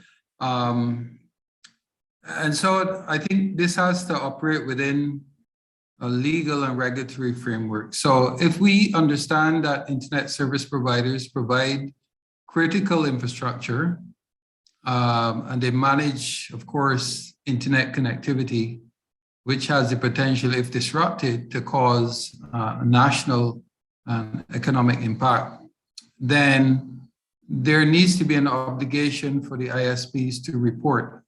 And most internet service providers within the region operate under a license regime. So they're licensed to provide the internet service, and they're regulated in most cases through the telecoms authority or through a competition authority. They need to be granted a license to operate. As part of that condition for the granting of that license, I think there has to be, if there is in fact a critical infrastructure program or legislation that speaks to that, ISPs need to be obligated to report. If we use the analogy almost for other critical infrastructure providers, such as power and water in terms of utilities, I think it also is incumbent upon the providers of that infrastructure to ensure that the service they provide is clean in the case of water, in the case of power, and the same should be within the national regulatory framework for internet service providers. So the bottom line I'm saying is that through regulations and through the granting of licenses for internet service providers, there needs to be an obligation for them to report incidents of cyber threat or cyber attack on their infrastructure, so that governments are able to respond appropriately and are able to take appropriate measures, in particular where there's a coordinated attack to impact service delivery at the national level. Thank you. Muchas gracias, señor Taylor. Algo importante que han mencionado todos es la responsabilidad y la obligación de reportar los incidentes. Sí estamos muy claros de que la primera medida, la mejor práctica es la concienciación, la prevención, establecer esos programas de educación a los usuarios, tanto internos como los usuarios del servicio. Pero si bien es cierto que los incidentes van a ocurrir en algún momento, todos están de acuerdo en que hay una obligación de reportar. Y en el mundo entero hablamos de reportar, principalmente en el sector de las telecomunicaciones. Lo que todavía, vamos a decir que no hay una definición unilateral, es reportar a quién. Y una de las preguntas que quisiera hacerle a los panelistas es, dentro de las mejores prácticas, considerando que el sector de las telecomunicaciones, los proveedores de servicios, al final soportan todas las infraestructuras críticas y de servicios esenciales, ese reporte como mejor práctica sugiere que sea jerárquico, matricial, a los clientes, a los proveedores, a gobierno, ¿a quién? ¿Cuál es esa mejor práctica que se está promoviendo desde la Unión de las Telecomunicaciones y desde los grupos que brindan esta asesoría a nivel regional?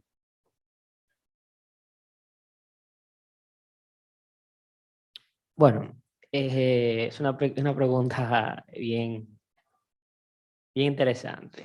Esa tú no la puedes responder. No, interesante, ya que con el tema de siempre de gobierno, del sector privado. Sí estamos claros que se debe reportar, porque... y que de eso no hay duda. O sea, no hay duda. Creo que eso es algo que ya una práctica que hay un consenso a nivel internacional. Yo entiendo que es beneficioso incluso para las prestadoras, porque desde el Estado, que es el que maneja el tema del organismo de seguridad, si no hay un reporte, entonces el Estado es como si no tiene la panorama, no tiene la vista, entonces no puede crear políticas públicas en ciberseguridad, iniciativas reales que vayan a ser productivas, si no tienen los datos, si no tienen el caso, o sea, si no tienen un input real donde ocurre que son de la prestadora.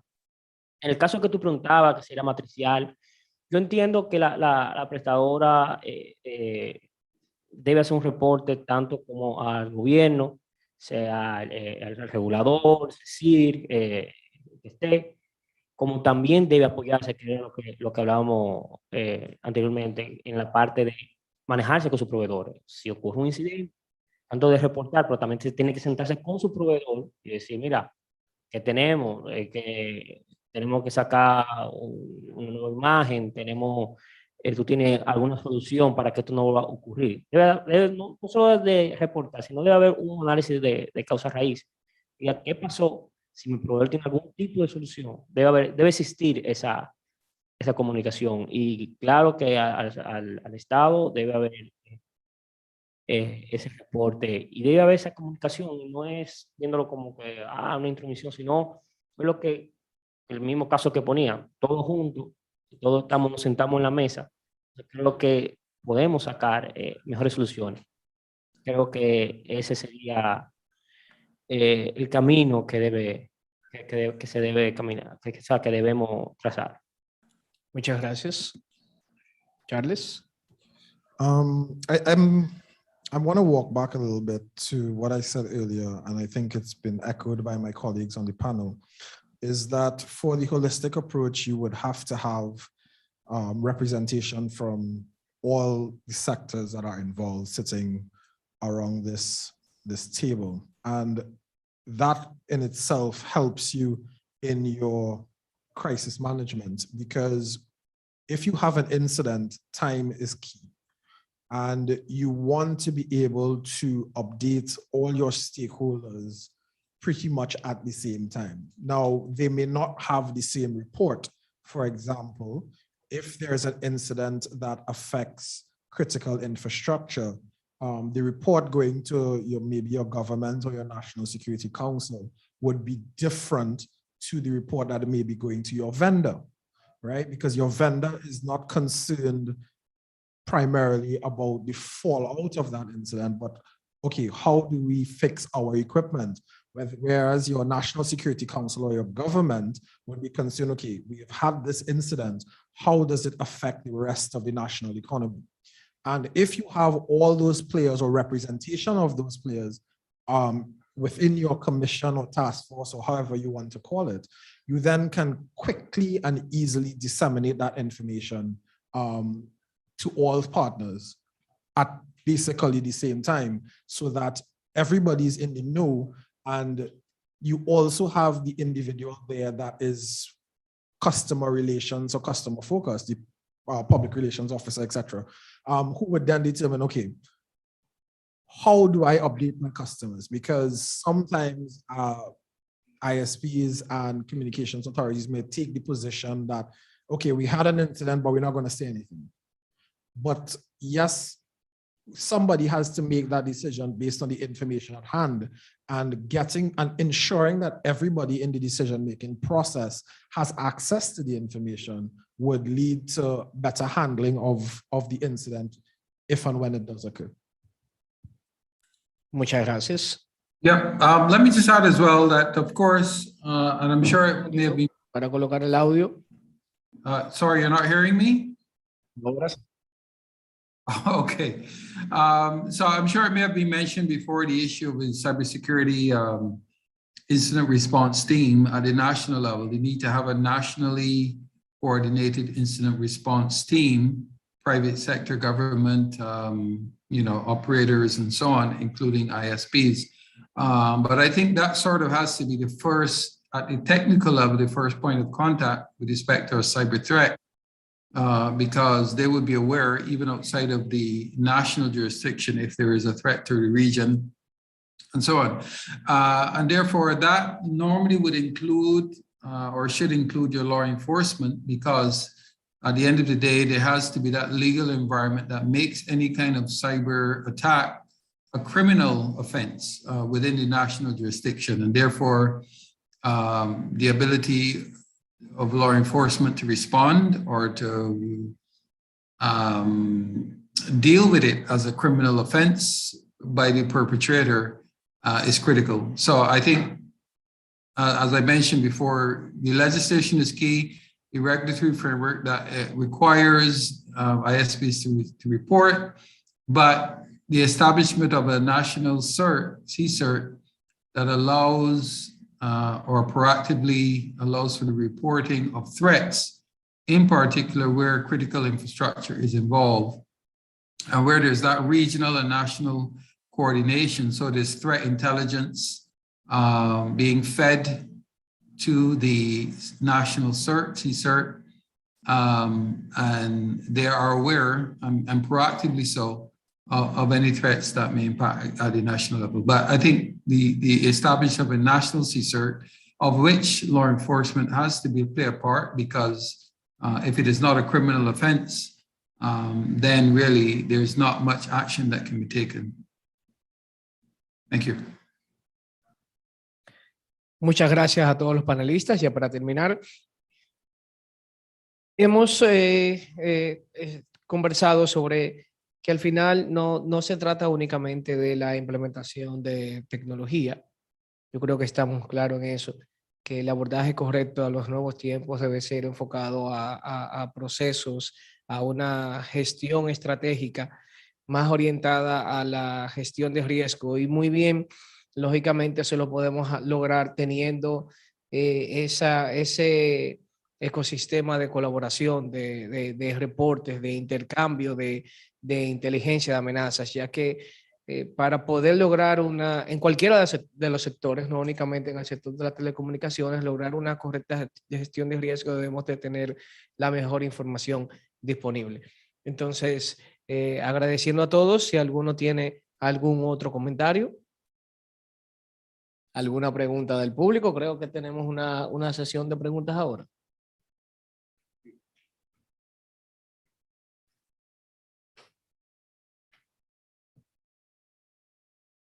¿Alguien tiene una pregunta? Acá, por favor.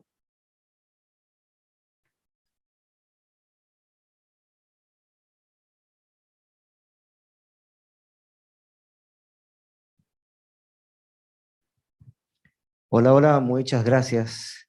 En cuanto al punto que ustedes comentaban de la obligatoriedad, ¿no? Y la necesidad de tener que intercambiar información, de acuerdo a la experiencia de los panelistas e incluso del moderador, ¿qué recomendación existe para lograr interoperabilidad de comunicación de esa información entre los diferentes entes para así lograr que sea asertiva, que sea efectiva y que se pueda dar respuesta oportuna y a tiempo? Muchas gracias.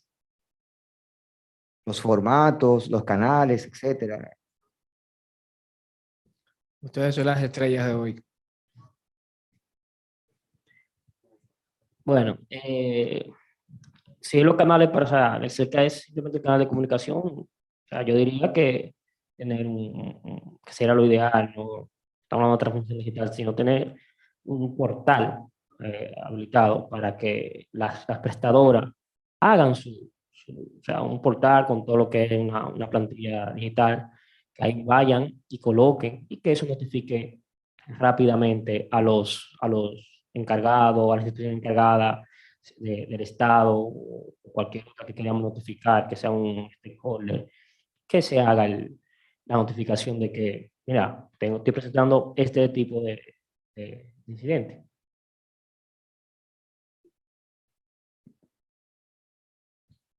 I like that method. But it has to, you also have to follow it up because you don't want that information is lost by just saying it's on the portal. But from a higher level, all parties involved would have to come to a legislative agreement or official agreement that, listen, these are the channels that we're using.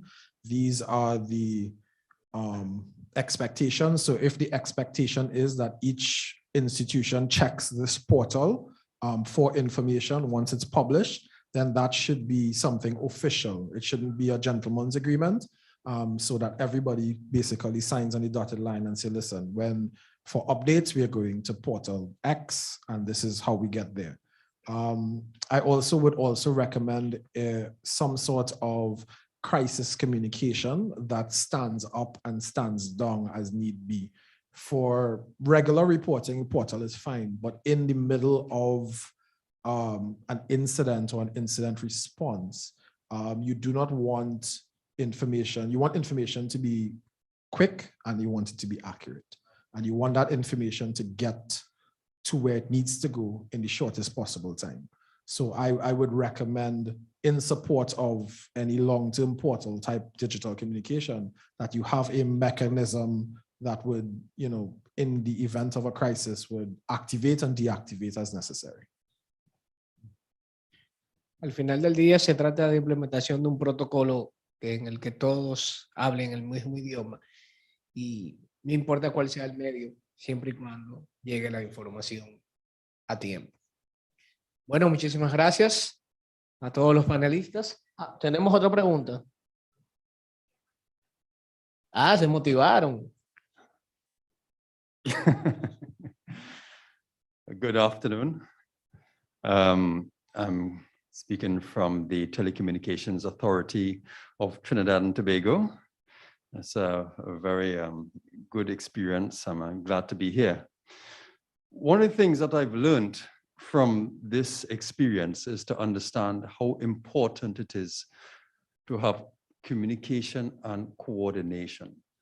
More so now than ever before, when COVID has now stressed how important the networks are.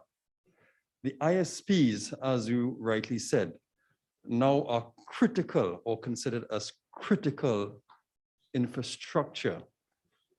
And they carry information, not just private personal information, but national security information and so forth. And therefore, it's important for us, I guess, from the regulator's point of view, to be part of the conversation. Because as you said as well, is that these ISPs are licensed or authorized by the regulator. And to ensure that they implement the rules and the policies, there has to be an overarching body to ensure that it is done. And in this case, the question is, who is that body? Is that a matter for the ministry? Is that a matter for the CSIRT? Is that a matter for the regulator? Or is it a matter between the parties to see how best to implement these rules and regulations? So I'm thinking going forward, and I know in Trinidad, we've been debating a cybercrime bill for quite some time. But COVID has put into focus the need for some sort of a structure or a framework so that we could address all these things and ensure that there is a body, whatever the name of the body, it's the regulator or the ministry, to ensure that these ISPs do in fact adhere to the rules. So I just thought I'd mention that because I think it's so timely and the focus is really now on these rules and regulations to ensure that we do have a robust telecommunication system. Thank you. Muchas gracias. La próxima pregunta.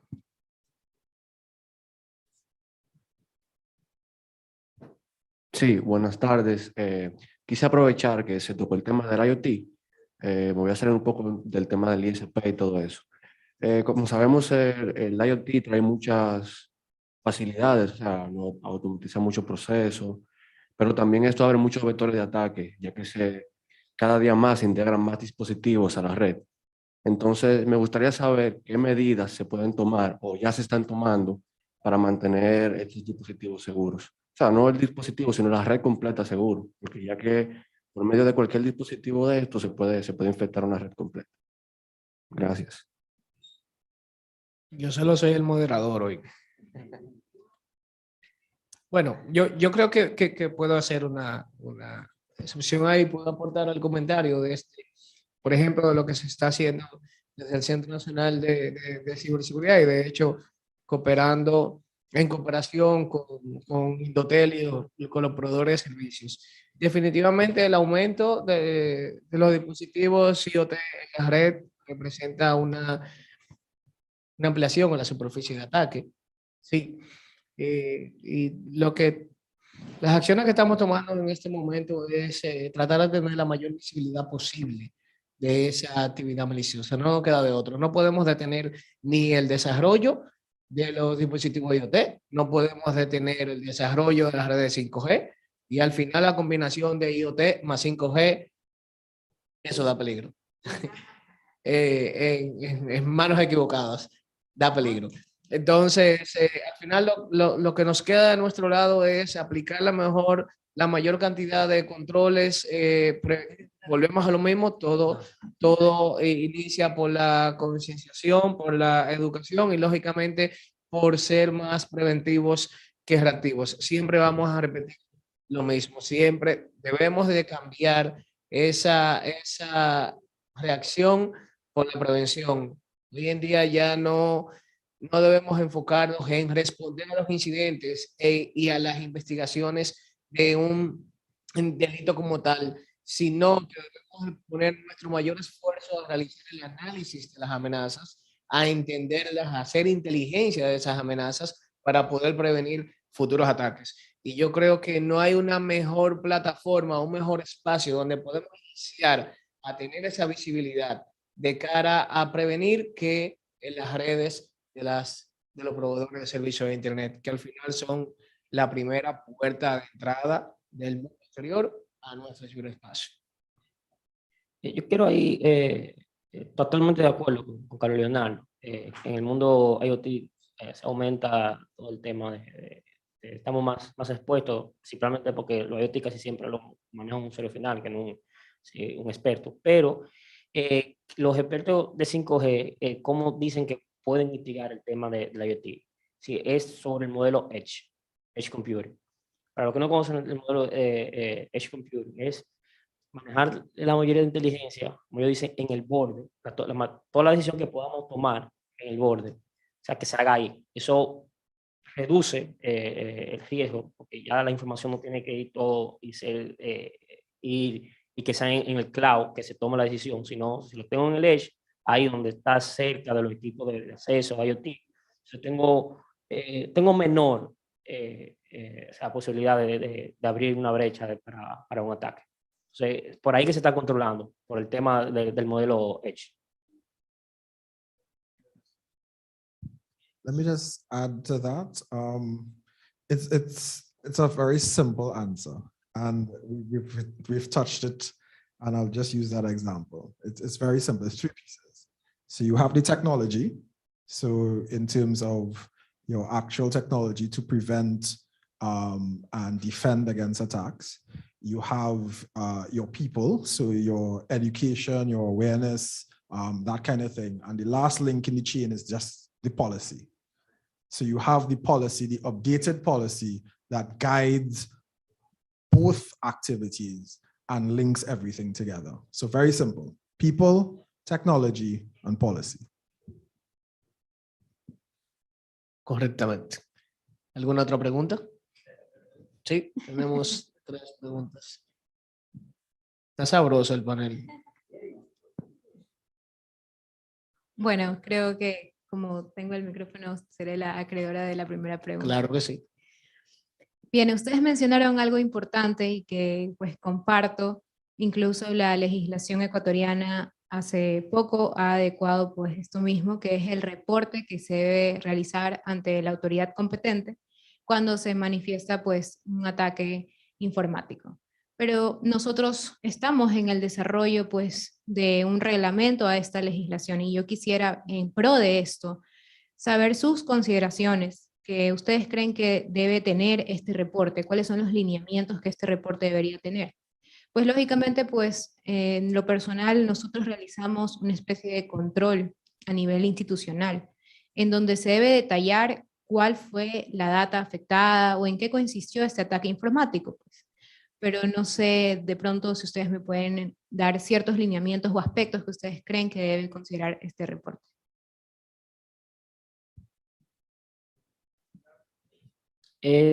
Bueno, sí. Reporte, o sea, te puedo comentar de lo que tenemos, el reglamento que está pendiente de aprobación.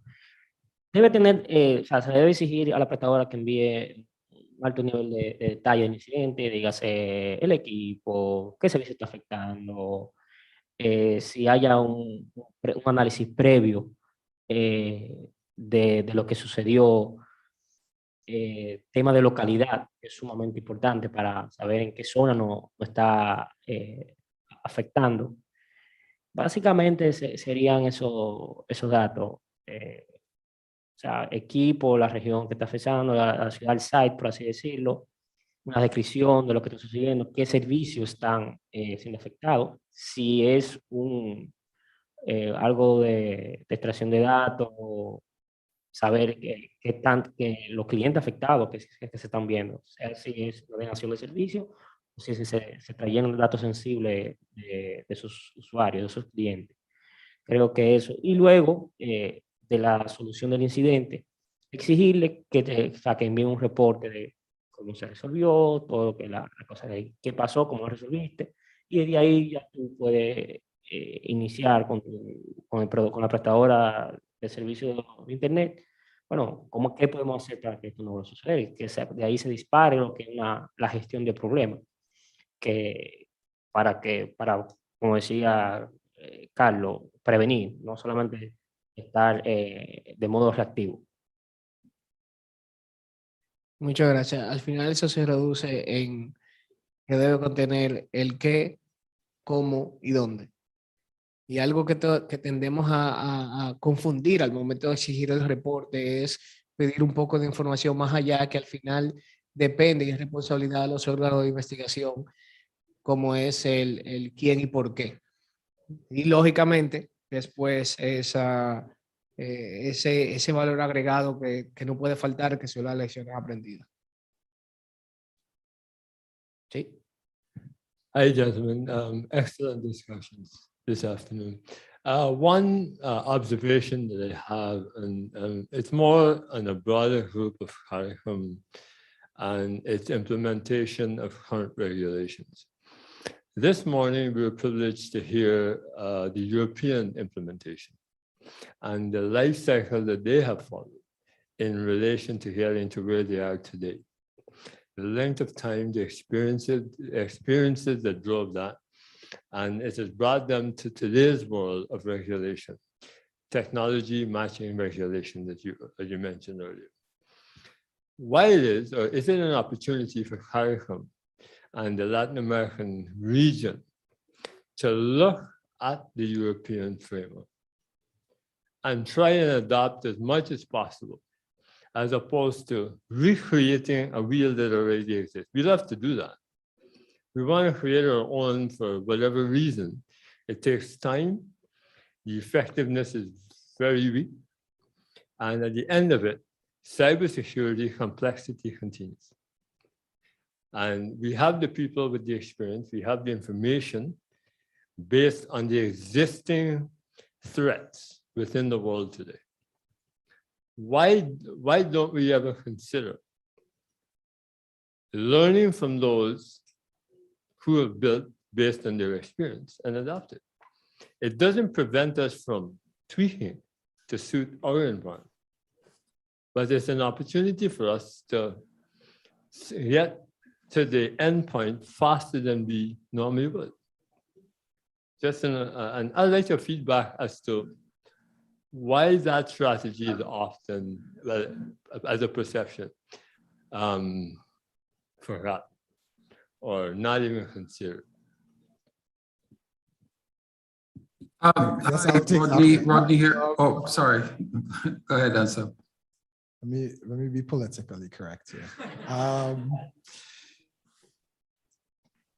What we are doing as an agency and working along with the CTU, with CARICOM member states, and as well as we do share and work with the Dominican Republic, is doing exactly what you're saying.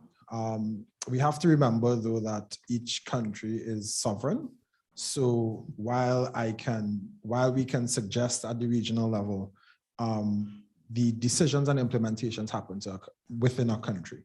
So what we're doing as agencies is linking together pieces of the puzzle. So, for example, we work along with a number of European agencies, EU Cybernet, Council of Europe, those kind of things, to do exactly what you're saying. We have recognized that they say, listen, it's going to be hard work on the region to reinvent. So let's see where it works, see where it doesn't work, right? And bring that experience and implement that. So that's what we've been doing.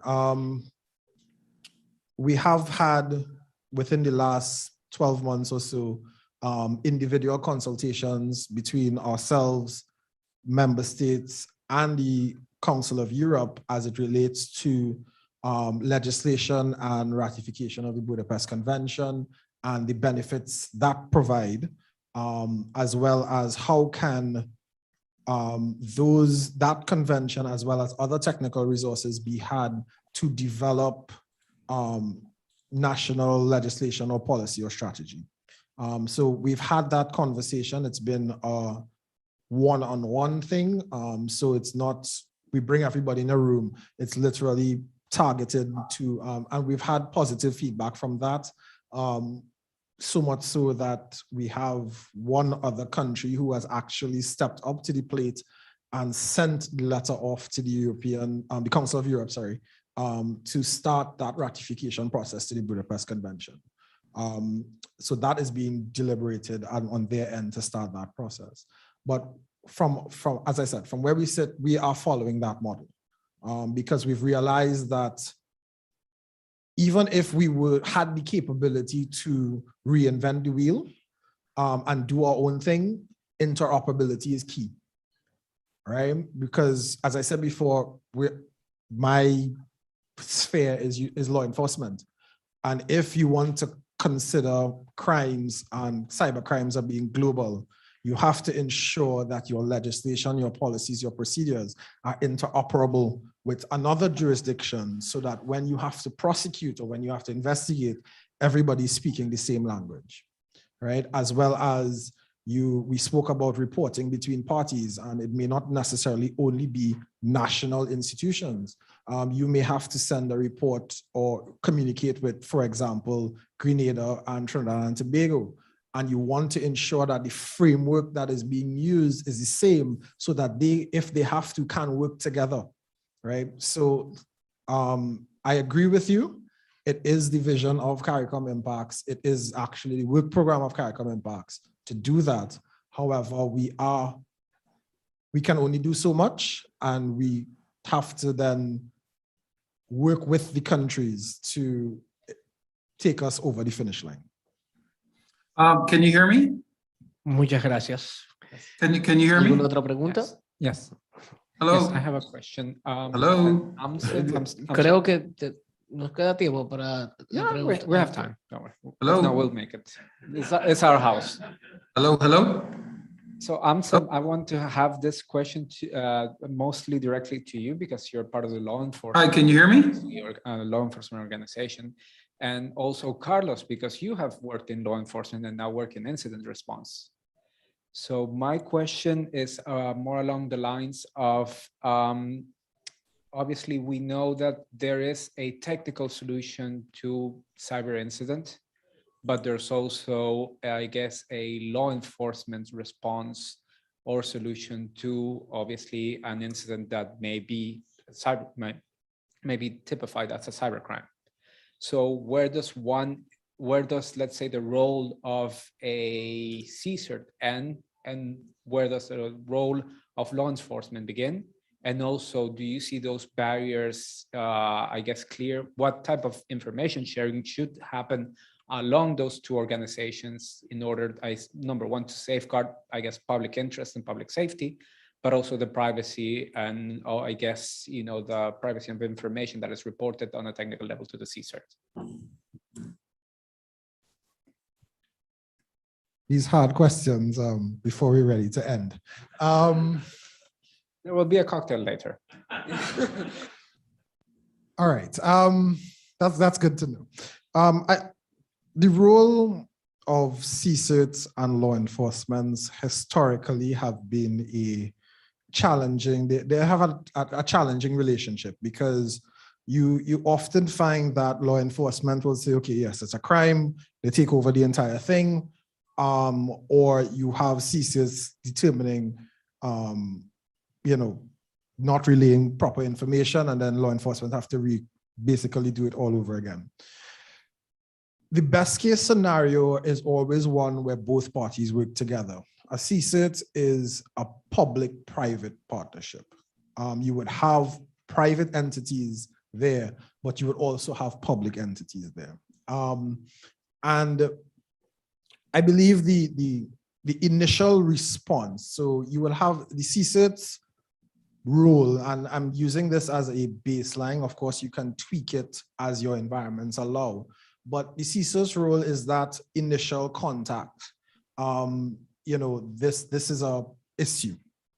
And then they then direct it, because the CSIRT is supposed to be built of public-private partnership, you would then have a law enforcement resource embedded there to say, listen, guys, this is not just an incident, or this is not just a vulnerability. This is now transitioning into something that needs to be investigated or prosecuted. And then they work hand in hand, because the CSIRT would have to provide specific information to law enforcement. They may also have to be the liaison body to get specific information for law enforcement. And then what law enforcement does is actually do the actual investigation and carry it to prosecution, etc. But they can't, it cannot be separated, because what you're going to find, and it's an issue that I've seen in many jurisdictions, is that law enforcement is trying to do it from the collection of the incident all the way down, and or vice versa. And then after it is determined that it's maybe still investigating or whatever, you have that grip on information, whereas so that we can't act on the vulnerability, because one function of the CSIRT is to ensure that specific things are patched, or you may have to enable a public awareness campaign or those kind of things.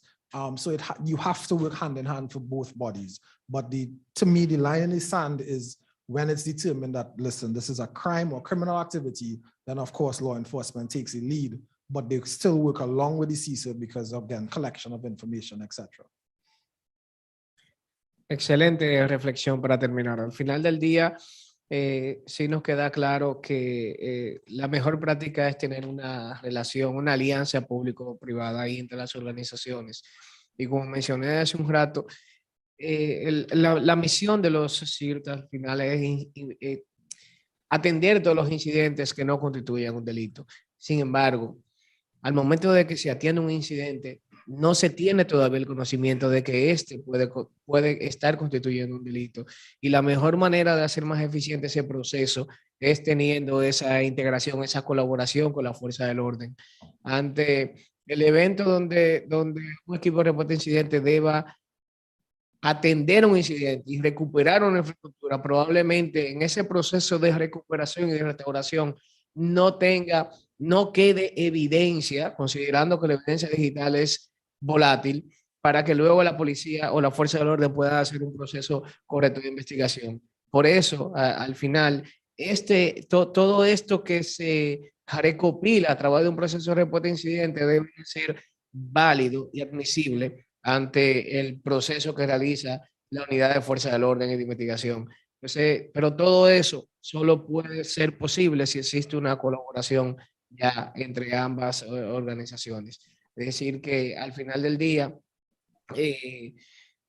la mejor manera de abordarlo es teniendo esa fuerza de tarea en conjunto, multidisciplinaria, interinstitucional, que nos permita que la información fluya de la mejor manera posible.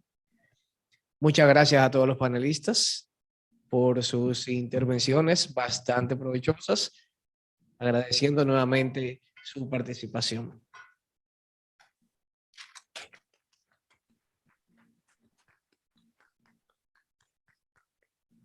Muchísimas gracias a los distinguidos panelistas, Carlos Leonardo, director del Centro Nacional de Respuesta a Incidentes Cibernéticos, del Centro Nacional de Ciberseguridad, al señor Rodney Taylor, quien estuvo con nosotros a través de teleconferencia, señor Anselm Charles, director TIC de Crecom Impacts, y el señor Frederick López, encargado de ciberseguridad del Indotel.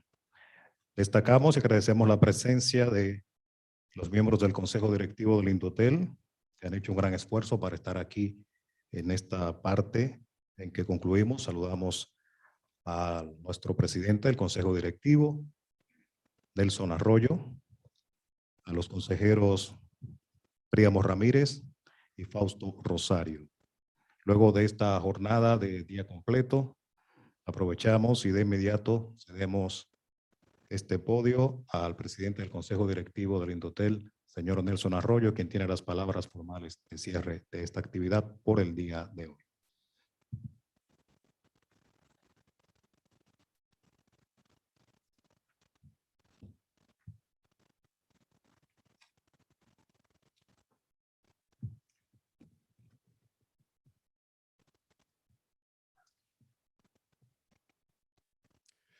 Buenas tardes a todos. De verdad que muy agradecido de la presencia de todos y cada uno de ustedes.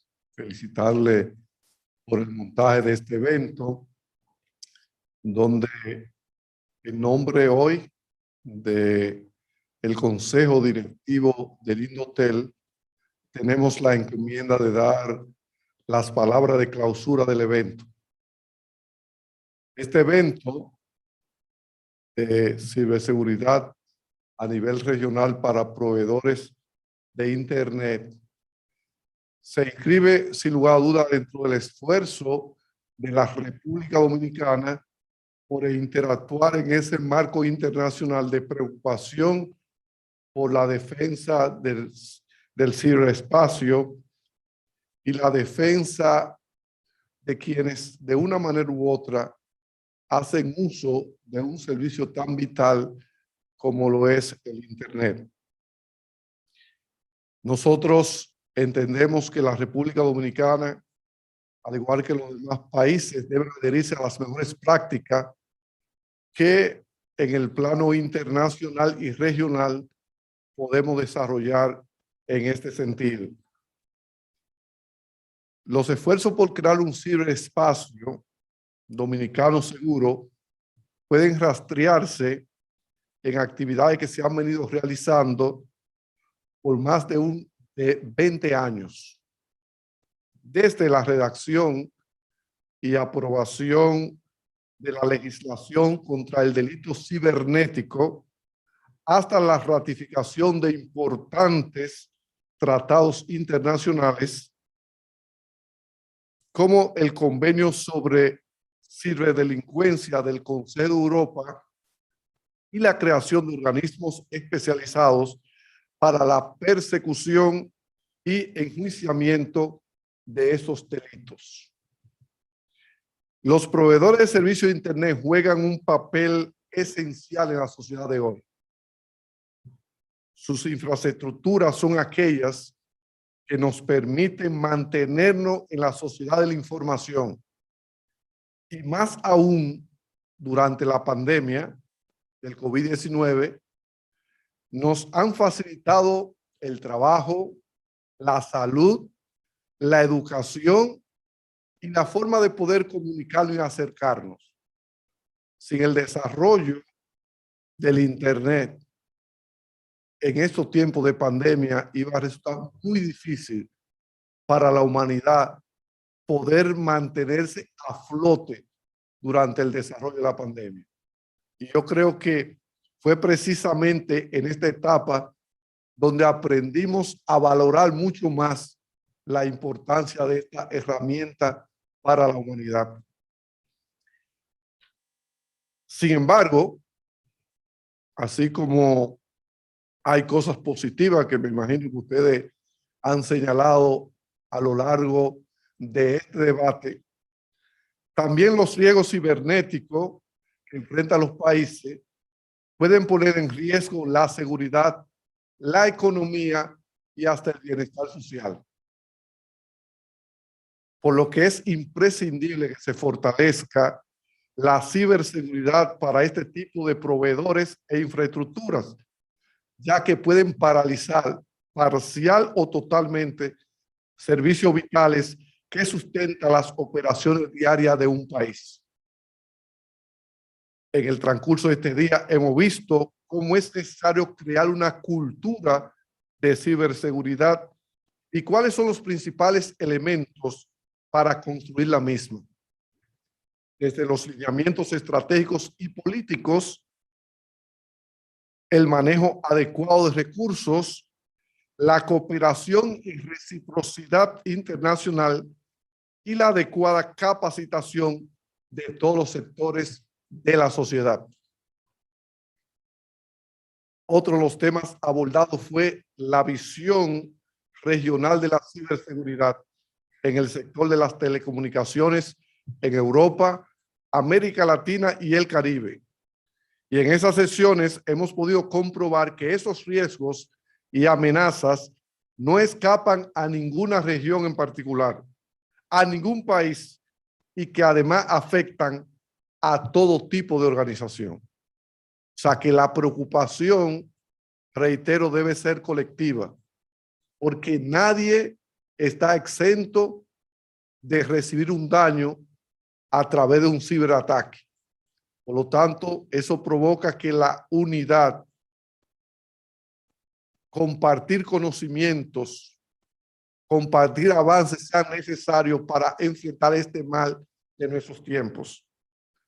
Asimismo, hemos podido observar cómo la formación y capacitación de todos los actores del sector público, el privado y la sociedad civil desempeñan un papel clave en esta lucha, la cual debe contar con enfoques globales, ya que esto nos ayuda a conseguir soluciones a necesidades identificadas local y regionalmente.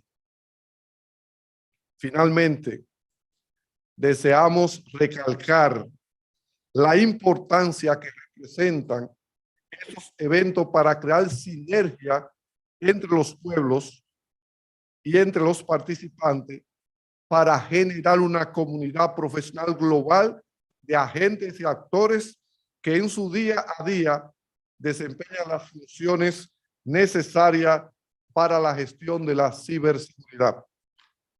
De igual forma, al finalizar, quiero agradecer a todos los países participantes y de manera especial al Centro Nacional de Ciberseguridad de la República Dominicana y a los proyectos Salvenet, al Centro de Cibercapacidades de Latinoamérica y el Caribe y al proyecto Ciberresiliencia para el Desarrollo, Cyber for Dev, por el apoyo y las contribuciones recibidas, las cuales no solo han posibilitado la organización de este evento, sino que han contribuido a dar los pasos firmes para aumentar y promover la cooperación internacional entre las autoridades nacionales y entre los organismos internacionales y regionales, fortaleciendo la capacidad en sentido general en nuestra región. Quiero recalcar la importancia de continuar avanzando en los objetivos que nos hemos trazado. El mundo necesita la protección de todo lo que tienen que ver con este esfuerzo mundial para enfrentar este delito que nos aqueja. Y nosotros confiamos desde la República Dominicana de que esa mancomunidad continúe de forma tal que podamos seguir intercambiando experiencia, porque sabemos que cada día, así como la tecnología avanza, el ciberdelito también avanza y se renueva. Por lo tanto, las capacidades tienen que estar cada día más dispuestas para enfrentar este grave mal. Así que felicidades por este evento. Vamos a continuar avanzando porque la humanidad espera mucho de nosotros. Muchas gracias.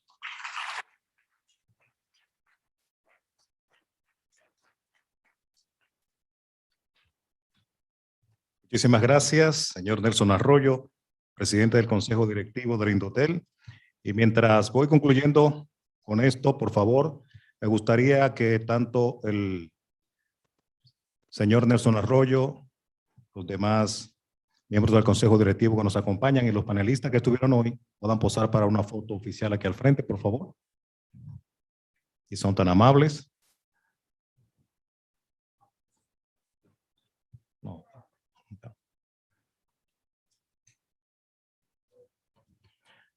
Los demás panelistas presentes, por favor. Los que tuvieron participación, quisiéramos que estuvieran cada uno de los que están presentes aquí, que son no menos importantes también. Agradecemos la presencia de cada uno, al igual que a aquellos que tuvieron participación a través de videoconferencia. Mientras ellos posan para la foto oficial de este primer día, son 3 días donde estaremos celebrando esta conferencia regional de ciberseguridad para proveedores de servicios de Internet. Desde el Centro Indotel en Santo Domingo, Zona Colonial, República Dominicana. Mañana miércoles 20 de octubre tendremos unos 3 paneles y además habrá un taller en el Open Space titulado Formación de CISO, Seguridad de la Información, qué, por qué y cómo, que estará interesantísimo. A los que nos están viendo a través de streaming, les exhortamos que mañana desde las 9 de la mañana se conecten nuevamente, que tendremos un día tan interesante como el de hoy.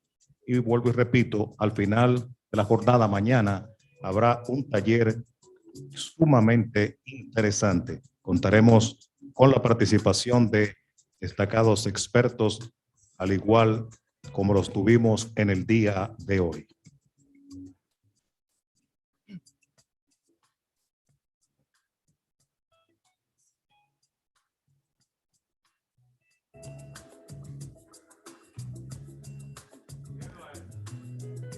Ahí posan ya para las fotos finales de esta actividad. Jornada extensa, pero fructífera. En el primer día de esta conferencia sobre ciberseguridad para proveedores de servicios de Internet, agradecemos la presencia de cada uno de ustedes y les reiteramos que mañana a las 9 estaremos de nuevo aquí. Muchísimas gracias. Feliz resto del día. Agradecemos el apoyo que nos brindaron todos los demás colaboradores del Internet.